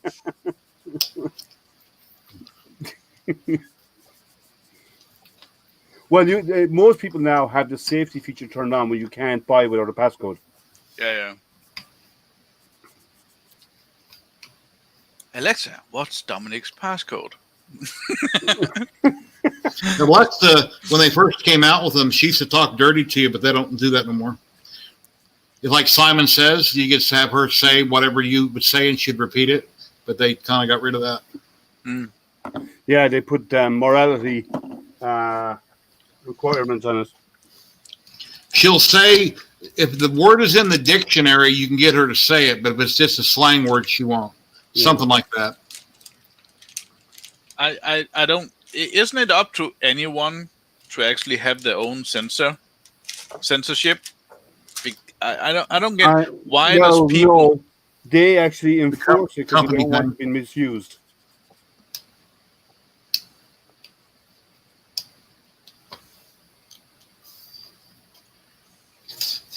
Hey, Dum Dum, how you doing, buddy? You like to drop in and hang out, Dum Dum? You're welcome. I can repost the link. You're welcome to. I don't think you've been here before, hanging out on screen.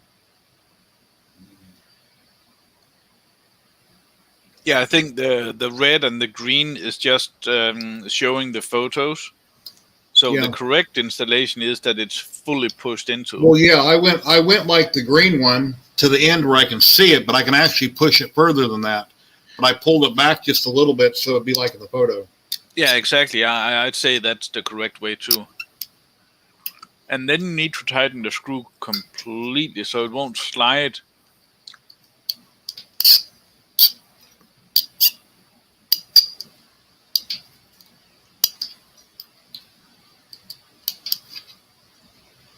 And then you need to take a piece of filament to slide it through to ensure it's proper functioning.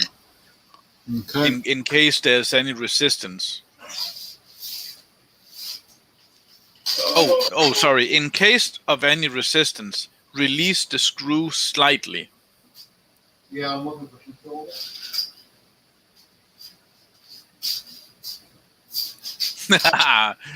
Curmudgeon, that's funny. And I understand you.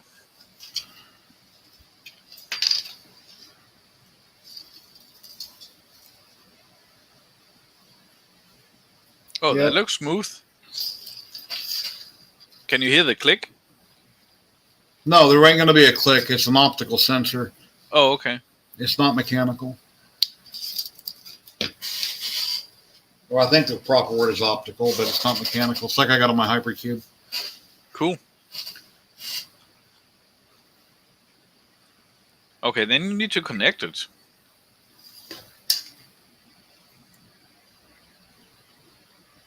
Oh, you definitely need to look at the photos there, man. I don't know how to explain that. Yeah, I'm looking.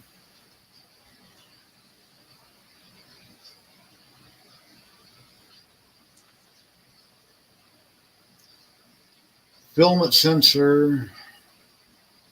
Okay, let me look and see what I got inside here.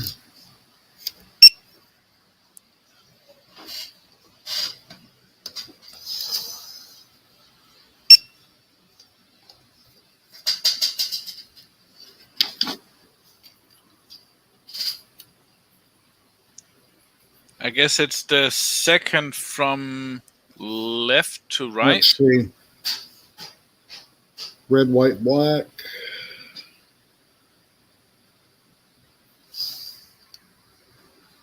Can't it only go in one way? Let's see. That wire is coming from under the board.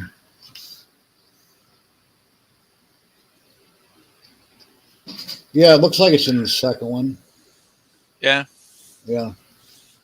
I can't wait for my Pi to actually arrive here. It's gonna be good to print again.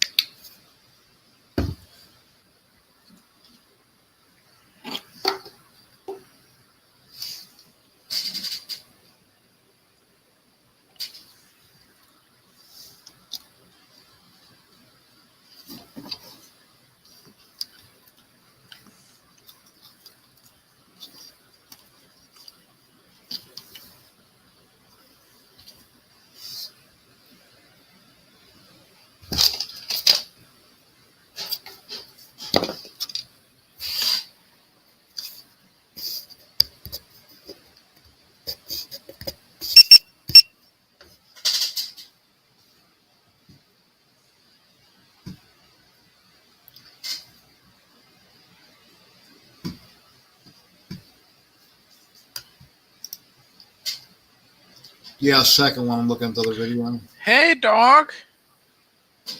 Aw. Yeah, it's Sandy Lulu. Say hi to everybody, Sandy. Oh, oh. Here. Aw. I love dogs. So sweet. All right. Don't lick me. Dogs eat poop.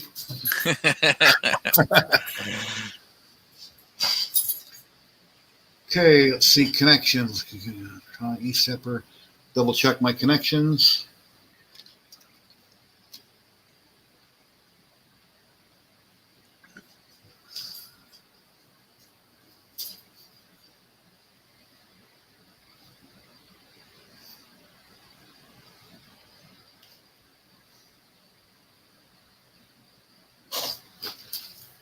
Okay, and I got to route all my connectors in.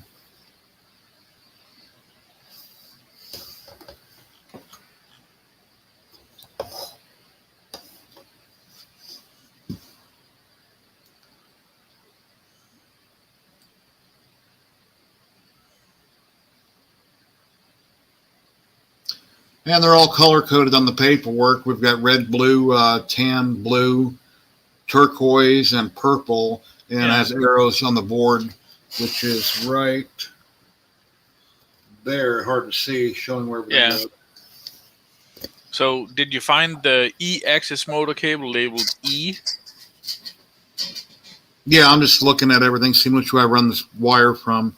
I got to find the cover to see which way this wire comes in from. The whole wire loom. This whole wire loom has to come in from whatever direction. So I'm assuming it comes in on the side here. Maybe. Got to look at this cover here in a minute.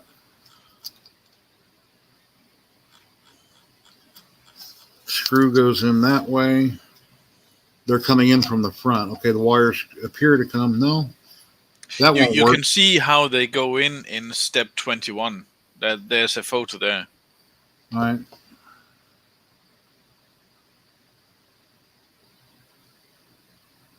Hello, kid. Hey, kid. How you doing?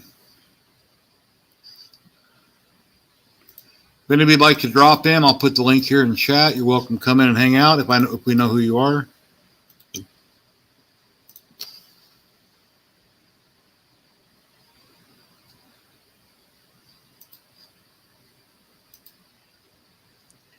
Aaron, if it seems like they have a reason to do it, so the texture wrapping can actually be crammed really tight and actually be held together.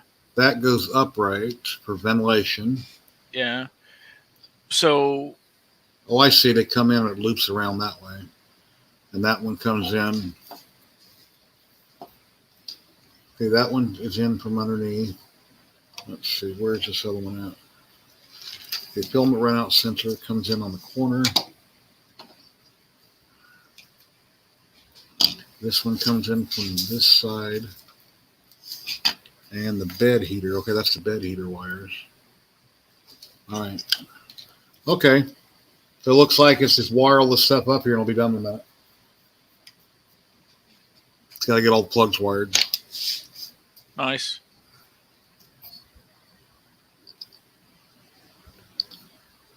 Whoops. There we go. Anyway, let me take a break for a minute. But yeah, it looks like I just got to wire everything up to the board, put the cover on, and that should be it. And then I can fire it up and see if I broke my thermistor cable.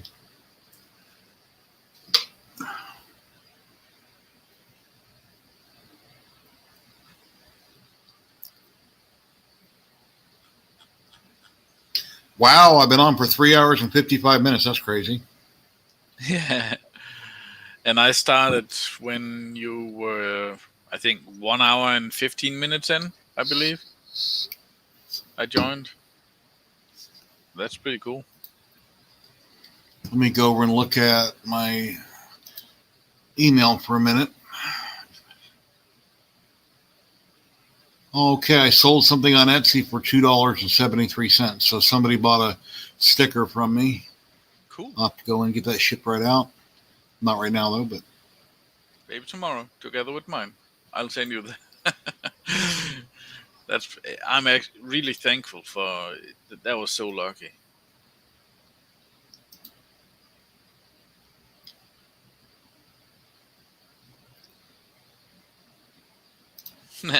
Carl, he says T-shirt matches the printer. Liam fell asleep. Yeah, he's on the phone. No, he's still moving around. Yeah. Yes, we're talking about you. He's muted, so yeah, he is. Just listening. Here, I got something that'll get his attention. We know, Liam. Here. Here we go. Oh, he didn't see it. That's cool. Oh, he's talking to his wife or kids.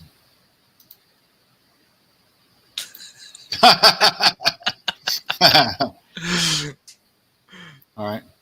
Oh, he's on a phone call. Okay. Yeah, he is. It's really difficult to mention. Oh. To say that Thank you, Carl. person's name in chat. Is there a different name I can call you? NLTMV. His name is Mike. Mike. Okay. Cool. I have to remember that. And NLTMW means never let the machines win. Oh. So he doesn't believe in Terminators. Gotcha. Well, you've battled with this machine, so let's see if you win. If it goes through the window, the machine has won. Yeah, yeah. If you see a broken pane of glass, the shape of Prusa Mini. Yeah. Yeah, we've all been called worse, Mike. Me on a regular occasion. Irish? Oh, did I put that nut in there? Got a nut trap that goes in there. Do I have it in? No, I don't. Oh, wait. Being called worse would actually be Scottish? No, I won't go there. In your case, yeah, I know.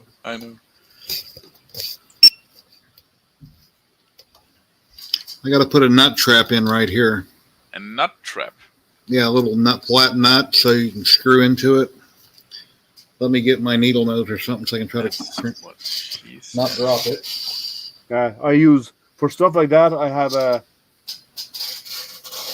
curved needle nose. They're really good for doing that kind of stuff.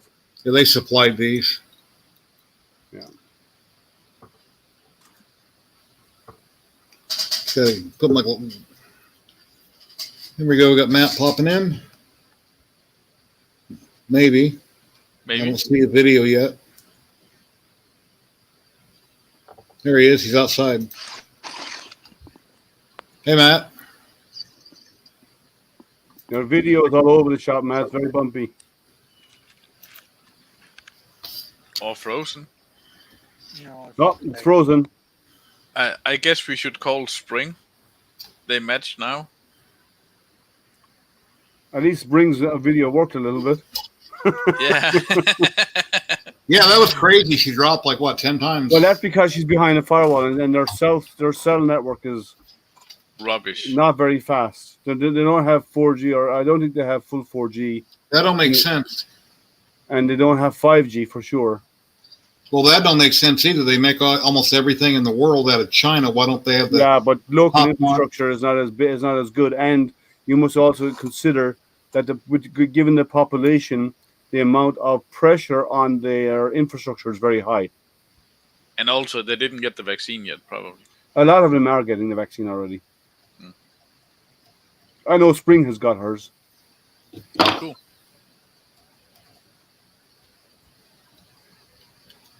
I got 2 dates for the vaccine. Yeah. Got the dates this week. This week we got out of. Cool. I'm done. Mine is done a while back. Yeah. Oh, I already got a nut there. What am I doing? I think there's already one in there. I'm sure at a different step yesterday. I already did it. Let me check.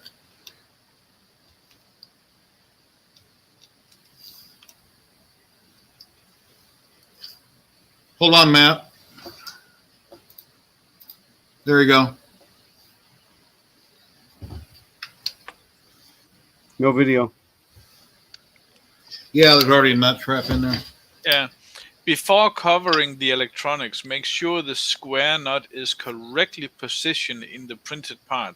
Yeah, that's does not fall out. Yeah, that's what fatal damage. That's what I was just checking. I just got to wire everything up now. Now we can hear you, Matt. Yeah, but your video is frozen. Yeah. Matt's using dial-up internet. I think so. Well, on your cell phone, the quality, like, Oh, no, what are I you on, got- 3G or 4G network? 4? Yeah, it should be better than that. Yeah. Who are you using? Who's their carrier? BT? EE. Who are they? I don't know those guys. Yeah, I'm calling them. If I'm too laggy, then I'm sorry. No, we can hear you I'll be fine. The home in video is just half an laggy, hour. but we can hear you. Oh, stay. All right, I mute my. I take the picture away then. Yeah, well, we can. You don't have to, but yeah, your audio is Better good. now. Yeah, the audio's fine. We can hear you. Yeah, leave the camera. Okay. Good. But Looking good already. The print. yeah, it's close. He's nearly I there. need He's doing I he's want to know doing why he's not electronics. printed on it yet. No, he's still assembling it. It's there's a lot involved. Hello. Hi, how you doing?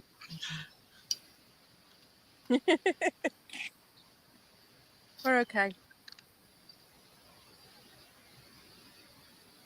You're outdoors. Is that where you live, or are you out wandering So, around the you saying park? last night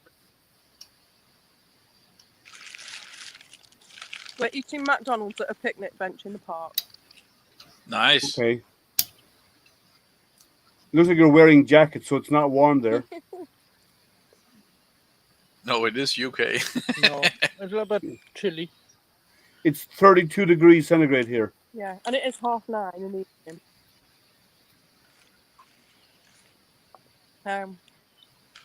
It's probably about 12:13 at the moment. Yeah, no, it's 32 here. Curmudgeon, is that Yeah. a question or Not here. a statement?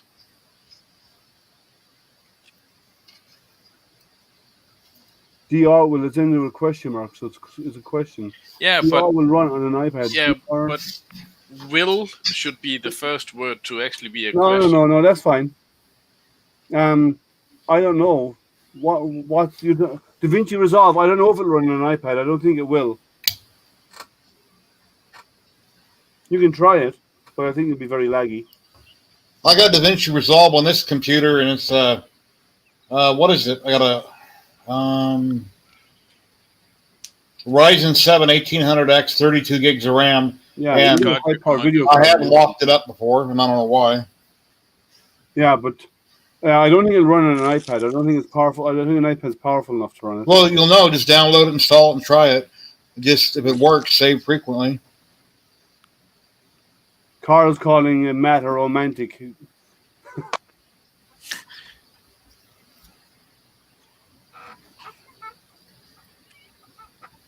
Well, Curmudgeon, I've seen that there is a beta for an iPad. So, cool. It's almost 5. It's almost 20 minutes to 5 here. Let me go see if my printer's done.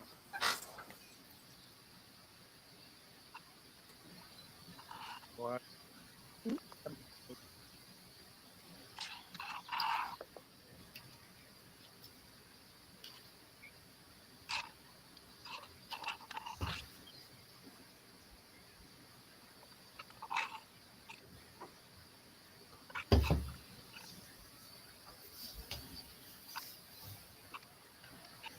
So what you been up to, Rene? Purchasing a Raspberry Pi 4 Model B because the SD card that came with the printer was not the best in the world. Hey, Dave. Hi, guys. And hello, Dave. Thanks for showing around earlier. That was awesome. Black, red, yellow. You bet, man. I'm glad I could do that. That was fun. Yeah. But Matt, the reason for that was because the SD card, I don't know what happened, if it was the SD card or something else, but my printer froze completely at least 2 times. And I'm thinking it was the SD card that corrupted or something. It's not the best SD card in the world. So Mike and Mark told me to get a Raspberry Pi and put Octoprint on it.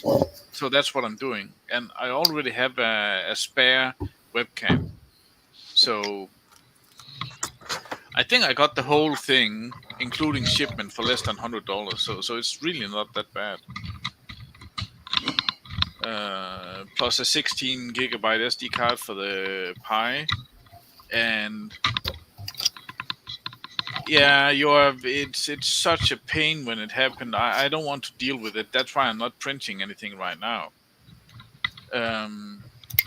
So it's a 2 gigs internal memory on the Raspberry Pi 4, and it comes with a casing, an external power supply, and I can't remember if I added a heatsink, and also a 16 gig SD card for the Pi. So I load Octoprint onto that. Dennis was awesome to give a link for the instruction and what Octoprint that should go on it. So I think it'll be pretty easy when I use those very nice steps instructions. So yeah, So that's what I'm up to. Oh, I'm talking to Matt like he's here. He's not even here. no, he's not. You're talking to yourself. I'm actually talking to everyone. So yeah. No, but yeah, the Pis are great. Especially if you put a camera and you want to do time lapses and so on. They're really fantastic. Yeah. You know, Dave, I love your setup, by the way. Yeah, it was amazing, man. It's super fun to own something like that. Oh, I bet. So here, first 3 pieces put together. Yeah, and 2 of them is printed with the duplication mode. Yeah, and here's interesting. Same filament, right? So 2 different spools, but exact same filament, right? When I print them with the same settings in duplication mode, watch the difference in the print. One is kind of gray. See this kind of lined out. Yeah. The other super shiny. Is super shiny. On the same filament type, same print settings, same print job, just on an IDEX. that's Look at funny. the difference there between the first one and the second one. Look. Yeah. Is it possible that the firmware has your extruder settings different on the 2? I can't change them. They've only got a single E-step setting, so it's not extrusion, and it's only one print job, because on an IDEX you set up one part, and then you put it into duplication mode, so the other head comes out and they move in tandem with each other and print, right? Exactly the same. Pieces. Exactly the same. When it's set Yeah. distance apart, they move printing like this. Yeah. Yeah. And one is super, super, super shiny, and the other extruder head, which is the same as the first one, is dull. That's so Maybe weird. it's the nozzle. Does it have Could be the cooling nozzle. on it? None of them have cooling. Have cooling off for TPU. Cooling's off, so that, yeah. It's amazing, isn't it? The difference? Yeah, it's funny. Yeah. It's funny. So Yeah. I guess the only variation of the print is the nozzle. It's a print head. But now I will say, on the 10 log, because I'm doing it on the 10 log right now, the print heads on them are different. One is like a Creality, and the other is the round ones like the E6s. Because Okay, so the- Curmudgeon, so- he says that it will act differently. The hot ends will act differently. Yeah. Aaron says Yeah, Sounds like wet filament versus dry. No, they're both dry. They're both been through the dryer. Actually, the ones that are not shiny spend more time in the dryer than the shiny one did. That's weird. I think it's the different hot ends. In the 10 log, the two hot ends are different. Oh, okay. So I think that's what it is. Okay, you could do the ultimate test. Swap them around and see how it There's takes. no swapping. It's IDEX. You set it up on one, and then the other one prints. And That's you not can't what swap I'm the saying. hot ends. You can't swap Oh. them because there's hot ends on the 10 log. One is like a Creality, which is flat, okay, and the other one is like the E6, which is round. Because the reason why the second one is different is you have an adjustment bolt to raise and lower extruder number 2 to level it to the bed. So you level the bed with extruder 1, then you bring extruder 2 down to meet it. So, okay, I need to be able to get my it's weird. keywords correct, I guess. Yeah, it's I fine. should say. No, I think it's just the extruders are different, or it could be a nozzle, but it's fine. What I'll do is when they're all done, I will take the shiny ones and put them on one side and put the rough ones on the other, or maybe do every second one, alternate them is what I'll do. Yeah, alternate. Yeah, One will be shiny, one won't be is what I'll do. Yeah. But you run this on the road for a half an hour, it won't be shiny for long. So, Nope. Especially when well, I won't be doing any of that, but you run on a rough surface for a while, that shine will disappear nice and fast. Sure. But it's moving really, really smoothly. Yeah. How soft are they? TPU is 95.8, so there is a bit of give in them. They feel like a tire of a bicycle tire. Oh, But okay. I did 30% infill, which is kind of high, and 3 walls, but I want it strong and robust so it won't get torn up very easily. Yeah. Would And it be I'm using insane to little metal pins on the ends to join them together? right?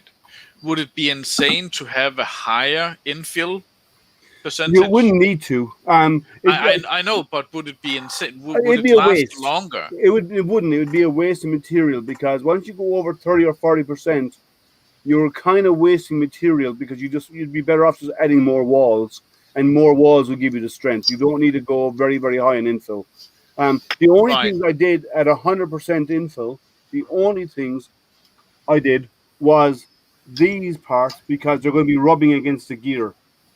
And the gear is going to have drag on them, and I want them solid to have super strength. So I did them at 100% infill, but everything else I did not. So these will go on. Right. Here. That'll be my tracks. Oh, that's a good suggestion, non-fam said. Liam. Yeah, You can I swap just the switch the filament. But I don't mind. What I'll do is just do one shiny, one dull when I put them together. There's 60 Hey, Mama. or 30 per side. Hey, Andrea. So I'll just switch them around. So it's not wet or dry filament because I know I've dried them. I took them directly out of the dryer. Dave, how is it going with your the gun thing, the end? How's it going with that? Have you been out shooting with the clip? Oh, he's talking about the finger, the extension that you Yeah. added to your pistol. Yeah, it's really bizarre because I can't sell any of my 2A stuff. Yeah. I can't even give it away because of the exposure. So I don't want to take a chance that I would lose my restaurant because somebody got hurt because a part failed. I understand, but cause them, have you been out shooting with it yourself? Absolutely. It's my carry pistol now. I've shot probably 300 rounds out of it so far, and it just that finish is just perfect on it. I mean, yeah, it looks good. It just came out super nice. Yeah. I thought you said I have been shooting 300 people with it. I was like, He wouldn't be on screen if that was the case. The cord is like 12 foot long. The power brick going into the printer is 6 foot long, and then the cord that goes to the power brick is 6 foot long. So we got about a 12-foot cord here.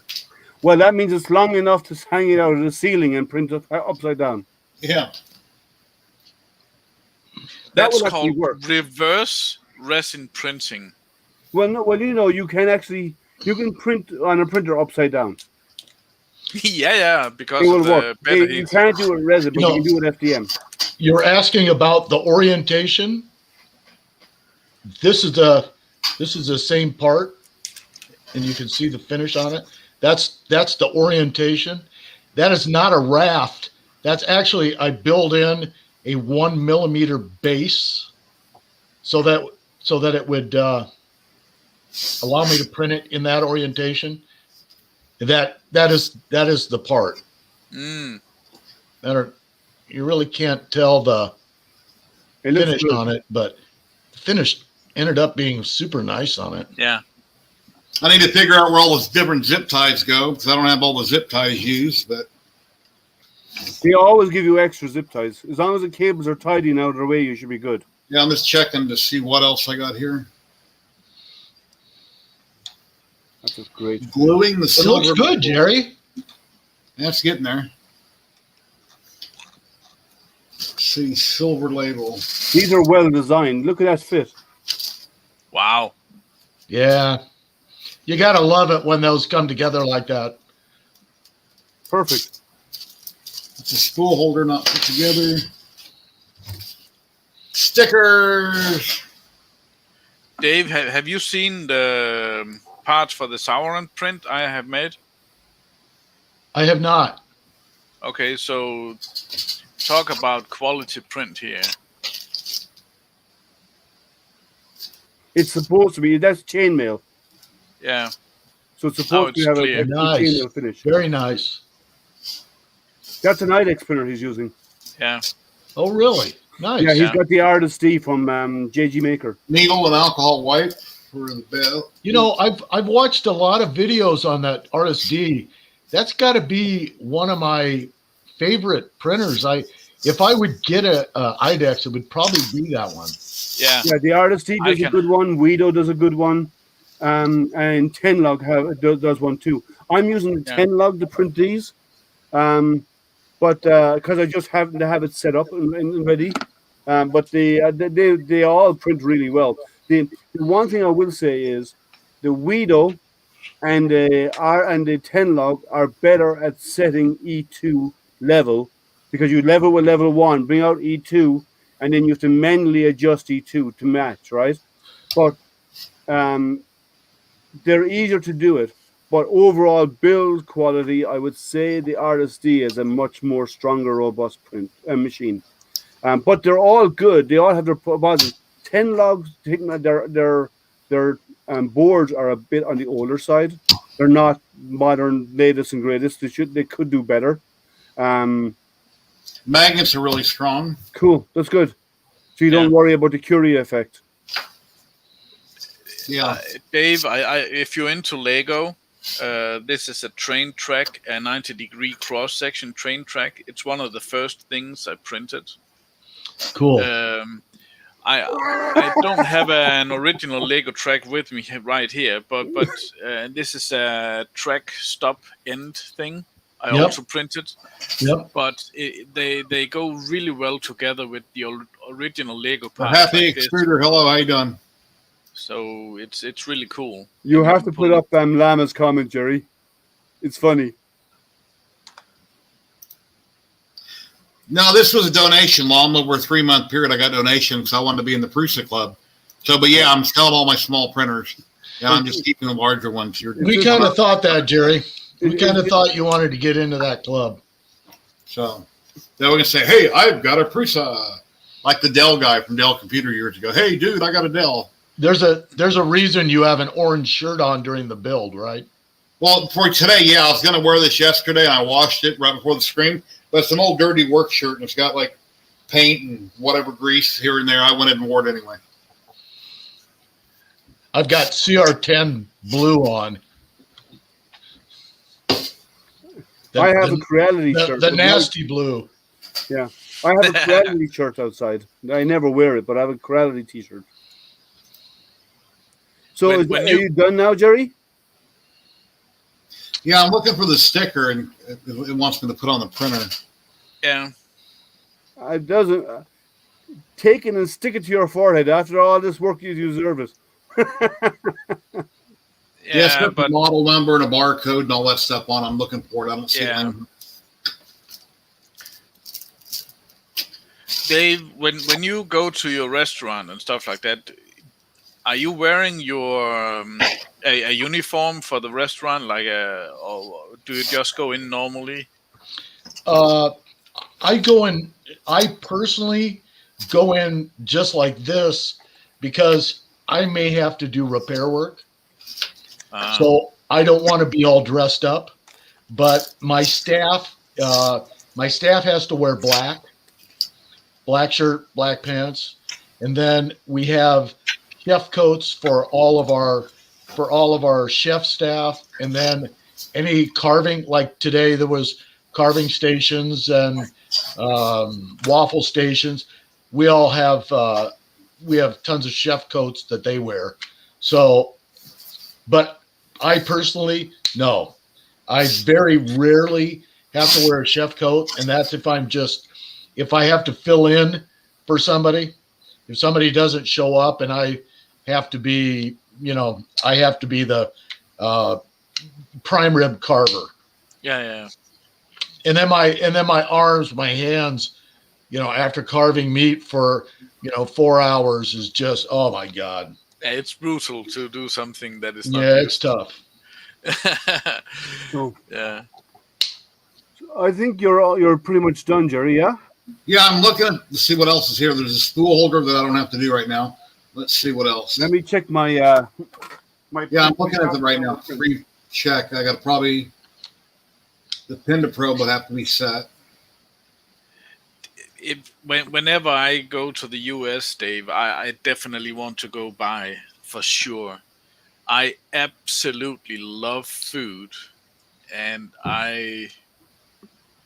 that setup you have was just, I can't stop talking about food, man. I'm sorry. Oh wait, yeah. We've got a couple of chefs that are, incredible. Insane. Yeah, I bet. Gary, you have to stop me if you don't want to hear about food. About what? About food. Oh, you're right. Do you have some kind of special days where you do insane food, like Heston Blumenthal, gastronomic chemistry food and stuff like that? I'm not following you. Like Noma food. You know the insane gastronomic cheat food where you think you're eating something but it's something completely different. No. Okay. No, that's only in Mexico, I think. Yeah. Oh. Maybe China, cats, Thailand. a cat burger. We do have, if you come into our restaurant, we have a lot of meat, but we also do vegan meals. So you can ask for, like we have eggplant. So, you might get a eggplant and honey butter, and it's so, anything like that will accommodate. Well, no need to worry about me. I'm a completely meat eater. Yeah. If you can't hunt it and kill it, don't eat it. Yeah. Yeah. I got to grab my dog. I'll be right back. Okay. I got to adjust the pin to probe. I got to put the nozzle on the bed, loosen up the pin to probe, put the zip tie underneath it for spacing, and tighten the bolt back up. Then you're done. Other than a spool holder, and it should be done. That But I wine still thing think that's I still think I probably killed the thermistor wire when I What put you're it. going to find out is power it up and see. But just that in white case, thing. it's good to order a replacement just in case.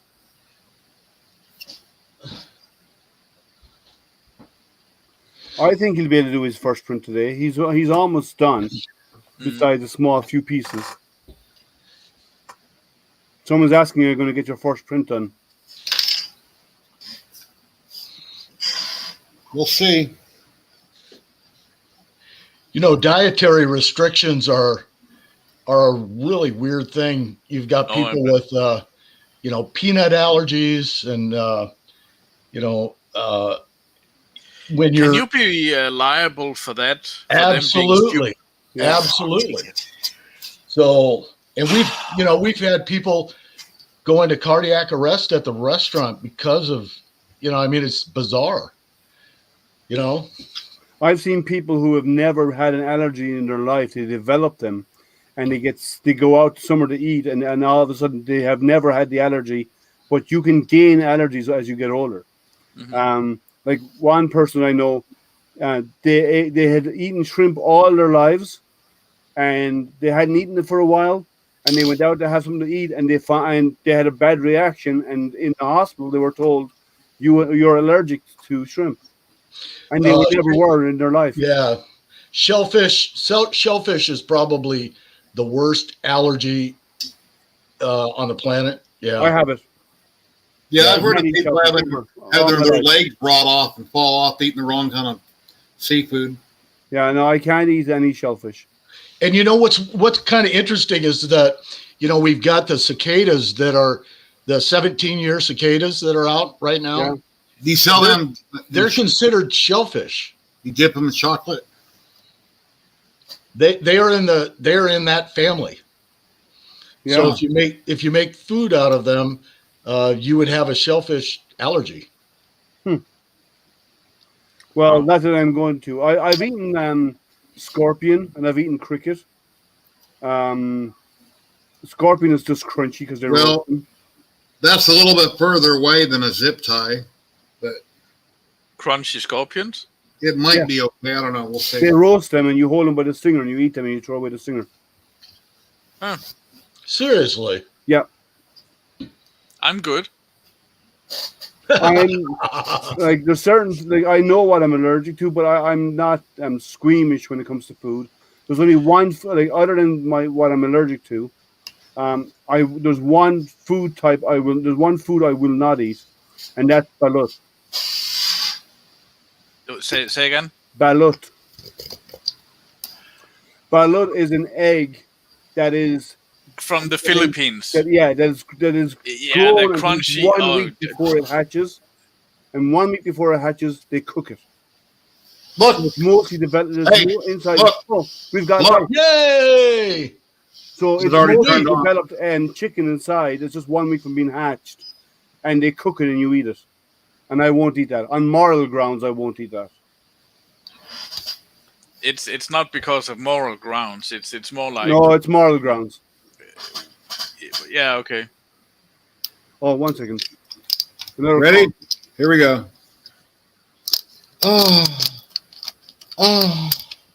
Okay. That feeling of pulling that wrapper off is just... Yeah. It's written in another language. Now it says English. Okay, click the button English. Welcome to the original Prusa mini setup wizard. Would you like to continue? Yes. How many says no to that question? Warning, wizard, the status bar is at the bottom of the screen. It contains... There's a red light on the heated bed. I guess that's normal, guys, right? See on the back there, it's lit up red? Yeah. Do you have a Prusa? Renee, do you have a Prusa? No. Like I said, if it's a red light normal, and you said, yeah. We don't know. Prusa.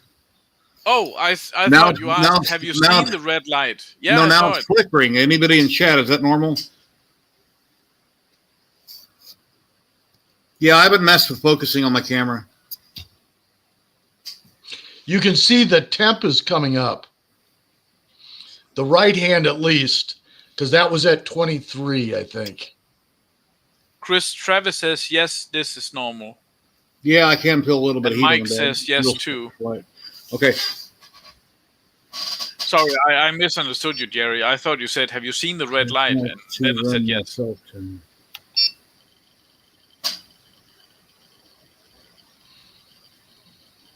hot end Like fan. It's like it's Can- running can- some tests. Can you move the printer a little? There's a flare in the The middle light of the is display. just glaring. Yeah. Yeah, there you go. There we go. Oh, now it's yeah. Down a little bit, down. Yeah, so we can see the screen. There you go. Perfect. You'll have to tweak focus. It's a bit soft. Oh, that's the Oh, light. focus.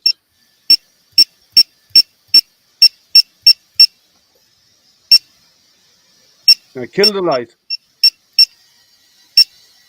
Now, can you adjust focus? That's what I was trying to do, but the light comes on and I try to adjust it, okay? Okay. Oh, okay. Woohoo! 2 green. Yeah. Checking access.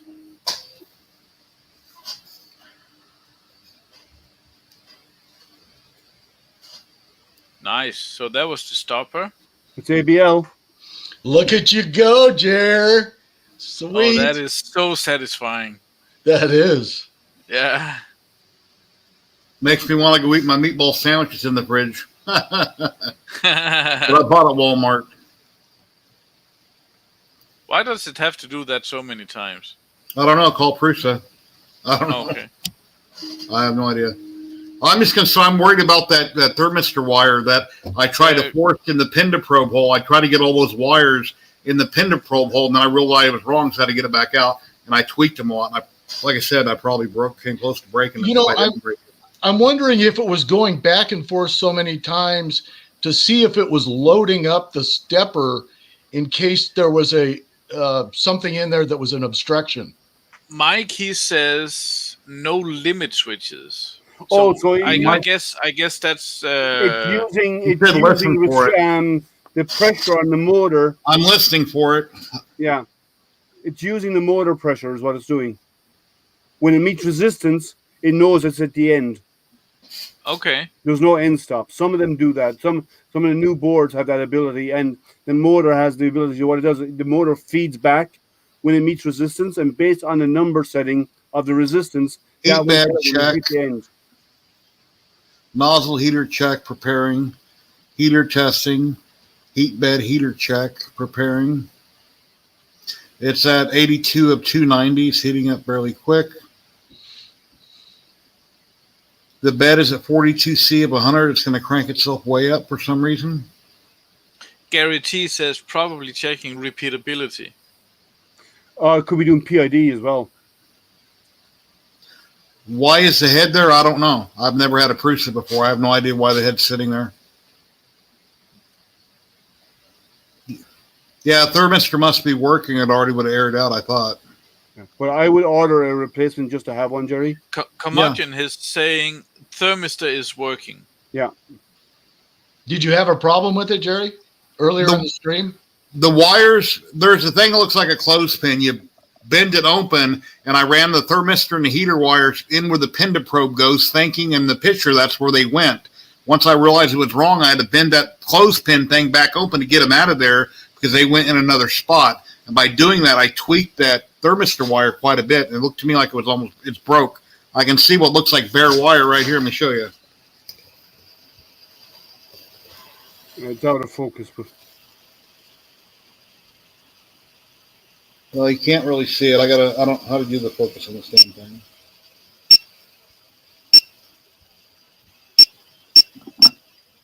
Can you manually focus it on the lens? No. Well, anyway. well, just get a spare one. They don't cost much, and it's good to have it. Well, yeah, you got to have extra parts for everything you own.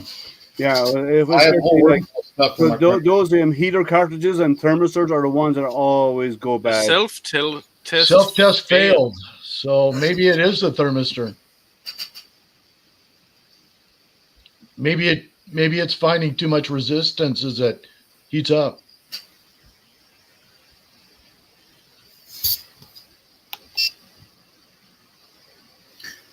Y-axis has a, The error is on the y-axis. yeah. Everything else looks good, so it's not there. So you'd have to double check your Y-axis cabling. Yeah.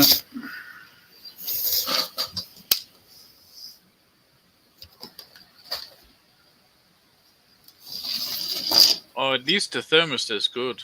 That's Well, nice. well, at the moment, like I say, it looks like it's broke to me, but it may survive and it may not. Yeah.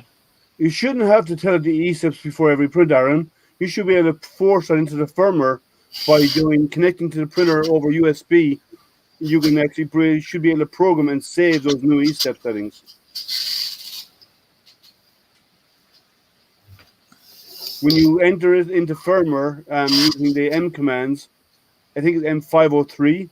I'll have to double check, but I think it's something like that. But when you enter it and you do an M500, and that forces it to save into memory. Or you can go into the menu if you have the full. I don't have a Prusa, but you should. Yeah, the Y-axis, that's the one that had the red X, so I have to figure out why, unless somebody already knows the reason. Sorry, say that again, Jerry? Maybe I didn't. No, I'm just reading chat. Yeah, it was the Y-axis that failed, so if somebody has a good idea why that happened, let me know. Otherwise, I'm going to take the cover back off and see if everything's plugged in right. I'm assuming something's not plugged in right. It'd be the Y-axis motor, right? It would either be the motor or the wiring from the motor going onto the board. Yeah. So it did move. No idea. Old conundrum. Yeah, we saw it moving. Yeah. And there are no stops, correct? No, I was told there's not. I'm new to Prusa. I'm into Creality and everything but Prusa. So I'm assuming that it's using the resistance of the motor to feedback. So check the cabling on the motor. That there's nothing damaged where it plugs into the stepper motor. It doesn't plug in. It's wired directly. It doesn't plug in. Okay, then check where it plugs into the main board. Yeah. Let's see, where's that Allen wrench at? And the Happy Extruder said you can run a calibration setup. What's that? Food was good.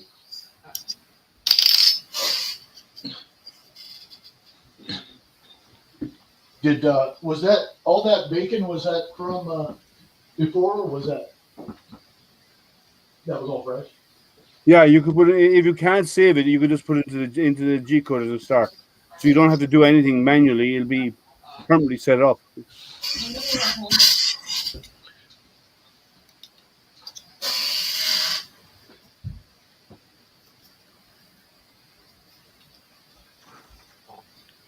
Okay, so Dave, what I wanted to ask you is that. Hey Scott, how you doing? Would you be? No. Would you be able to make? Well, maybe people don't want to come, but would you be able to make people sign some kind of liability thing so they waive it? No. So you can't be reliable. You can't. There is nothing. Waive your rights. You cannot waive. It doesn't matter what it is. There's always a way to get around it. Yeah. So if you sign a disclaimer that even if it has the word indemnify, even if it has the word indemnify. Wow, Tripod's Garage. Let me see if my button's working, which I don't think it is. Thank you very much for the super chat. You're awesome, buddy. That's twice in 2 days. Thank you very much, sir. And you said my buttons weren't working? No. Okay. Awesome. Thank you, man. So here in Denmark, Dave, the restaurant is not liable for people's stupidity. Well, in the U.S., you're entitled to certain rights, and even if you sign a document saying you waive those rights, it will not hold up in court because you're not allowed to waive your rights under law. Yeah, stupidity is one of those weird conditions. How actually stupid is one? You know, if you're wearing high heels during an ice storm, are you stupid? If you fall down and hurt yourself, is it my fault? Is it your fault?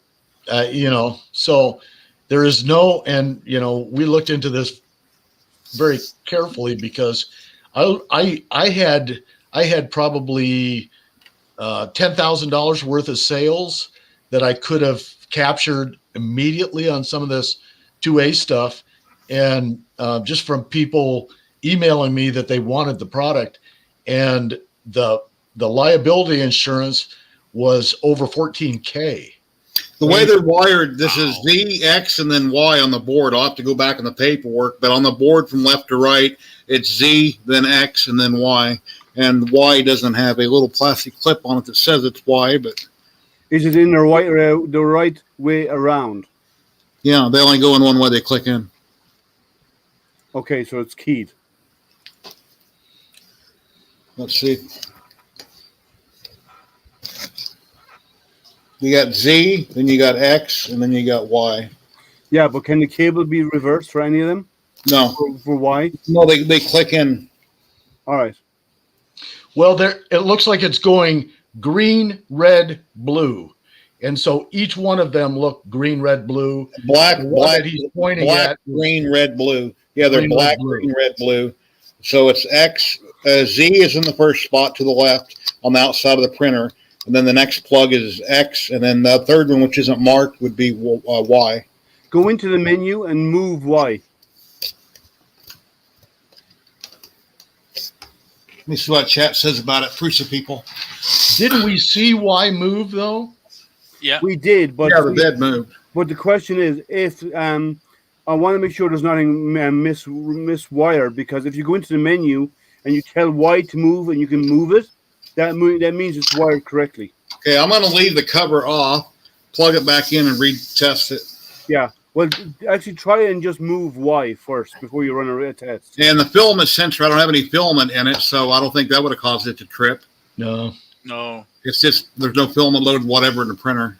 Yeah, it just complained about the y-axis.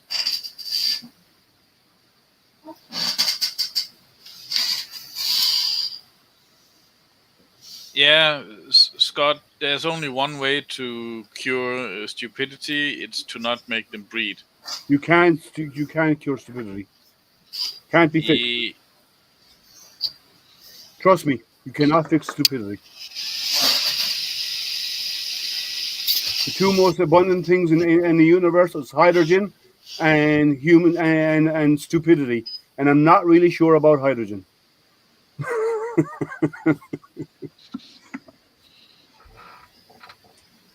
Do not run the please approve something.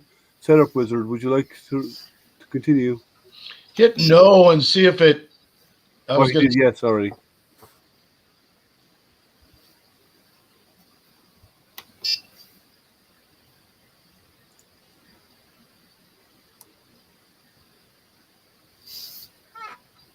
I have moved, was it?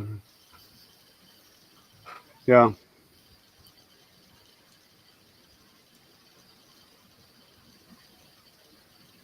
So the senseless homing is great, and it's good and bad. I know Lulzbot use it on their printers, and there's a sensitivity setting for them, and if it's set too high, it will fail regularly, and if it's set too low, it'll never fail. But even if you touch the bed at all while it's moving, it will actually. Well, how long has that comment been on the screen? For a while? Yeah, a long time. I didn't even realize it. Dioxygen monoxide. If I do that again, tell me and I'll take them down. I didn't realize I left it up there. Sure. I didn't notice it myself, I have to admit. Dihydrogen monoxide, Liam. It's What about just it's pure death, man. What do you mean by nothing around the printer, Chris? I got stuff on the table, but that shouldn't affect the printer. There's nothing that's going to restrict its movements. Well, we just saw Y move, but did it move as far as it should have moved? Well, it's with sensorless. It should go to the end of travel and meet resistance, and that resistance is what marks the end stop. That's how sensorless homing works. I don't think that's the end of travel right there, because it's not that the front edge. Yeah, I mean that doesn't look like that. You saw if you take the build sheet off, you can see where the small circles correspond with the areas that the pinda is going to probe. What? Okay, this time I'm holding the cable up to make sure it didn't snag on the case. It already stopped. It failed on the wire already. Yeah, so it's something to do with the y-axis movement. Hmm. So you might as well stop the test because there's no point in going forward. That's where you're failing. Correct, Loopy. Take your bed off real quick, Jerry. And then you see the circles? That's where the pinda is going to come down, and that's where it's going. Yes, and that's where it's going to coordinate all the travel from those points. So it seems to me the pin to probe was way back here somewhere. I was going to say it didn't seem like it was. Maybe the Y belt is too tight. Happy Extruder says, check your Y belt, Jerry. Yeah, if it's too tight, you get resistance on the motor, and that could cause it to fail. Okay. Try giving it a little bit of slack. Yeah. All right. Because the motor works based on resistance, and if it's meeting resistance during travel, it could falsely sense and kick a stop, right?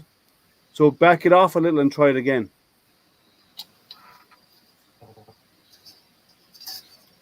Now give it a try now. That seems awfully loose, but okay. Just try. I want to see if it fails after that. And that'll tell us if it is resistance or not.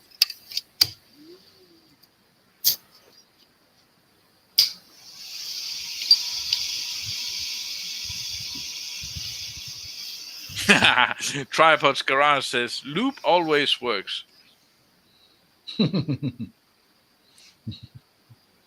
And so it starts.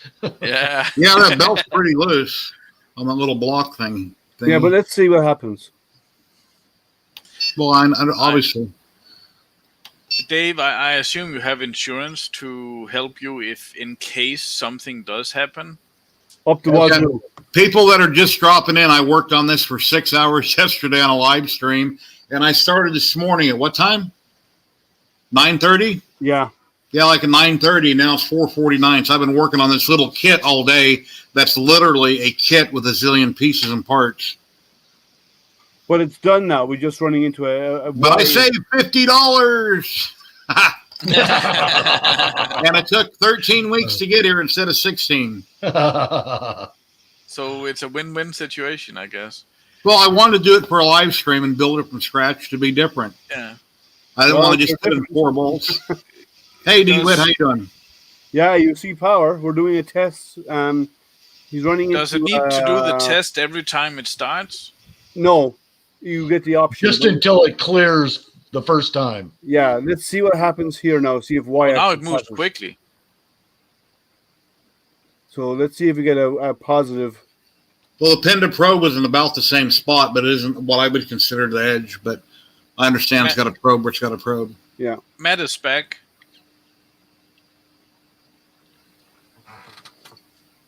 So let's see. Let's do the XYZ test and let's see if it works. So, Jerry, are you saying that we can send our minis to you and you'll put them together for us?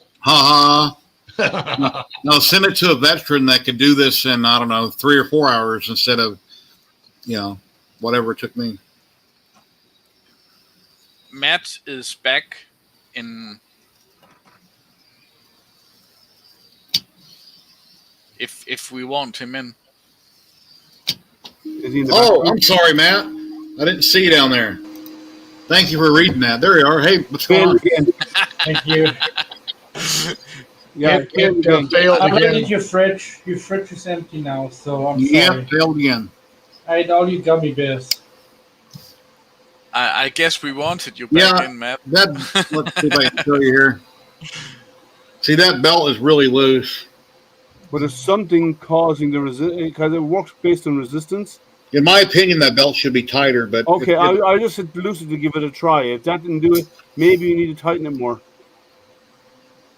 Someone said tighten it harder earlier. Are you sure the idler on the front that the belt wraps around is clamped in place? There's no slippage on the motor. Yeah. It's on the flat spot and it's tight. Yes. I'm just trying to come up with some ideas. But I do think so too. It should be a little bit tight with the belt. well, yeah, we just tried it because it was failing on y-axis, and having a centerless end stop on these, the resistance can affect the outcome of a test. They don't have end stops on these. And I've got the cover off the control panel right now. The wires just kind of bounce around. Oh, really? Yeah. So it's based on motor resistance, Jerry and Matt. When the motor is turning, when it reaches the end, it tries to turn and goes. And what happens is the voltage goes up. Bed heater strain is overstretching. The bed. No, it's the question: is it overstretching?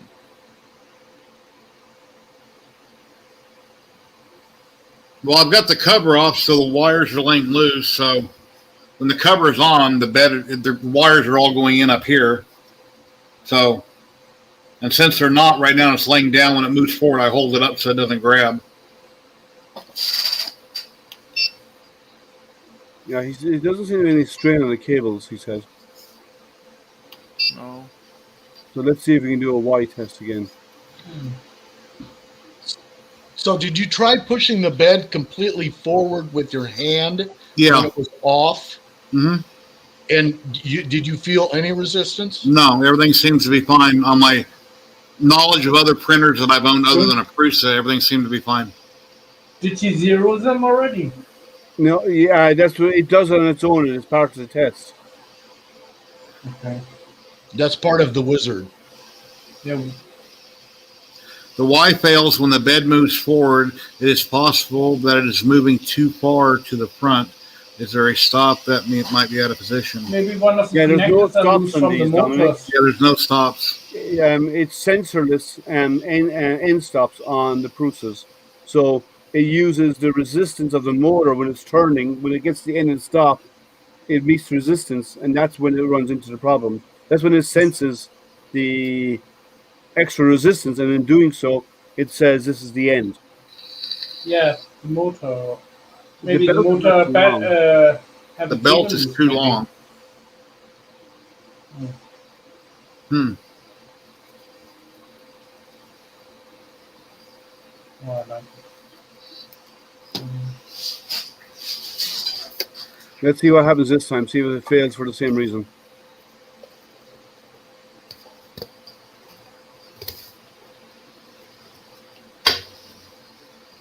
No, that's going to fall off. They look actually pretty cool. Thanks, Scott. I don't know who that person is, though. Why does it fail there? I think it's failing. Actually, shut it down, Jerry, again. Can I see the undercarriage?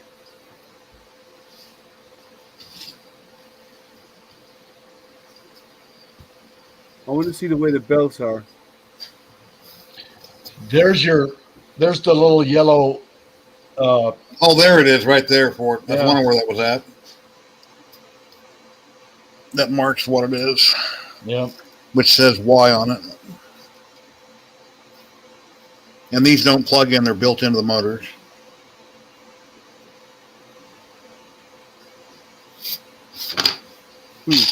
Yeah, there's no filament in the runout sensor or the machine yet. Slide the bed all the way back manually, and as you get near the back, tell me how it feels.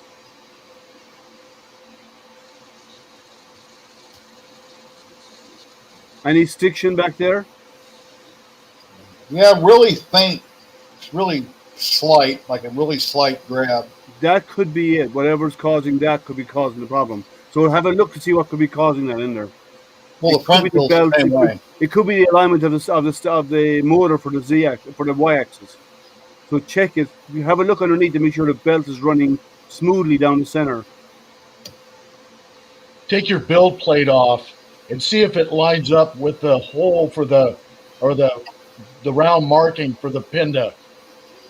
Take your Z all the way down and see if that. I have to let the machine do it by itself. By me taking it down, that's not going to. But you can take it down with your I know, but if the machine is trying to run tests, it would come down over each point. It actually comes down and it searches for them. And maybe it's not coming close. Maybe the pin is not close enough to the surface to find. Well, I told you, okay, on the pin to probe, I mentioned that when they say to space it with a zip tie, and I wasn't as close as zip tie. I was probably as close as 2 zip ties, but it still should have failed on the Y, right? If the pin to probe was a little too high. Yeah. What if you do the test without the? That would cause print Z bed? to fail. The probe will cause Z to fail, not Y, because Y is it's failing when it's trying to move Y. No, because it knows how to find the Check the grub extent screw of and Y wind up. by those circles. Maybe. Yeah, the grub screw is on the flat spot. The belt isn't in the middle, but it doesn't appear to be tight. But I can loosen up the grub screw. I'll move it over on the gear. Yeah, I would actually loosen the grub screw a little bit so I can slide in and out but not turn, and then move the bed axis forward and backward a few times.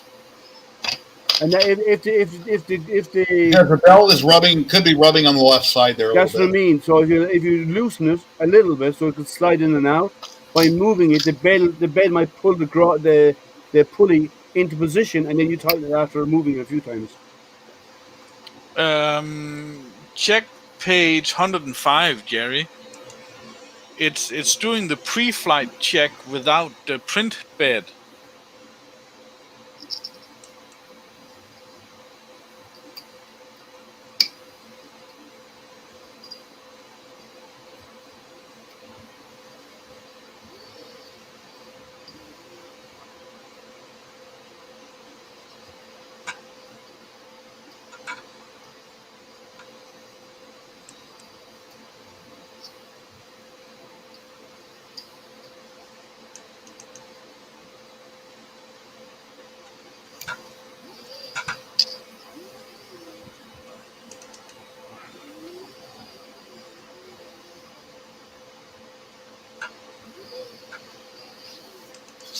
You're saying check what? Page 105. It's the pre-flight check. They're doing that without the print bed.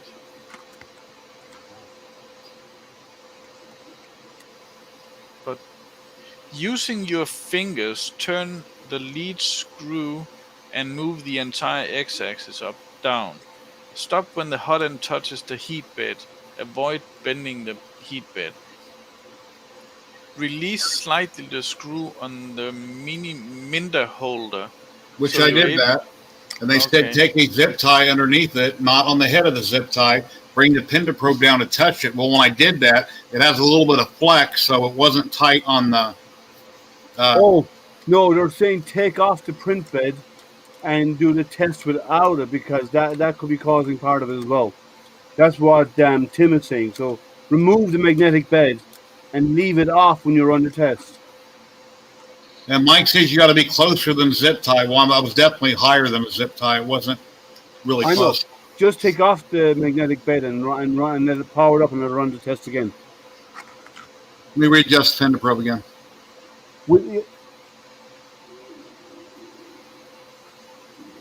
You'll want to tighten up that grub screw again too on your belt before you forget it. He did it a moment ago. Oh, he did? Okay. Yeah. Bring the nozzle down, touch your bed, and then readjust the pin probe. Let me loosen up the pin probe. It usually has to be just below. All my inductive probes need to be just below 2. Yeah, mine are 2 millimeters in all my Crowley machines. And they mentioned using a zip tie for measuring. And on my Crowleys, I use a wrench.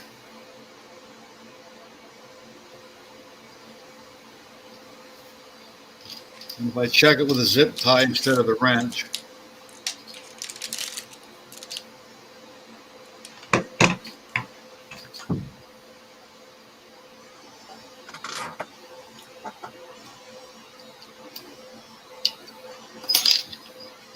Chris is saying you need to take the flex bed off before you adjust that. You can't do it with the bed on. No? Yeah, Chris said you need to take the flex bed off, Okay. and then you bring it down to what's below that. Well, it would be the same point. Yeah, but the distance, it's about the distance to the metal bed, not the distance to the flex bed. Okay. Because it's just the one underneath is where it's doing your sensing, not the one above it. But still, it wouldn't matter because you're putting it down to the 0 point on the nozzle. Yeah, they're both going to be flat either way. They're going to be, yeah. I mean, it's not going to make. You could put a 3-inch piece of board in there, and Well, Chris says still- As long as you're- on the Yeah. instructions it says to do it without the print bed in place, the flex bed in place. yeah, I understand you, Dave. Flat is flat. Yeah, but the flex bed is I don't believe it's metal. I think it uses a sense of what's below that, which is if the That isn't that's what I'm saying. In order to adjust up and down height, it doesn't matter if I'm up in the air, as long as what I'm touching is the same distance on both sides, I'm adjusting off that flat plane. No, I don't have a principle. I'm just going by what On Chris any is reading in the instructions. Okay.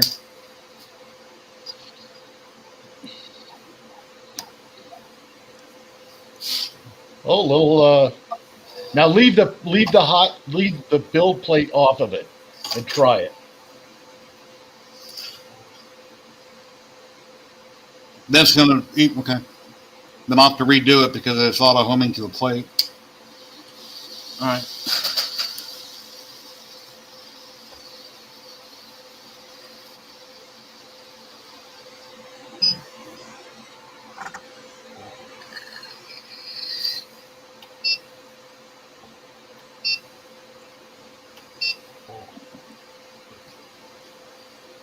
I feel like a Joe telling live stream right now. I'm having problems. Yeah, he's had his few, hasn't Well, I he? haven't said, are you out of your mind yet? Oh, yeah, I did. Tripod. But I didn't say it. And my buttons on my stream deck aren't working right now for some reason.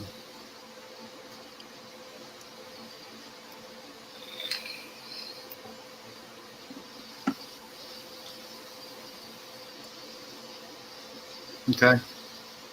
As we all wait anxiously. Thanks, Chris. Yeah, the suspension.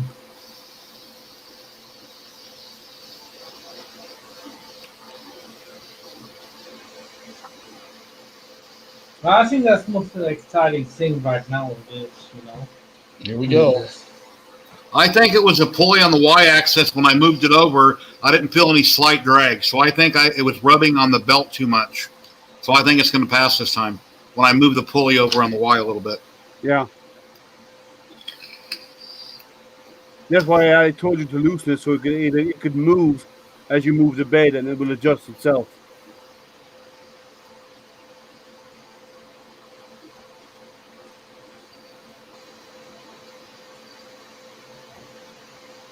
Okay, so that's checking your X. Okay, here comes. passes. Here's Now the it's- next one. Now it's Yeah, going. oh, No failed. way. Okay, now see that last one. Is it possible that bed is skew? It's past where it should have probed. If it was going to probe with those marks, but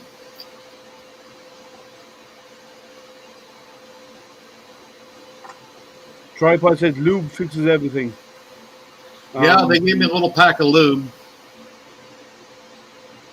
And the rod should be lubed good, but I can lube them more. Yeah, just put some butter on it.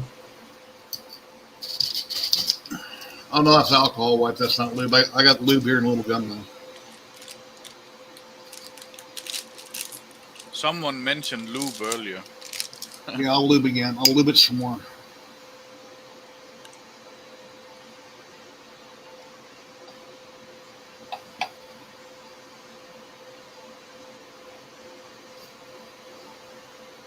Let's lube the rods.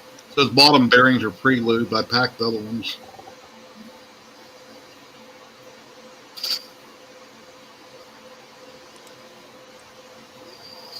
Tripod suggests to try forcing Y to stop. When it's moving forward, put your hand in the way and force it to stop. Okay. to see if it senses the resistance. All right. Let me get a paper towel in my hands. I don't want to do what I normally do, wiping on my shirt. But that's why the shirt's not orange no more.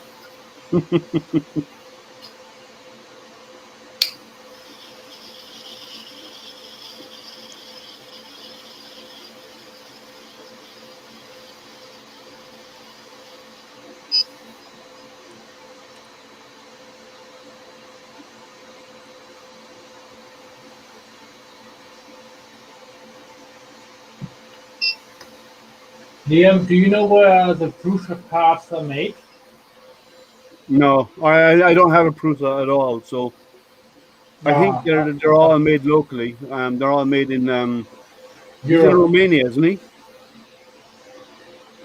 Bucharest, Bucharest. Okay. I think. Yeah, I'm not sure. I've never had a Prusa machine. Mine was too long ago. Well, maybe we could get Yosef up right now. See if he can get on the give him a stream. call. Give him a call, Matt. Give him a call. You're probably closest. Probably. I doubt I can get a hold on him.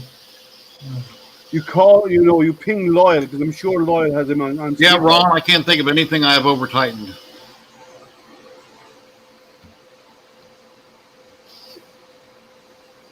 Okay, get ready to hold the bed when it starts moving to the back. To the front, you mean? Or to the front, sure.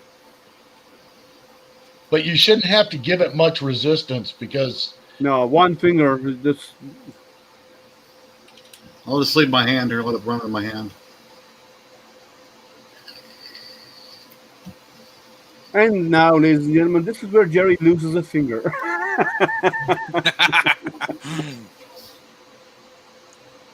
Yeah, it did stop. So, Well, not really. But it failed again anyway. So does it not think that it's going far enough? Like full travel? And it seems to be stopping on going to the back, because when it comes forward, it fails on the way forward. So I'm thinking the sense going to the rear is when it runs into an issue. I still think it's a cable or broken cable.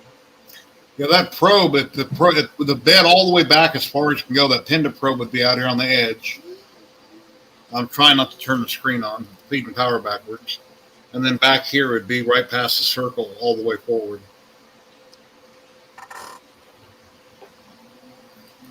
Now, I've had Creality machines that, through traveling or taking things apart, whatever, you got to home it, and the wire, the X, whatever, can't travel far enough to zero out. So I have to turn it off and slide it all the way to one side, turn it back on. Then it's got its full travel distance in any direction, if you understand what I'm talking about. Yeah, but that should be set in your firmware. So, your Y and Z or Y and X offset for your probe. Yeah, Jerry, when you put it all the way back, wire all the way back, the cables coming out the back of it, are they anyway impeding anything? No. Well, right now I've got the cover off, like I mentioned before. Yeah. And I'm making sure that when it goes forward, this cable don't snag the box. But normally it'd be up here on top where it was when I had it completely buttoned up. So no, nothing's snagging. So what happens when you start and you don't use the wizard and you... Yeah, it has to do the weather. It's got to go through its motions. It does have to go through it? Well, I imagine it would have to for the first time. Yeah, I don't know. To get everything configured right. I wonder if you could do what Liam says. What? Bypass the test and then see if you can actually move the Y. Yeah, that's why I'm asking if you can bypass the wizard. Okay, I'll hit no. Now I'm past it, but... Now go into motion and move the Y-axis.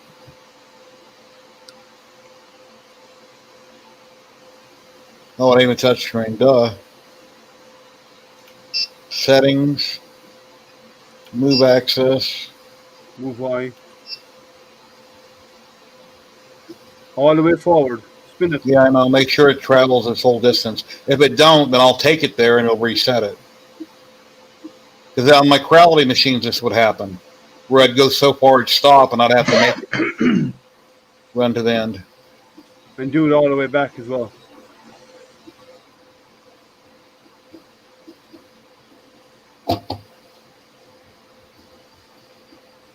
Spin faster.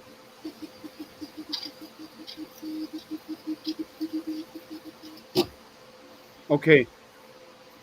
That says it's at negative. Well, that's because of me, but okay. What firmware version? Actually, that's a good question. Check see if there's a newer firmware. Maybe there's a bug in it.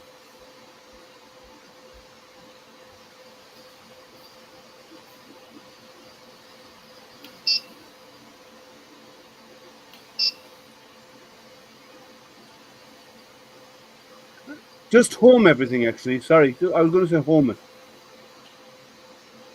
See where home is.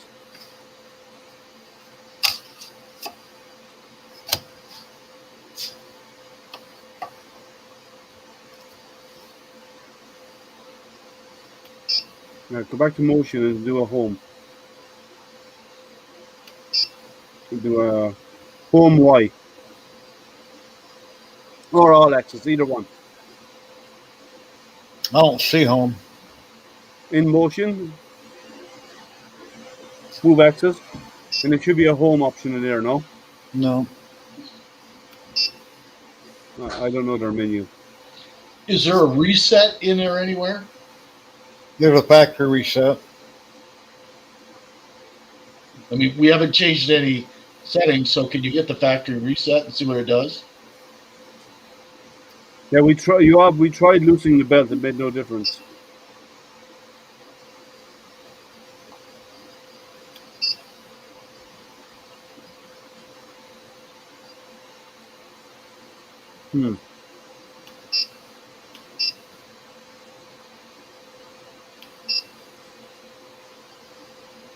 Tim, you're on. Where is the home axis option? Yeah, I don't see an auto home on here. Where is auto home? There's a lot of people here that have Prusas that are in chat. Yeah, so one of you should be able to look at your printer and tell them Try where to know what version of firmware came in it. That's under settings, and it should be in about or something like that. Info. System info, sensor info, version info. Version.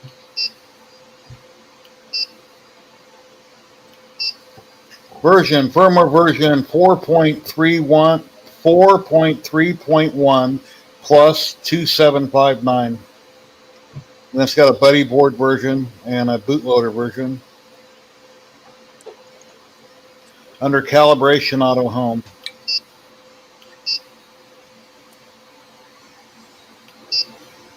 Hey, there it is. Thanks, Tim. Now let's see what happens. It looks like it's going to auto home front right from what I'm looking at. The firmware that's out there right now is 4.3.1. Is that what you have, Jerry? I don't remember what I just said. Neither do I. I thought I said 4.1.3. Okay, well, version 4.3.1 is out there, and it includes some. It said here X-axis errors during wizard has been fixed. Is it supposed to auto home guys in the front right corner? Yes, he has 4.3.1. Yeah, okay. Because there was firmware changes about the wizard failing in that version. Is auto home supposed to be in the front right corner? Well, I guess it would. Okay, yeah. Based on the machine, like quality would have everything over here. Okay.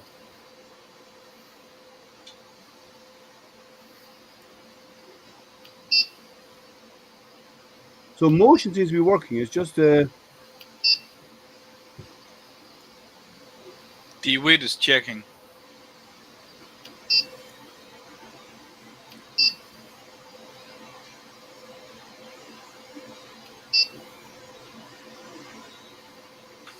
let me look at the release log to see what else is in there.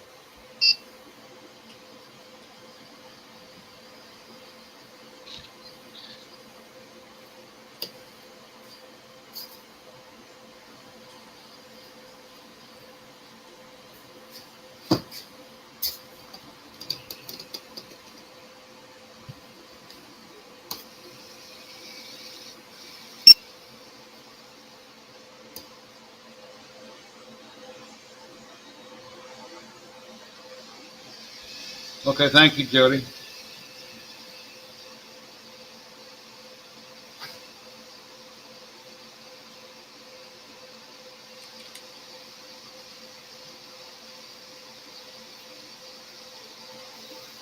Okay, the 5015 is powered out.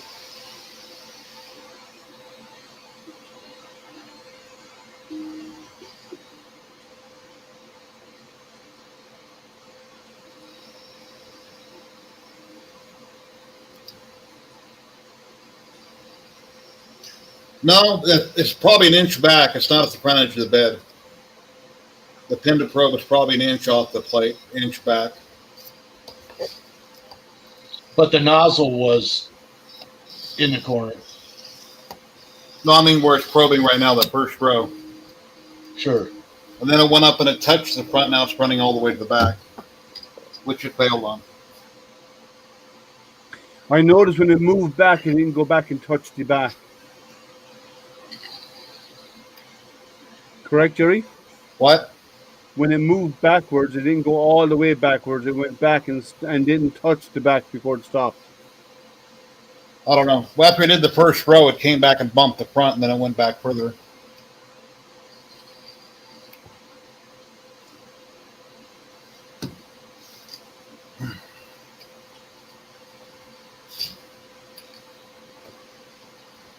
Did the Z-axis, was that successful? Yeah. Yeah, it is. It just got a tick mark, yeah. Just a Y. Okay, let's put our heads together, guys. I'm going to let the rest of the test run and see what happens.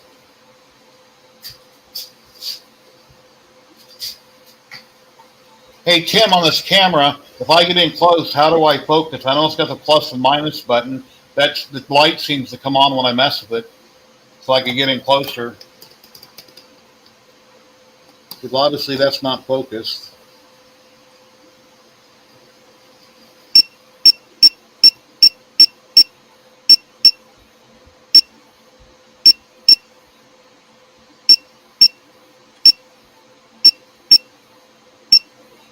Focus getting any better? No, it doesn't seem to be affecting it at all. You're not the only person seeing this, so let me have a look. They said the fix is to tighten the belt. The fourth button. Yeah, we got the fix is tighten the belt, which I tightened, so tighten it more. That's what they're saying here. It said one person said, "This happened to me. I fixed it by tightening the belt. You got to pull fairly hard without breaking it and slide it in with a lot of tension into the coupler." Okay.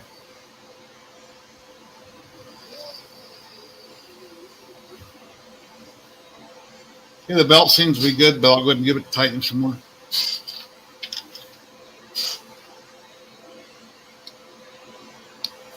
That's just from a Reddit post. That top one is really tight, that nut. The bottom one is not as tight. Or bolt, excuse me.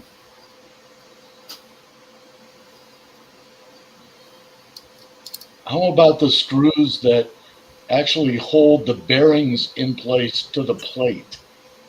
Is it possible that there could be a little play in there and it's causing the bed to just vibrate up and down and failing on the pinda? I'm not sure.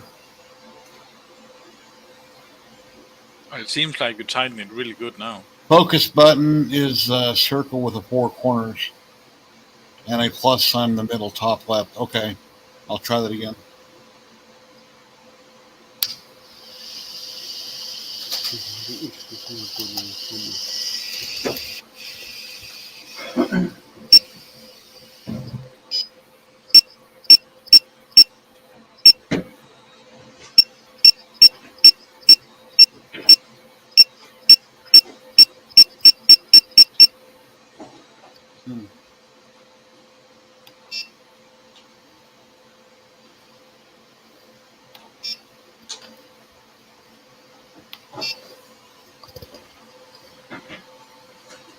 Try to leave it where you can see everything.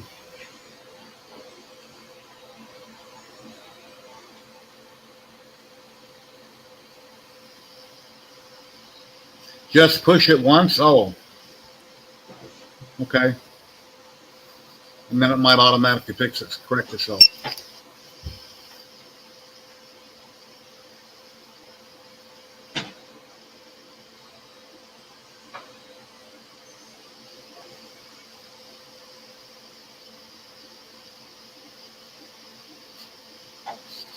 And the nozzle is parallel with the Penda probe. Going this way.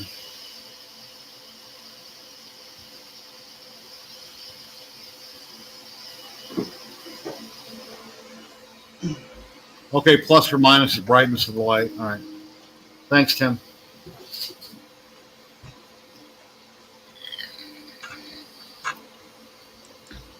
Well, even on the Prusa knowledge base, everything that they are saying we should do, we have done.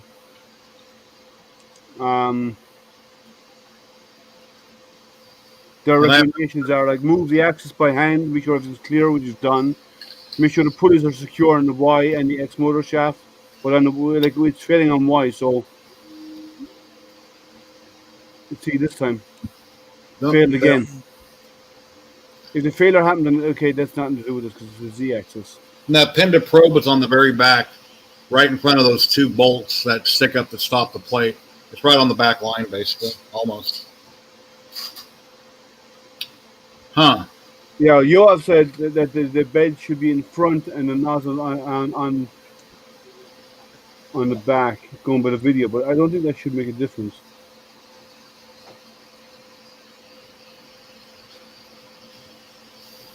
Yeah. Well, if you're going to redo the test, try it with the bed all the way front, Jerry.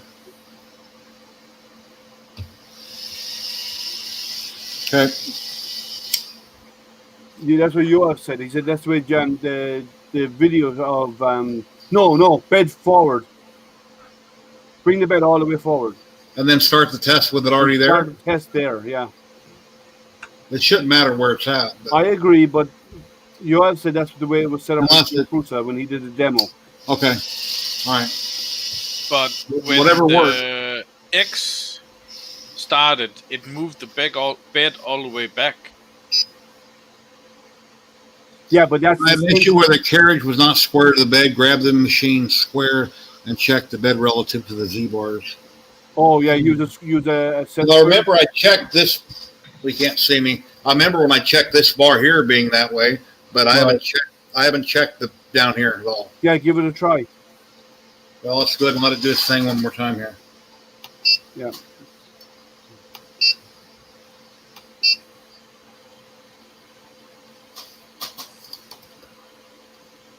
If it's not square, that would actually cause resistance too.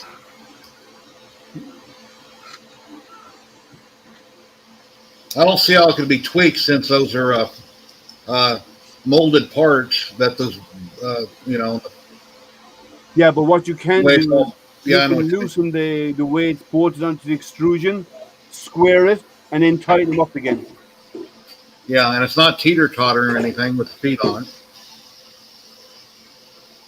Y-axis on the Prusa Mini. For some reason, these instructions are not documented in the official manual at the time of making this video, so I had to perform some trial and error to solve this. That involved a bit of back and forth with the customer services and to apply some of the lessons I've learned from building my own CNC machines into the workflow.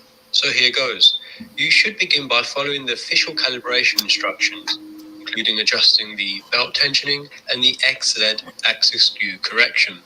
Once that's done, you'll need to identify if you have a problem with the squareness of your X and Y axes by printing something like this, a 2.5mm thick square frame, which is 100mm across in both directions. Once this is printed, you can check this with an engineer's square or measure between the diagonals of the caliper. If your print is square, there will be no gaps, and the diagonal measurements will be practically identical.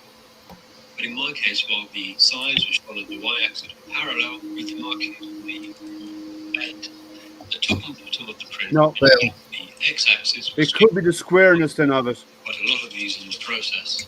So do you have a set square or something like that? To start with, you need to ensure the heated but square to the Y-axis. And plug it.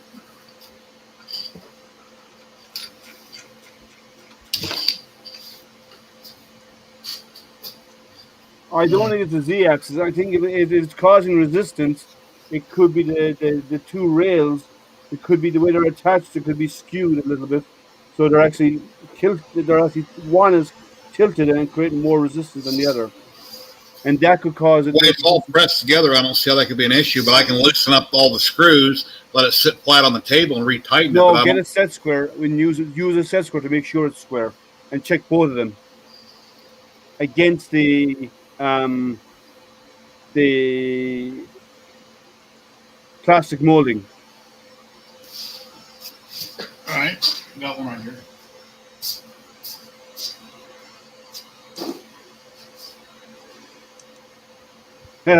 Aaron said he went through all this with mine, with his machine.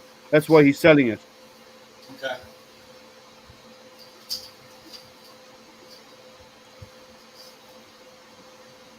The good thing is they're at the end of a phone in the morning, our time, because it's their afternoon.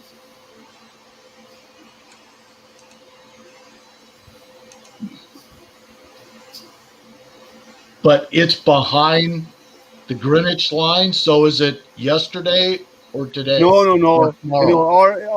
If like early morning our time is their afternoon. They are 6 hours ahead of us, I believe. Isn't that right, Renee? 6 hours? Yeah, and 7 hours to Mark. I gotta grab one out of the dog. Mike.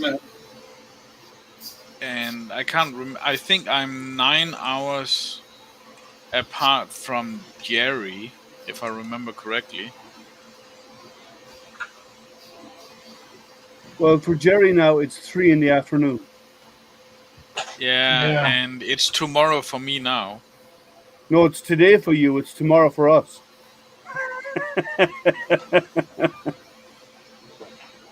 And you got work in the morning. Yeah.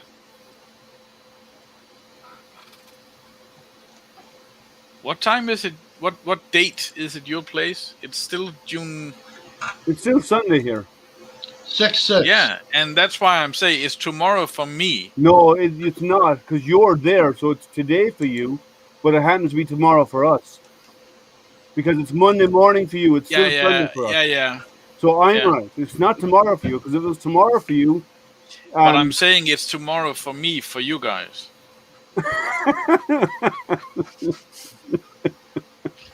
Everyone's going to get confused. So who's on first? Well, yeah, that's a great show. That's one of the funniest shows ever. Yeah, Abbott and Costello. Yeah, even in Yoav is hours ahead of you, and it's still today for him. Yeah. I've got today, not mine. I've got Rod Serling on speed dial. If you'd like me to call him and ask. Who's Rod? Rod is Rod Serling. Yeah. Okay. Twilight Zone.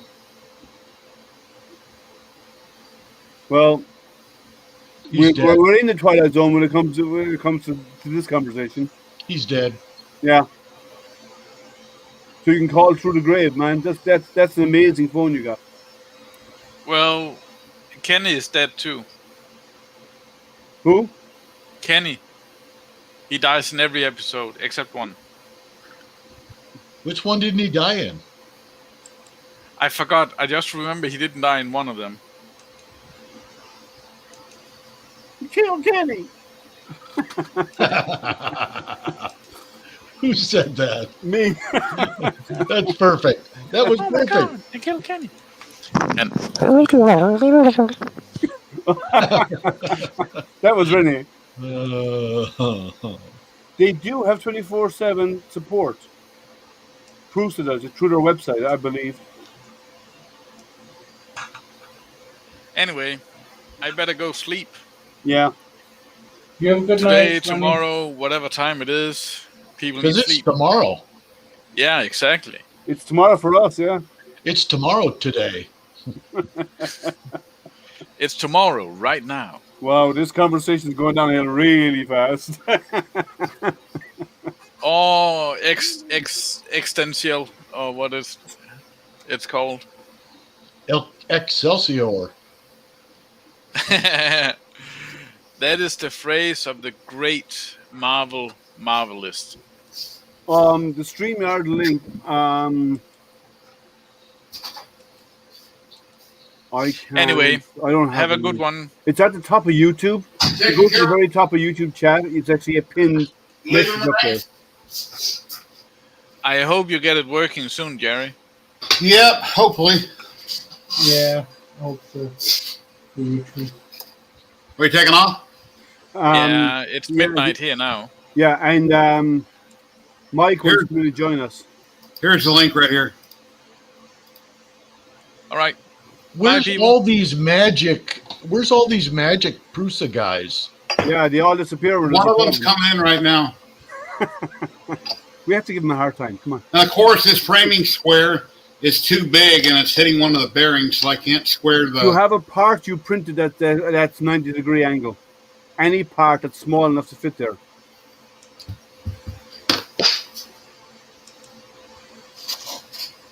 Something about 20 centimeters or 30 centimeters square. Yeah. Oh, here he is. Here's Mike. Hey, Mike. Hey there. Hey, Mike, we're letting the machines win, just to let you know. See, the difference is I paid the $50 friggin', so I didn't have to do all this shit. You know, should have paid it, man. But Jerry's promised that he'll put all of the Prusa minis together if we send them to him. Right. You know, Jerry, you're almost like Canadian labor. You make around about £3 an hour. Do you really want him to put yours together? Come on now. Oh, yeah. Hey, Tanner, how you doing? For $52, you bet. Hey, Ricky Tanner, how you doing? Yeah, All right. top on a small square of some sort. Okay, I'm gonna do the. I had to come down here. I'll risk killing mine to help you out. How's that? Because I want to see how that Y test goes. Because yours only goes one way. I think it's a wiring thing myself, but what do I know? Well, I followed the plugs where they're supposed to be plugged in on the board. Yeah, I know. At least I thought I did. Doesn't mean they're wired right. Mike, can you do a wizard now? That's what I'm doing. Oh, gotcha. On that one. Of course, the camera's not even in the right place. Get rid of that one.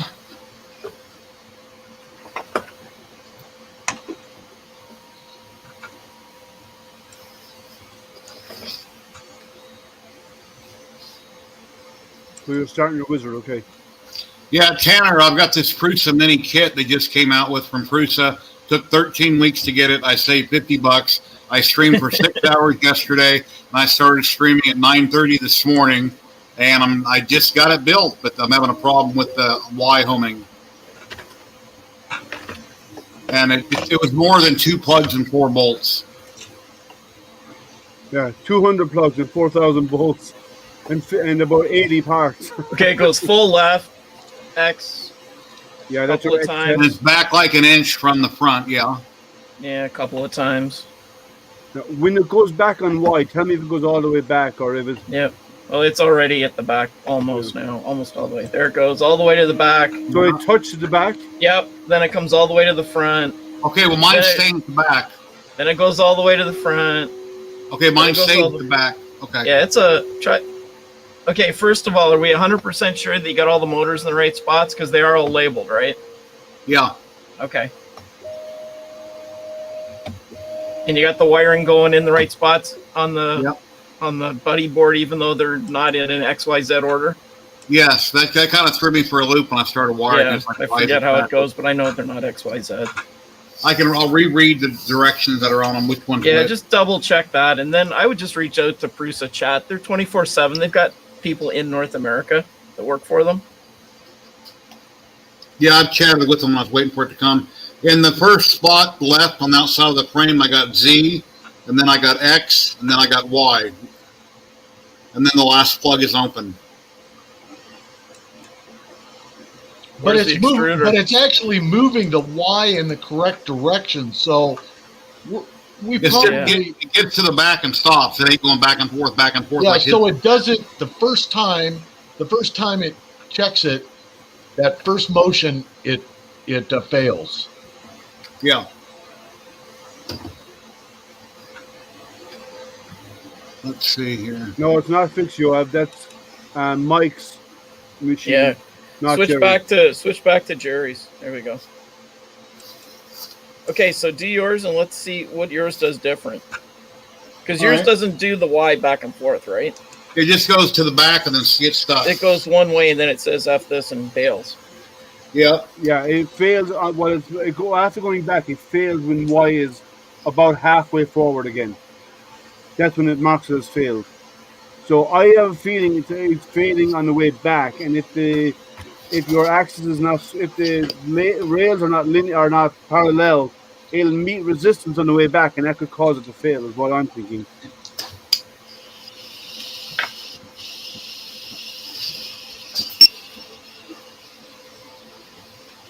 I think you can kind of see all of it there. Yeah.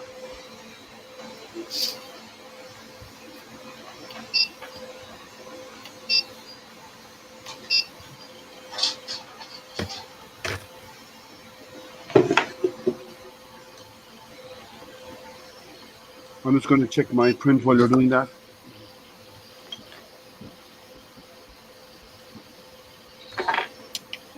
Tanner, how's the new house coming along? You all settled in and happy and all that?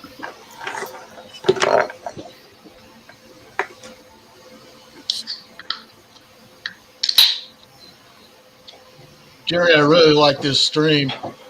It's not too early to start drinking, is it? No, not at all. Jerry's going to start pretty soon. Give him another minute.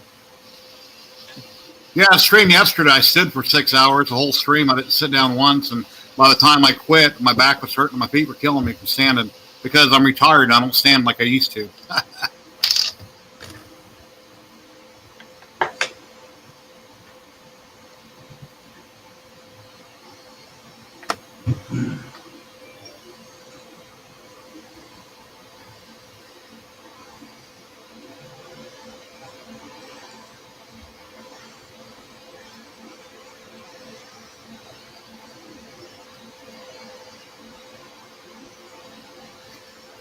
Well, once I get all this done, my next thing is I'm going to print the leg kit for it and, whatever Take it else. all apart again.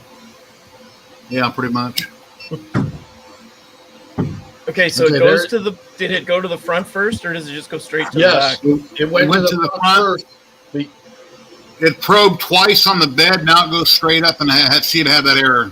Yeah, see, it doesn't finish the Y calibration. Something isn't right. It gets confused and just moves on to step 2 or whatever. Very, very quickly. Yeah. It knows it's not good, and it says, okay, move on. Like a teacher grading your test. When you've got 3 wrong, and you can only get 2, they stop marking it. That sounds like a man with experience. I failed a lot of tests in my life, man. Haven't we all?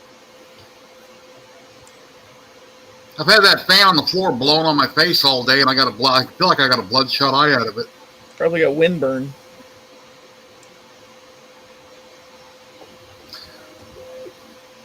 Let's see. Probably asked and answered. Did you check the grub screw on the Y-axis pulley? Yes, I loosened them up. I moved the pulley out further. That way the belt isn't tight to one side, which it was. Now it's moved over a little bit. And let's see. Are you talking with Prusa? I need to message him. I haven't done it yet. Yeah, I think you can invite them to join the stream. They can see what's going on. Bet you they're not that brave. Yeah, I'm not that important. They would come in on the stream. But they can come in with just audio only and not bring up their video, and they can see what's going on in the screen. Let's see. Best diagnostic tool, you know? Yeah, mine does it a couple of times. Yeah, it's like the X does. It goes over and back to rinse the resistance. Just did the 3rd pass. Now it does the Z. Lined up with the front of the board, so it's missing something. Okay. So yours is Jerry's taking the Z to the far height just because it failed, Or is it possible that in this self-test, 2 of the motors have been, we don't have them right on the board? I don't know. Anything's possible. Let me go back and check the plugs on the board. Yeah, I'd say unplug them all and plug them all back in. Double check against the like the photo on the instructions. Yeah. Because I went to when I was upstairs, I went to their website, and there was a little bit of troubleshooting stuff for that, for X and Y skew and crap.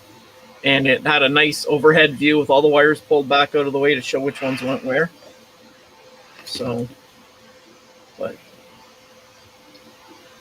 Yeah, I got the paperwork up. I'm looking, trying to find it. Let's see, steps.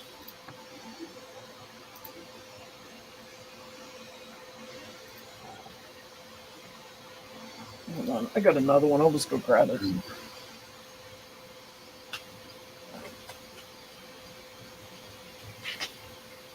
And actually, I got the book. Where's the book at?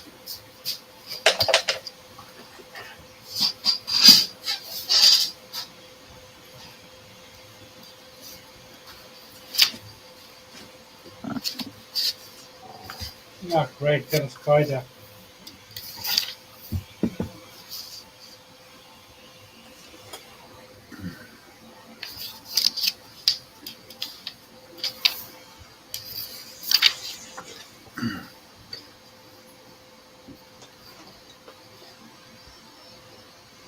You gonna name her Charlotte, Matt? Oh no, no. I let her go.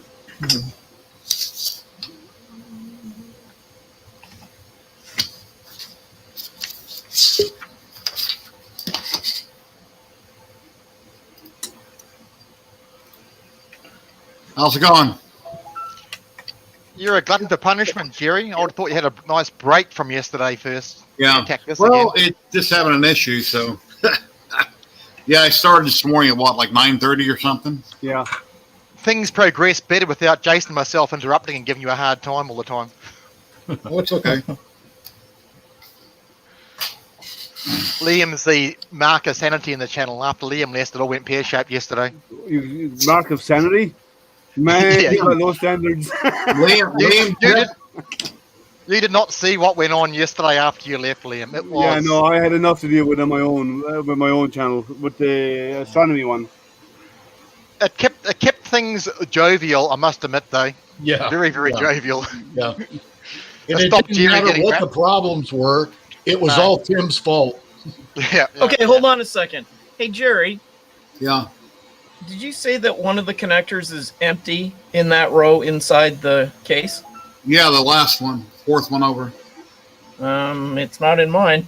Okay, then I forgot Okay, now, something. From this is the one I got open here is the first generation, like the Earth edition, Let me find you here. Hold on. Where's the mouse? but it is.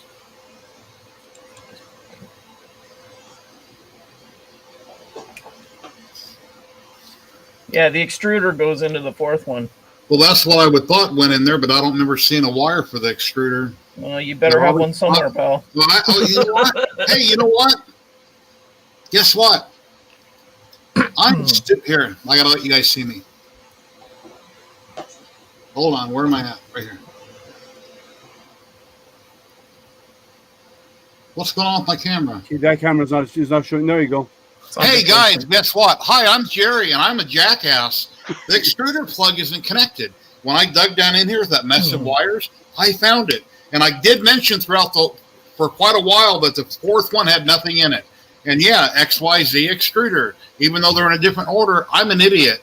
So I bet you it works now. Okay. There you Okay. go. Screen I cap told back, you. okay? Why I lose? We're I gonna play told that you. back over and over again. Well, yeah, I mentioned it over and over, and I was thinking, I didn't dawn on. I thought the extruder must have been plugged in somewhere else on the board. That's why, you know, when I mentioned the fourth one's open, nobody said nothing. I don't, yeah, because I wouldn't, because I don't have one, so. Well, I was upstairs and I'm thinking, what do you mean there's one empty? That's weird, but okay. Yeah, I was Maybe wondering. it's future expansion. I don't know. Because obviously Jerry knows printers, but I don't know Prusa, and obviously this is stupid. At least Okay. you're going to remove the entire base to get Okay. back to the wires to plug it in. All right, that's plugged in. Thank you very much, Mike. Okay, have you unplugged and replugged all of the others just to make sure 100,000% that they're good? No, I'm not going to, because I'm positive that was it. So it's an I/O problem. You know what that man stands for? A picnic. It's a picnic issue. No, an I/O issue. Where in the hell was Ike at? Why didn't Ike know this? Well, I don't have a Prusa, so an I/O means idiot operator. Problem exists between keyboard. Problem exists between keyboard and chair. Yeah. Pipcac. Yeah, Pipcac, the other one. Yep. Yeah. Have you got everything else plugged in tight while you're in there? Yeah, I don't have the board cover back on. It's still loose. That's why I'll hold this cable up so it don't snag. But yeah, that had to be the problem. Hit the power and find out. I'm gonna find out. Come on, you're not. Still no magic smoke. Still no magic smoke, Jerry. You're doing something right. Well, I find out when maybe it does an extruder test, but I'm surprised because it's not hot enough yet to move the extruder. So they shouldn't do an extruder test at that point. Yeah, and the extruder really has nothing to do with why. No, it shouldn't. Yeah. So I don't think it's the extruder cable. It might be. It might do a sense. It may just be a function test. A function test, and just doesn't see it. It does a sense to see if it exists or not. Because the extruder's on Y, so if I can't see the extruder, there's a problem with Y. Don't know. If it is, it's weird that the extruder is kicking a Y error. So.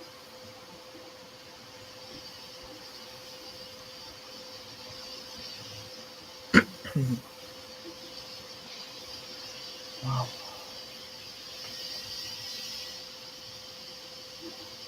If that was it, I should have caught it. Obviously, no. Well, I don't think that was the problem. So at least you caught it. So I don't think that's such a big mess of wires. I just overlooked it. Yeah, well, we're about to find out now.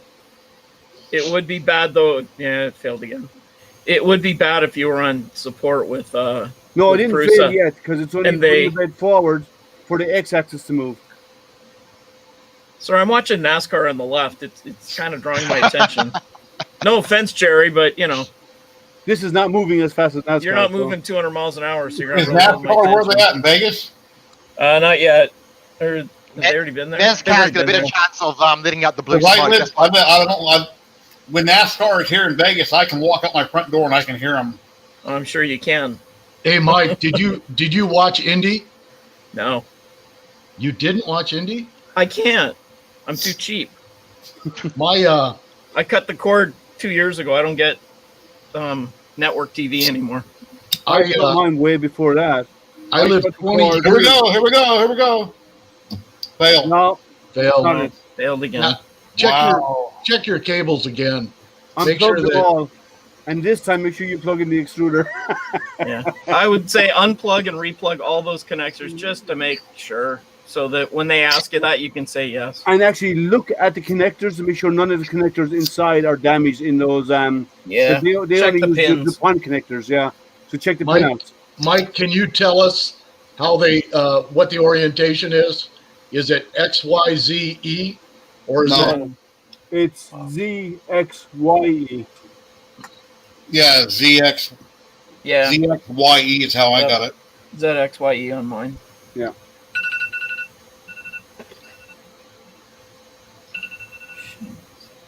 It's really 6 o'clock already. Yep. Where are you, Mike? Near Niagara Falls, Canada. Near Okay. Buffalo. Yeah. I'm East Coast as well, so it's 6:20. Yeah. I know my alarms for stuff I was supposed to do are going off, and I'm like, well, that ain't happening for another hour. It's been going off since this morning, so I just keep moving it ahead a couple hours. Procrastination.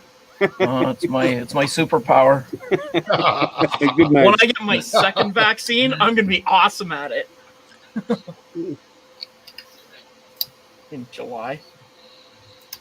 Yeah, I had no side effects from either shot. Well, I hoping had for from the something on second one.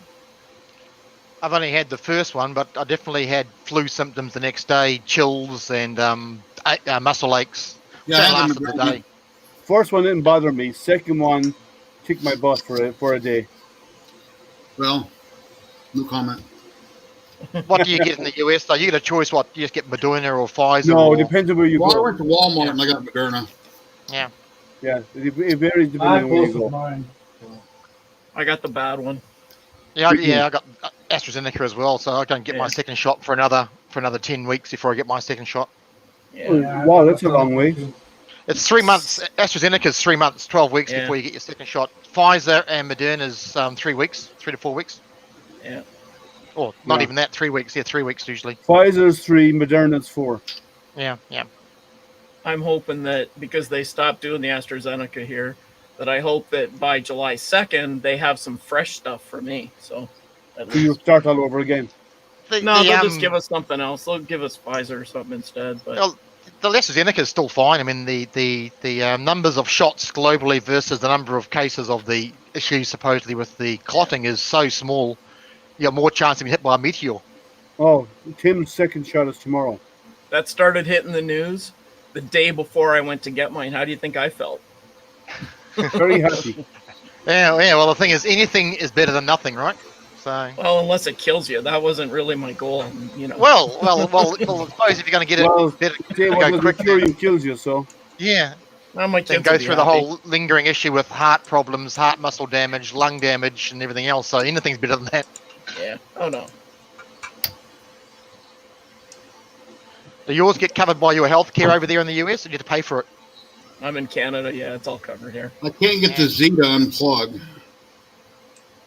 Yeah, they got a little clip on them. It's annoying. Which I guess holds it in, but Yeah, I'm looking at the plug to see the clip pattern. Okay, it just squeezes that in right there. It should have just came out. I'm using a little tiny Allen wrench pushing it. Yeah, what one did you get, Tim? So you're getting the second shot tomorrow. What? Oh, it's Pfizer. Sorry, I didn't see it at the end. Pfizer. Okay. My son's got his 2 shots done. He's 14.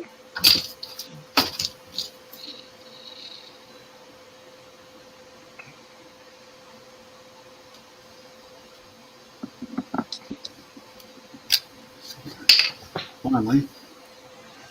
Kieran, I'm at the point where I'm making my tracks. Yep. Okay. How'd you get on? How'd you get on with the TPE? Oh, I'm no problem. Perfect prints every time. Multiple at once, or just one at a time? I've started off one, and one printed fine. So I went on and I printed. I'm using my IDEX printer, so now I'm printing 2 at a time on the IDEX, and that seems to be one fine. inside, yeah. So are you using a brim, or just going with the adhesion? I'm just doing. I did a skirt just to make sure I primed the nozzle, and that's it. Yep. Now I put a brim on just because when it tore off, I thought, well, I put a small brim on all of them with the singles. My TPU was quite stringy, so I didn't worry about it one at a time. But like 3, 3, and 10, or did you go even less? I actually went. I went 3 walls, but I increased my infill. I bumped up the infill to 40%. Oh, that'd be really stiff then. It'd be quite No, stiff. they're fine. Look, they're actually. You can't see me. I'm behind the screen TV. No. But they are actually really easy to move. No, not the moving, just the actual individual component be quite stiff. But Like that's okay. They'll wear better. They'll wear longer. Oh yeah. And they fit the wheels. You can't see. Above. Yeah, they fit really nice. Yeah, they fit with that version 2. Yeah. And by the way, you did see he dropped a new one last night. What? No. Why? The snow speeder. Oh, I saw that. I did see the link he sent out this morning. Yeah. Kieran. Yes. Thank you very much for PayPal yesterday. I thanked you on Facebook. You're welcome, mate. I didn't see it during the stream. Thank you. That was it was well worth it for the show. I missed the best part. Oh, mate, it was hilarious. Like I said, Jerry had a very amusing background to keep him occupied. Yeah, I missed all that because I was on my other. Amusing screen. background. What was that? And the annoying thing, Liam, is the only mistake that Jerry made for the entire stream was when you were looking after him at the very start. Really? with those screws. You used the wrong screws at the very start, holding right, the bearings. Oh yeah, yeah. I put the wrong. Yeah. That Well, was the only issue across all the day. room, I couldn't see what they were on the screen real well, and then the brackets held down those 3 bearings. But that was the only issue for the entire stream, which is great. But it still took longer than 20 minutes. Mate, whoever that person is, mate, yeah, well, he was just mistaken. I think they really meant 20 hours. Yeah. Well, no matter how big the printer is or how small it is, I mean, it could be as big as a house. You still got all these components that's still going to take a long time to, do every little thing. Yeah.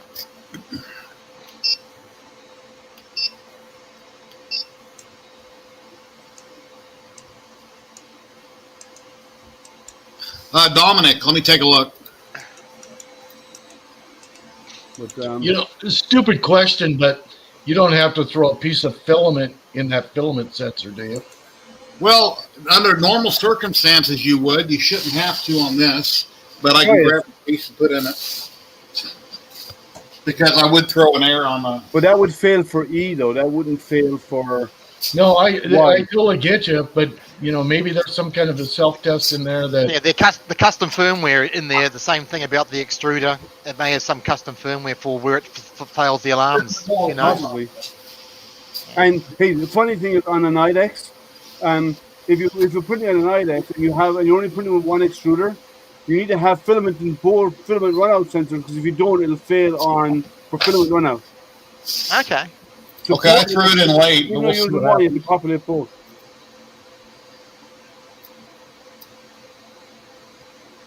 What temp did you use in the end, Liam, for your TPU? I printed the same as I printed PETG. I printed at 235, 30. Initial layer is it's 15. Dominic, my buttons aren't working. I'll push them, but thanks very much, Dominic. I appreciate it. $4 on PayPal. Thank you very much, my friend. So I did 235 on the nozzle, 45 bed. I did 15 millimeters in taking for the first layer, 20 for infill, and 20 for outer wall, and 30 for everything else. Yeah, that's the speeds I was using. But that's the same thing I use for my PETG, and zero fan. You never use a fan because you wanted the layers so it didn't stick to each other. I ran the fan and had no problems. No issue was. I do zero fan. I do no fan either with PETG. Yeah. Same issue, failed. Yeah. It's moving, it's just failing. So but the it was question always moving, but yeah, it's not sensing something. I'm going to Prusa's website right now. Yeah, is it the end stop sensor or just taking no too long? Sensor. Yeah, there's no end stop. Phase and resistance on the motor. It's sensorless. In that case, it may be just seeing too much drag on the rail when it moves it. Just purely and simply drag. Yeah, but he greased it all up. Yeah, I'm thinking they're not perfectly aligned, and it's just skewed. A bit of friction, just higher slight resistance. Yeah, slight bit of friction. That's all. Yeah. Yeah, you shouldn't use. The only time you use fan with PETG is when you're going into overhangs, and I think TPU is the same, and that's if there are big overhangs, and in that case, I would use 30% fan on PETG as the maximum. I'd never go over that. Yeah, like I said, the TPU I had was only rated to 215 max temperature on my TPU. So really? I had to go, very low temperature. So at 200, it didn't quite fuse the last wedge on the top, so it just didn't stick. So I had to go to 205, and 205 had no issues at all. Perfect. Yeah, well, mine is. I don't know how much you can see there, but it's I can see it. Yeah, print's nice. Yeah, print's nice. Yeah. The only thing you have to do is when the nozzle moves away, you have a tiny little piece on top you can strip off. Yeah. That's it.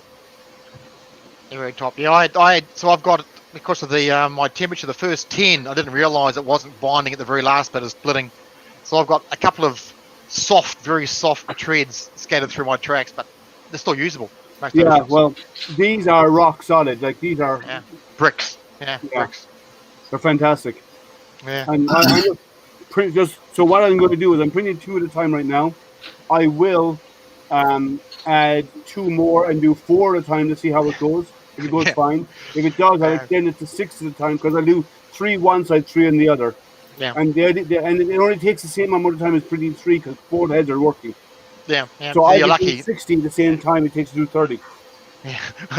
It took me 90 hours to do my track, so that's a long time. Yeah, no, I'll get through them faster because what I'll do is I've only got 2 rolls of TPU, so I'm only using 1 printer. If I had more TPU rolls, I could do 3 printers and do 6 at a time. It's surprised how little TPU it used. That I've got 2 500-gram rolls, and one set of tracks took just over half of one of those half rolls. So it didn't take very much. 500 grams. What are you? Yeah, Mom, I was on 6 hours yesterday building this, and I came back this morning at 9:30 to finish building it, and then for the last hour and a half, 2 hours, I've had problems. Yeah. So what TPU are you using? It's a known brand called CCDIY TPU. I haven't heard of them. Yeah, they're rebucked in Australia here. You'll see the temperature range. Yeah, it's only 210. Max is 210, 190 to 210. So whatever they use, it's quite a low temperature. When I did the Ninja Flex for Tito, I ran that about 235. Ran that at 235, no problems. Yeah. But it was fine for Tito's tracks. Yeah, Gary, the bed's going all the way back, but it should be going back and forth like it did left and right, and it's not. Yeah, that's why I think it's meeting resistance on the way back. I'm chatting with Prusa. I'm waiting for them to pick up. Yeah. Oh, here it is. All right, guys, I'm gonna follow you. I'm gonna go to bed now. I'm really tired, and you guys have a good day and a good night. All right, cheers, Matt. You too, Matt. Thank you, Matt. Take it easy, man. Thank you. He's chatting with Prusa right now. I'm going to nip out for a second. I want to check my resin print. Another time that you need to use cooling when printing PETG is when you have parts that have layer upon layer that's less than 5 millimeters. And so this part on your printed, that was printed without a fan. Yeah. And this is the same part with the fan on. Printed with the fan on. That's a massive difference. You can see this part just melted the whole top 10 millimeters. It just melted. It was staying too hot over the small area. So if it was a small area, put the fan on. Okay. Put the fan on. Yeah. How did your brunch go yesterday, Dave? This morning. Oh, this morning. Sorry. Yeah. If you watch the stream over, you'll see I did a walkthrough for all the guys. Oh, okay. Excellent. Yeah, it was fun. It actually didn't go bad. We were cranking. For the first one especially. Yes. Nice. Well done. I gained 2 pounds just watching that. Thanks. But it was worth it. Yeah, well, I'm looking at your menu. I mean, I've logged in and looked at the menu and think, Jesus, I wish I was over there. I'm glad I couldn't afford it. I'll be just in there every day. Jesus. Yeah. I'll tell you, that's one of the fun things about the brunch, because a lot of the food after the brunch we can't salvage, so we would have to throw it away. So all my staff gets together. We all eat brunch, and then a light brunch. They'll put it in to-go containers and take it home with them. Oh, that's nice. That's the only unfortunate thing is what's left over from a brunch, because it's the buffet. Yeah.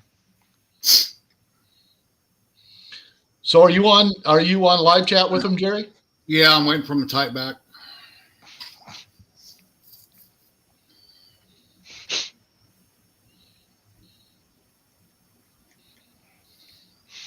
Did you give him the StreamYard link? Actually, no, but I could.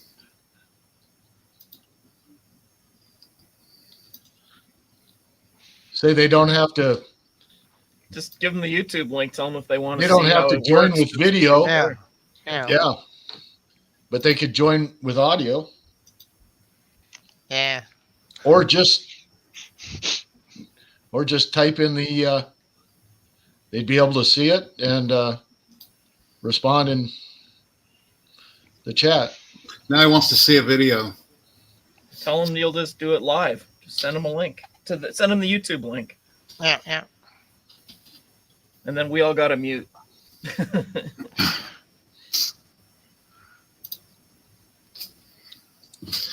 Well, let's see if he pops in chat.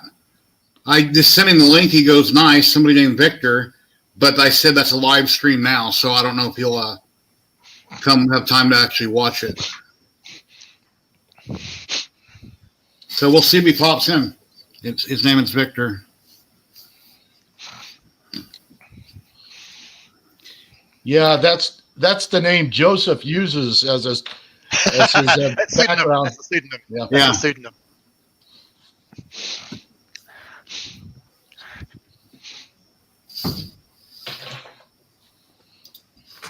Any luck, Jerry? I'm talking to them. They're typing back right now. Could you run the calibration so I can see the error?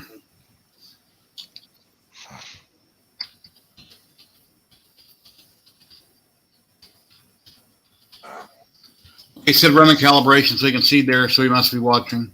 Yep. He said yes. Okay, he's watching. Well, that's nice of him. That's good. Makes it easy for him. Yeah. Yeah, Victor, I left the cover off just to check all the plugs, so I'll hold the wire up here on the back. But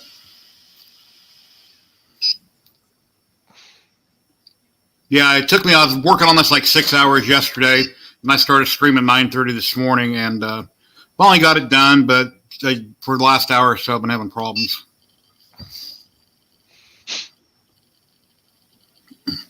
Yes, a happy extruder. He's Victor from Prusa is watching.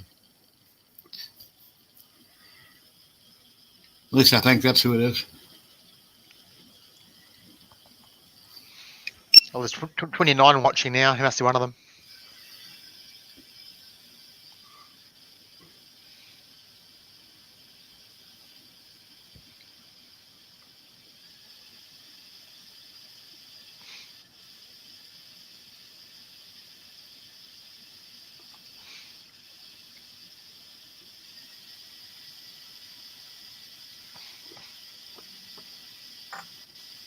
And then Mike from Never Let the Machines Win ran the same test on his. And when the Y went back and forth on his, mine don't, it fails. So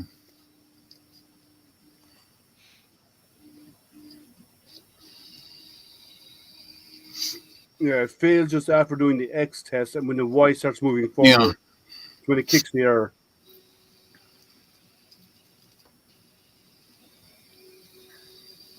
This is probably the strangest support call he's ever been on, when there's 29 people watching and there's 5 people on stream watching.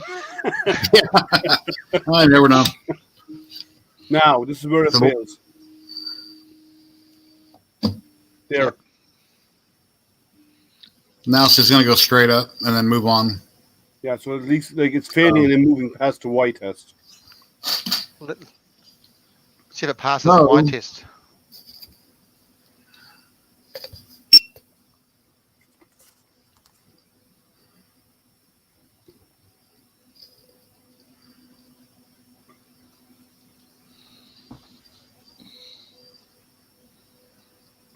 But this does show one thing. This is great support on the Prusa. They're going to jump on the stream with you and watch what's going on. Well, yeah, they want to. Don't get questions. I'm a new customer. I've been in the hobby. Might be able to put a good word in to you for Joseph there, Victor. Get you a little premium. So anyway, that's what's happening. It's failing. So, and it finishes the test that's it issues a warning that there was a failure.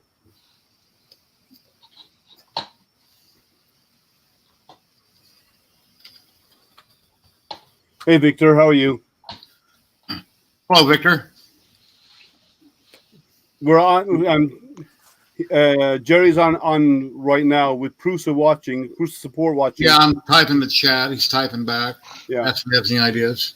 So there's an error. He's getting an error on the Y-axis test. What firmware is installed? 341, wasn't it, Jerry? Mm-hmm. Yeah, I think it's 341. That sounds right.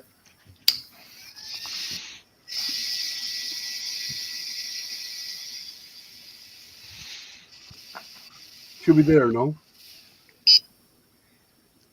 Yeah, 431. 431. Yeah, that's the latest on our website.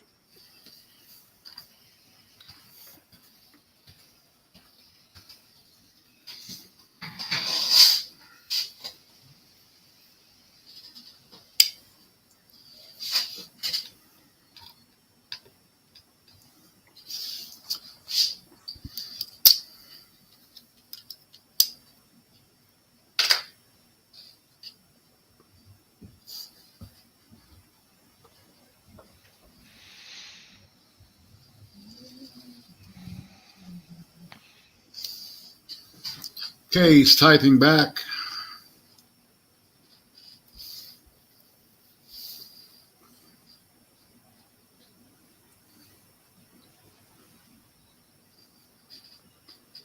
Okay. He's talking to a few different people at once.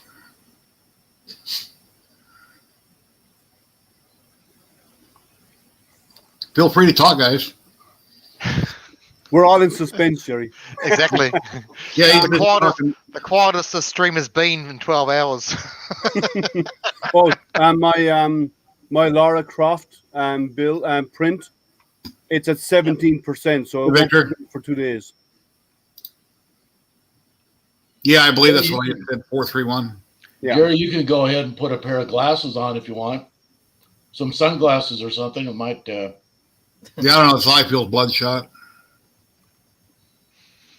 I turned that fan off.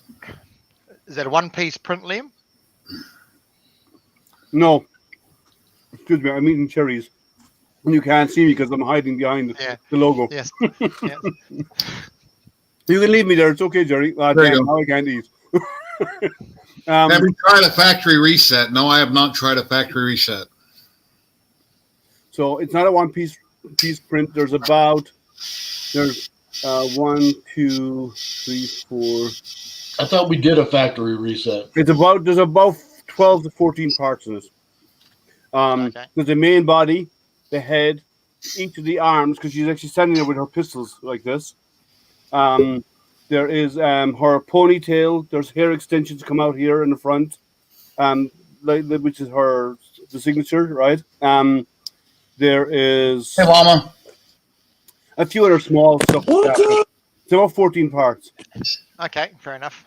But the first part, the main body, like it's going to stand about 10 inches tall. I'm guessing 8 to 10 inches tall. The base of it is about 4 by 3 or 5 by 3. It's a big base. Llama's just showing off with the size of his garage now. Yeah. This is a rather small section. Yeah, he's telling me. He sent me a PDF. He sent me a link to show me how to do a factory reset. You simply go to the screen, hit factory reset. Under settings. Other side of that wall. Okay. And there's a whole apartment upstairs. So when you're in the dog box, you get to sleep in the garage. Yeah, well, it's all got radiant heat too.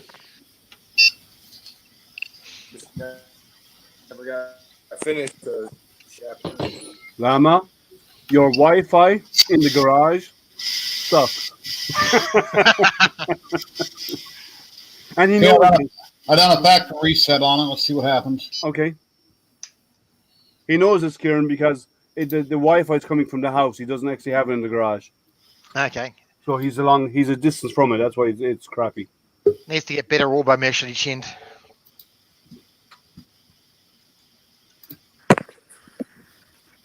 Oh, you're back again. Now we're on another machine. Another as soon as instance. The iPad gets a text, it shuts everything else down. Okay, it's retesting. I'm trying to find my chat window. It disappeared on me.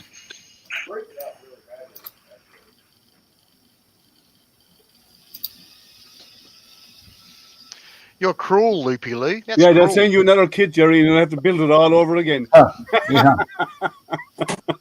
I think you'd send them the $50 and say, send me a completed kit. Yeah, I don't know where my chat window disappeared to. Yeah, I think if it came down to that, he would he was just saying, if I give you $50, can you just send me one build? Oh, here's my chat window.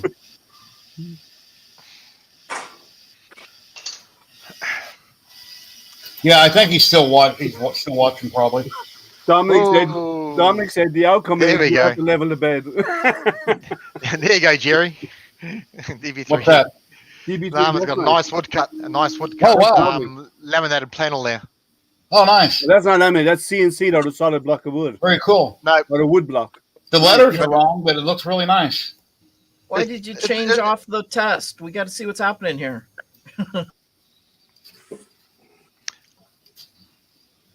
Okay, this is where if it's going to fail, it's just after this.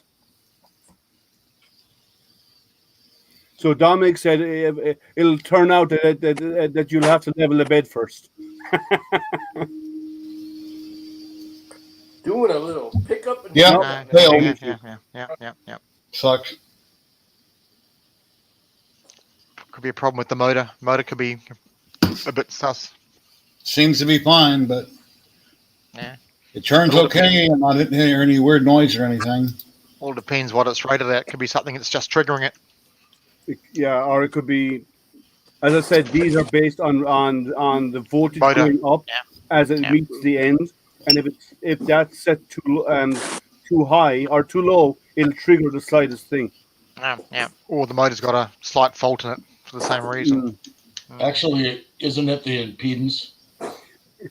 I don't think. I think it's when it reaches a certain point, actually, the voltage rises because it's trying to drive and it can't go anywhere, and that triggers it, I believe. Maybe you're right. Maybe it's resistance. I don't think it's impedance. On servos, when there's slight resistance, the impedance goes way up. Okay, that's it then. And that's how when we're working with airplanes and stuff, and they have multiple servos on them, that's how we test whether they're binding or not. Now he wants me to downgrade the firmware to 430. And I think somebody in chat said that earlier. Yeah, because in 431, they implemented a fix for X-axis having a similar issue, and maybe that caused a problem with the Y-axis. There's something in the firmware change that's interfering with the Y-axis. What I just say, 430? Yeah. Okay. Let's see what was introduced in 430. I'm going to check the firmware.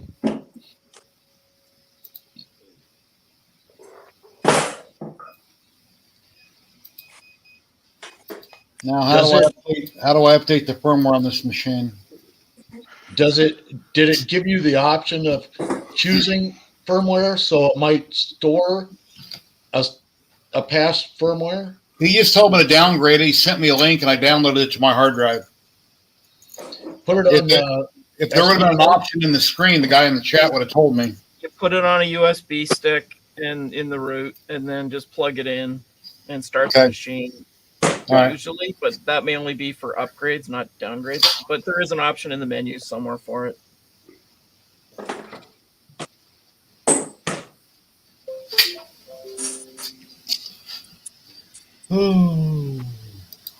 Oh, poor Jerry. He says walking away. Yeah.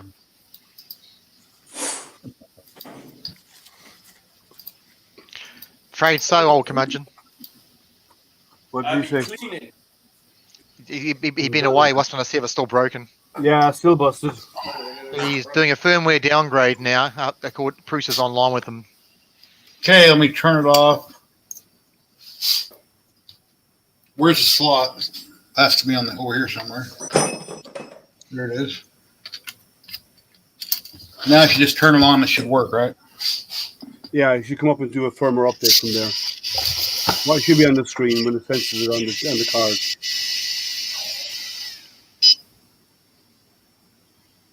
It's loading 431, looks like. Anybody can read Mandarin? Okay, say no there. Chinese? No. And go to, I think it's in Llama, settings. on your phone, install. Hey, hold on. Go ahead. Say it again. Hold on. I got to get back to that spot on mine. Mine's still halfway through doing the I know I update. can Hold do on. it with. There's a Google app that'll do it, I believe. He just sent me a guide to do it. Yeah, hold on. It's in the settings menu. Down once, almost to the bottom of the first screen on mine, but go down. There it is. The Firmware bottom. update. There you go. Firmware update. Yep. There you go. Does it show you the ones that are on the card? No, it just says FW update, and I clicked it. Okay, see what happens. Well, it says firmware update is turned off. Can you turn it on? And he sent me a guide on how to do this, but let me do it the way he wants. Let me see what he's got going on here. Press reset. Put it in the printer. Let's see. Insert the USB in the printer. Press the reset button. That's the same as turning it on and off. We'll check the USB flash drive using the knob. Press flash button on the LCD. I didn't see that. Should I throw this out? 1 second, Emma. We'll have a look. We'll just. You see the tooth missing? I think it's thrown a cone. So I turned it on. That's the same thing as trying to flash. I'm turning it on. The same thing as reset, but I'm not getting a screen pop up. Was it a zip file you downloaded or a bin file you downloaded, Jerry? It was like a. I mean, look. I unzipped it, obviously. Let me look and see what the extension was on it. BDF file. Prusa 3D firmware 430_mini.bbf. Oh, baby.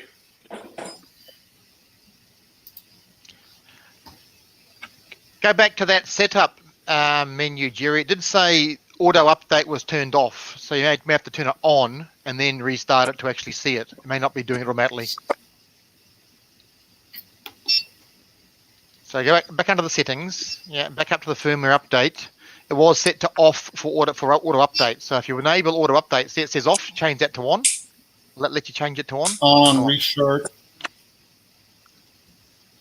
Yeah, there we go. So now if you restart, it should look for an update.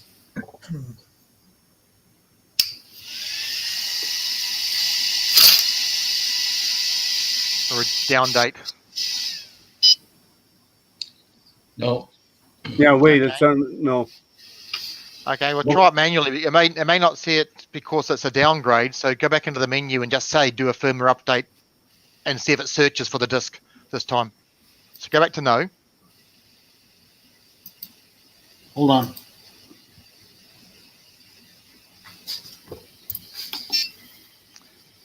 Yeah. And now under firmware update, will it actually scan your USB this time? So see, it's off. So again, I'm wondering if there was a save feature. He sent me a PDF with instructions on how to do it. Like I mentioned, but he said hit the reset button, which I don't know if reset button. That's why I turned it on and off. Yeah. And then it pulls up a screen immediately. Well, the reset button is right to the left of the knob, right? I don't know. Yeah, it is. It's that little. Oh, okay. That's it there. So That's it, follow his re-enable. instructions. Yep. Well, like any That's bus the same as turning it on and off, you think?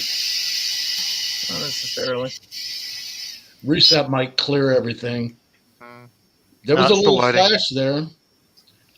No, So I think because it's disabled, it's auto update's disabled still. So I need to find out how to make that stay saved. Yes. So if you go down to it now, down to the update. Yep. Turn it back to on again. Turn it on there. Yeah, there's a way to say save it. I'll just hit always, leave it there. I can always change it. Okay. See if there's a save feature there somewhere, Jerry.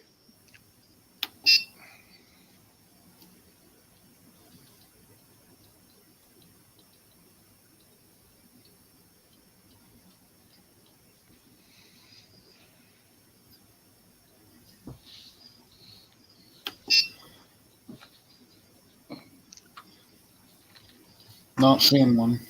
Okay. Try the reset button now. See what it does with the reset button.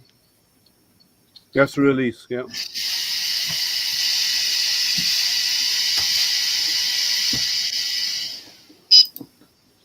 I mean, it's not recognizing the USB in there. Try a different USB, Jerry.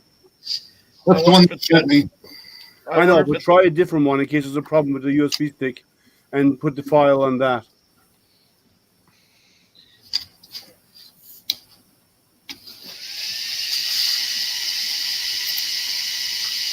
I put the USB in my drive. I can read it with my computer fine. All the files are on it. But it may not be FAT32 or its own fancy for the firmware update. Yeah. Let's have a quick look.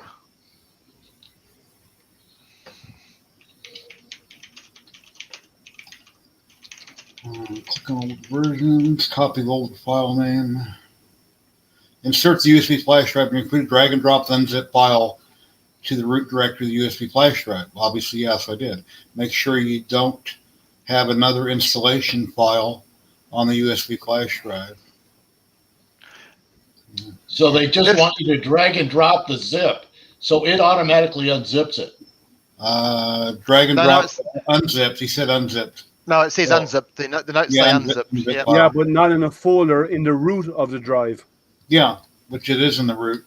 Is there anything else on that are in drive? there? Sorry, is there in the root of the file? Is there individual files in there, or are they inside a folder? Make sure there isn't another BFF file. No, hang on. The manual says auto update will only work on a newer file. To go to an older release, you've got to hold down the reset button, followed by pressing and holding the selector knob at the same time. So you need to push the reset button and then hold the selector knob down for 2 seconds to enable the next screen. Push the first one, then the second one. Yep, yeah, push the first one, reset, and then hold down the selector knob. And then release. Now you need to hold that knob down longer, I think, Jerry. Yeah, I think I would hold it till it. You're the one who said release. Yeah, you said to hold it for a couple of seconds. Try it Yeah. again. So hold the reset, press the knob down for a few seconds. Wait for the screen to refresh. Keep holding the reset button down at the same time, though. Don't let go of the reset button, just the knob. Okay, knobs let go. Yeah, but it's gone past that again because it says hold down reset. Hold down the black knob now. Press it in. Now let go of the black knob. At the same time and just hold it until for a few seconds.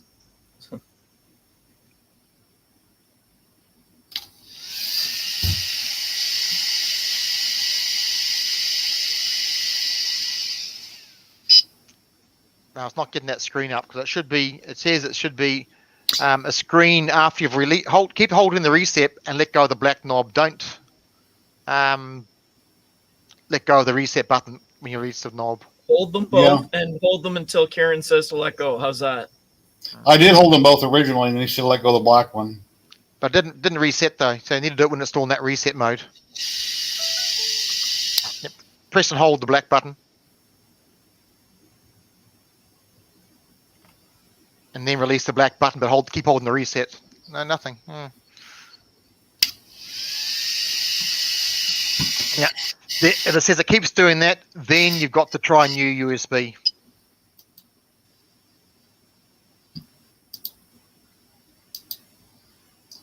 Trying to find my chat window real quick. Yeah, the Mini will not flash with a supplied Okay, USB he's typing something back right now. Yeah. So he must have been watching. Yeah, it will not flash with the provided USB stick. Which is why I said change. Yep, it needs to be formatted as FAT. Yes, he said just press the reset button and immediately press the knob for 2 seconds and release. Okay.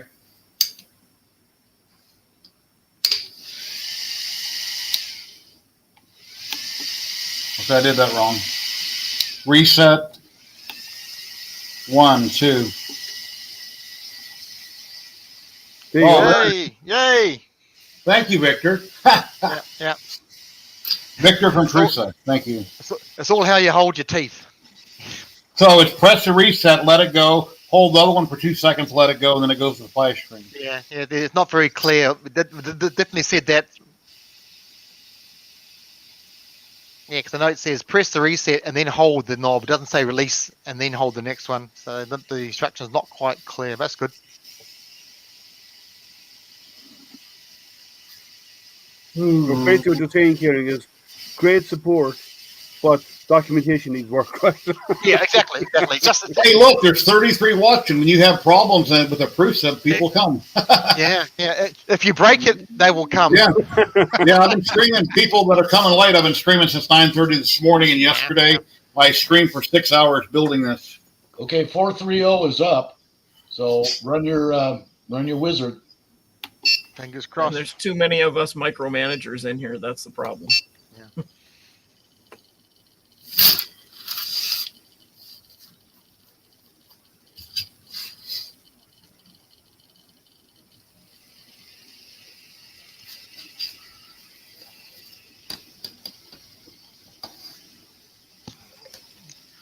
You turn off that light ring.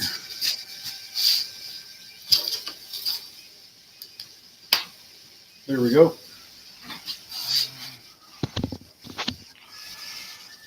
I keep forgetting to print. Carl, I can't afford a red rig. And I have a hybrid that I built last year, the 400 by 400 by 500. You can't afford the time to stream how long it'll take to build a rat rig. Yeah. That's a 7-day live stream. You're without sleep. Yeah. Well, Michael Teaching Tech has been doing some great videos on it. Yeah, he has. Yeah. He's awesome at his content.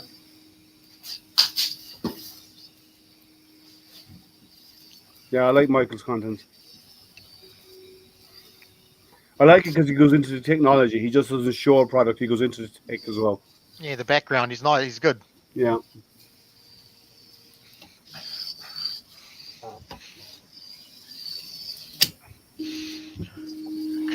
Okay, here goes. Let's see. Fail. No. Oh. So it's not firmware problem. Yeah. I don't know. Motor or drag. Well, Victor, what do you think now? I don't know. Absolutely no pressure. I don't think I need to type in the chat. I think he can hear me. So yeah.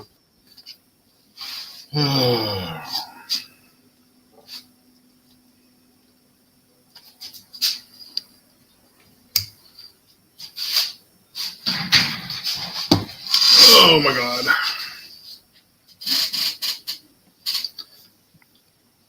I'll go ahead and type it because maybe he was on a call and didn't hear it.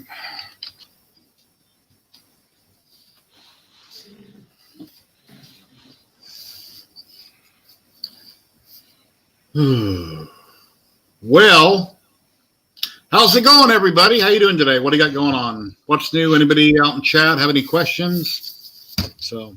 Yeah, Jerry, how's your Prusa bill going? Yeah. Well. Hey, to be fair, it's built, it's assembled, it powers, and things Yeah, move. it's a cool little. Once I got all done, it's a cool little printer. Just like I'm kind of stuck right here. It's just that one little. I know, but I had to be the smart ass. Come on, someone has to be. No, it's NASCAR race is going okay. Just That's all right then. In case we were wondering. Yeah. But even with all the interference, even with all our interference, Jerry's managed to get it put together and actually powered up without blue smoke, and it passes almost everything. So Victor is typing back, and we'll see what he has to say.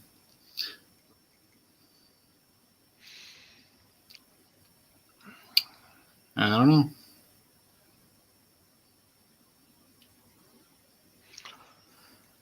Okay.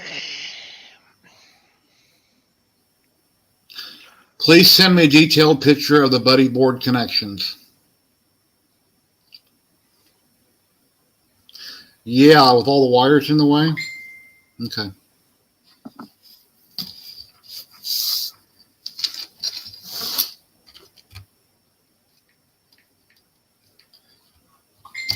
You got an email you want me to send them to, Victor? I'll take a picture with my phone.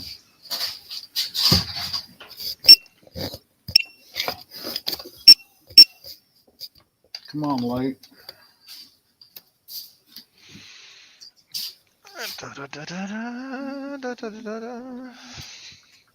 Yeah. Well, go ahead and gab away, guys. Sure. Wait, cat, don't leave. $5 bounty to the person who takes away the beep on that white camera. Yeah. Damn, that hurts on the earphones. Yeah, it's very, very sharp. Yeah. I thought DeWitt would have fixed it by now. Come on, Tim. He's not on here at the moment. Is he not here now? No. He might be in chat. He might be. I don't know. I haven't seen him. He was in here earlier. But Mike, go ahead, Kieran. Mike, what's that orange object front left on your bench there to the right of your lights? It's a large orange. Well, it's orange in the screen. My stomach? Yeah.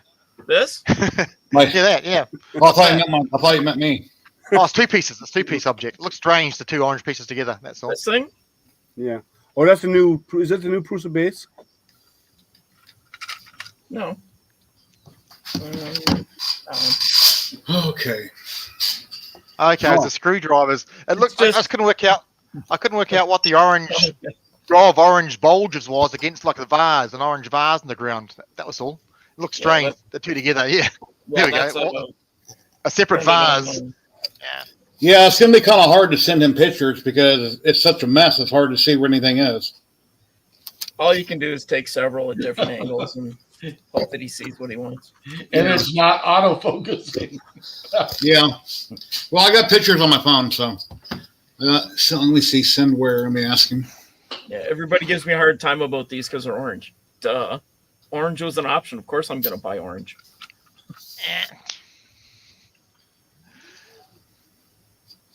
I think they were $5. They were clearing them out. That's good for a set of T-handles. Yeah. $5 Canadian even. Even? How small do they go down to? 1.5? No, 2. 2? Okay. 2 up to 10, and 10 is now the first time it's ever been out of the holder. For $5, though, you can't go wrong. Canadian dollars, yeah. Yeah. I think I bought That's like what? Was that $3 in real money? In real money, yeah. or something right now. Actually, we're doing pretty good. It's like 20% right now. It was Canadian dollars about the same value as the Australian dollar. Yeah. As I said, Victor, you can't see much in these pictures because there's too many wires in the way. But I'll send them. But you can't see where all the connections are clearly because there's too much crap in the way. So I'm completely wasting my time right now. And I'm sure they'll get back with me and say, well, we can't see where they're going. Yeah, no shit. No, all he's got to see is to make sure the right ones are in the right spot. It's kind of hard to tell that, though. I know, but he looked at it 10,000 times. Trust me. Yeah.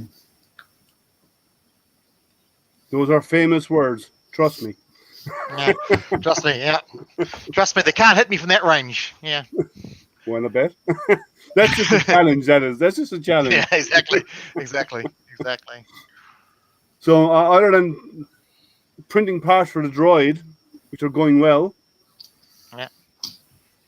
they move really well. I find though the more you move it, these little rods kind of slide out because they're not a tight fit.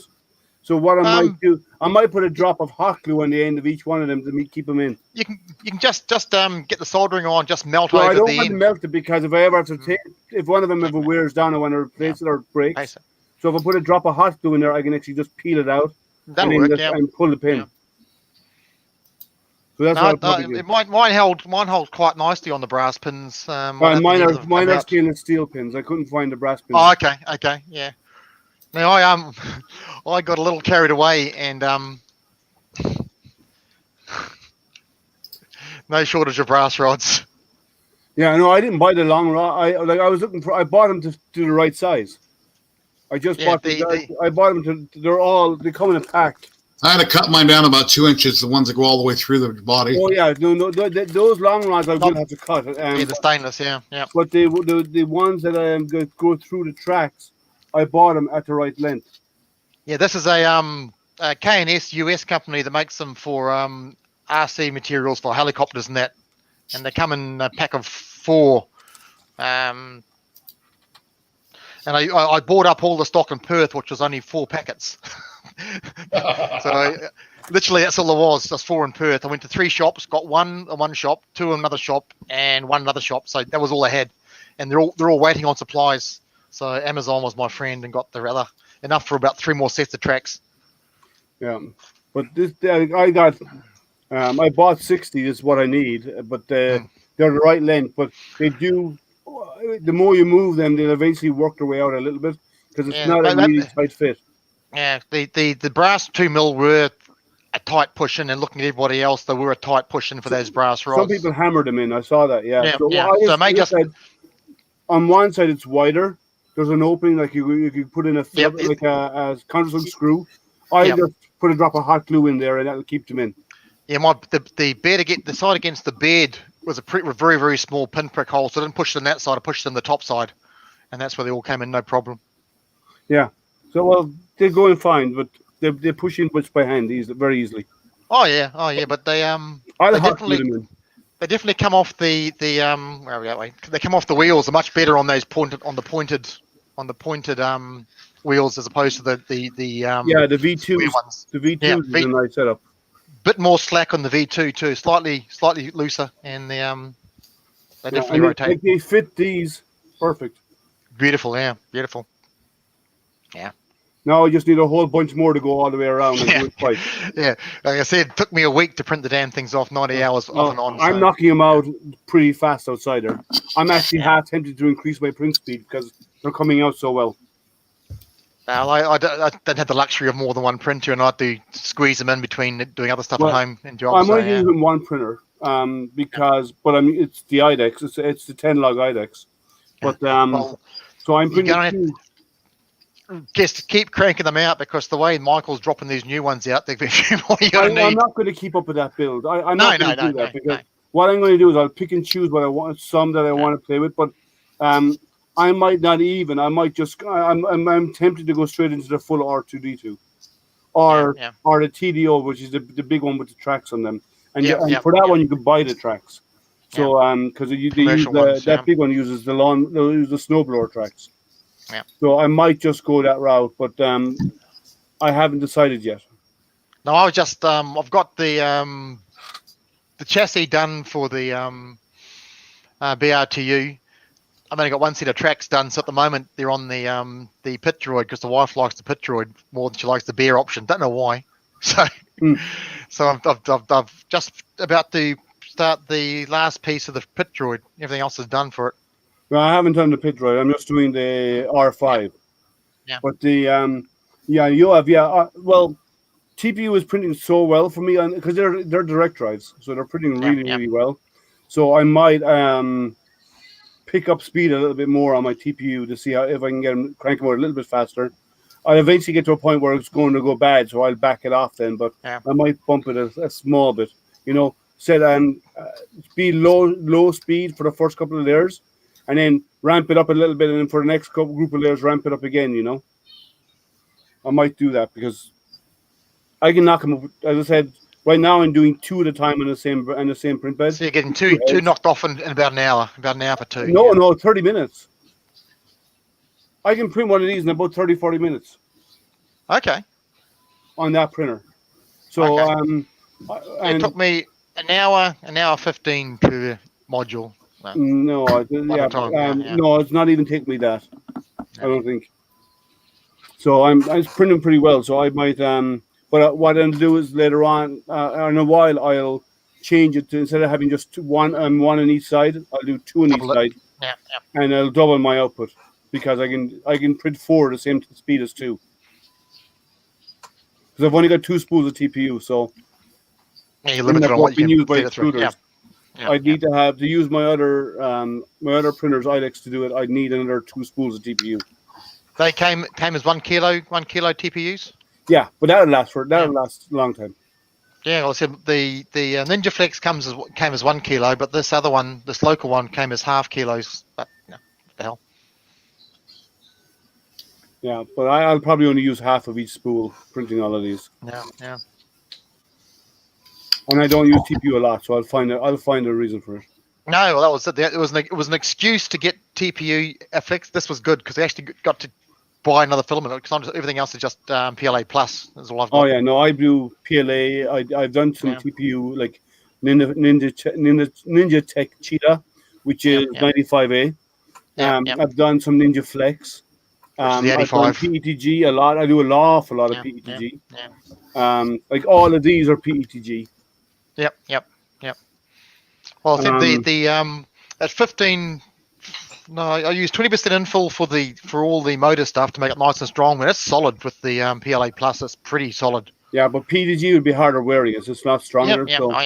And then I did in the past a little bit of ABS. I'm not a fan of it, and I avoid it in most cases. I just don't like the thought of what it's out fuming. Yeah, that's why I don't print it.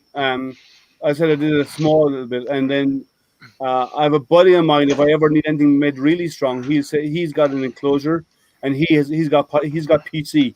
So if I ever need anything printed, he'll print it in PC for me. I just don't have an enclosure. Even the segmented body came out really, really well in the PLA Plus. I printed mine as one piece. Yeah, well, the printer that should not be named isn't big enough to do one piece. But the cut down version in those dog bone clips came out perfect. No, I printed mine as a single piece. That was easy enough. The only part I had to do I had to do the main part with the grill on the front. I had to do them separately because they were just a little bit too long for the bed. A small bit.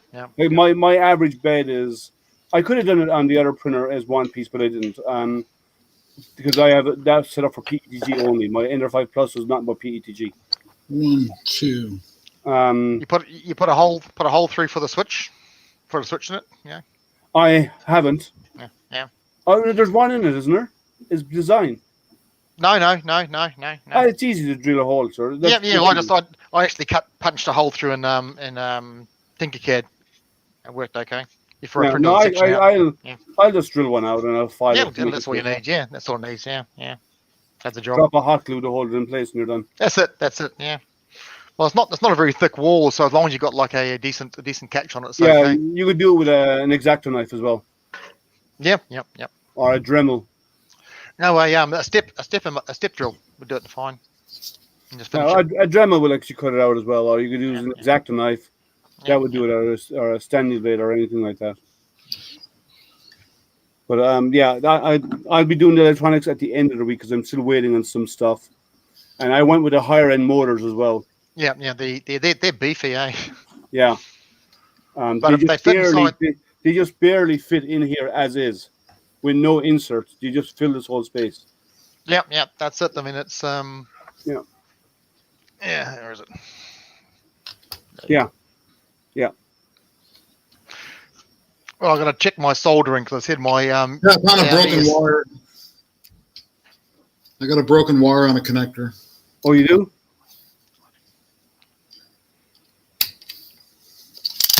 Is it on the board or on the? I'm checking to see what it is. It's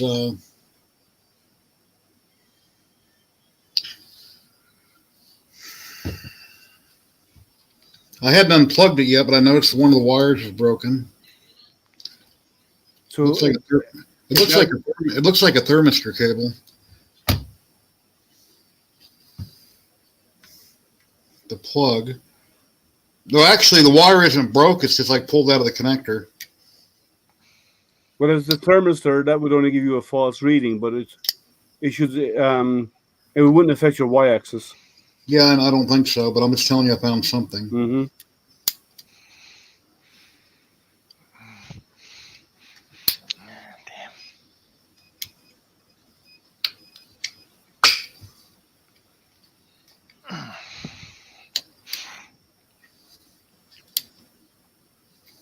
What are you printing now, Kieran? I'm about to print the, I keep getting sidetracked, so I got to warm the bed up again. They print the top of the pit droid. That's the last piece on the pieces. All right. And then I just got to get some servo cable. I've got some servo cable extensions to cut down and solder up because I need a long servo to go through the neck from the head down to the body. So I've got to do some splicing and dicing. So I've got all the electronics. I've got bloody bags full of servos and extension cables to cut up. Yeah. And Well, big box of bits and pieces. So my biggest problem was it took 6 weeks to get the motors in. Just no one had them. Had to come in from overseas, from Palolu, and everyone was out of stock. I ordered them from them overseas from down across town from me. Yeah, it's down. Yeah. It's not far from Jerry. Should have got Jerry to get them for me and paid him overheads and paid the freight for that. Jason was right by him. I think Jason said he lives real close to him. Yeah, he said he was down the street from them, didn't he? Yeah. But I just got to recheck my cassette. Got an the ESC was running really hot after about 5 minutes. So I've got to test my other ones. Maybe it's just a bad ESC. Or it could be my soldering. Yeah, I got when I ordered the motors, they said they were in back order, and Monday came and I got a notification they were shipped. They must have just got them in that weekend because they were shipped a few days later. Yeah, well, I said that's what my supplier was saying for the Australian distributor. Said they're just basically waiting for a shipment. There's just a big backlog and getting the shipments in. So 6 weeks. This connector won't unplug.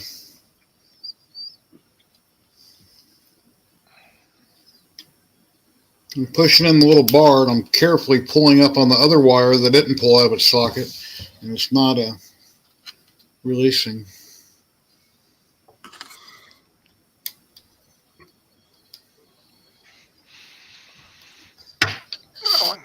No chat going on.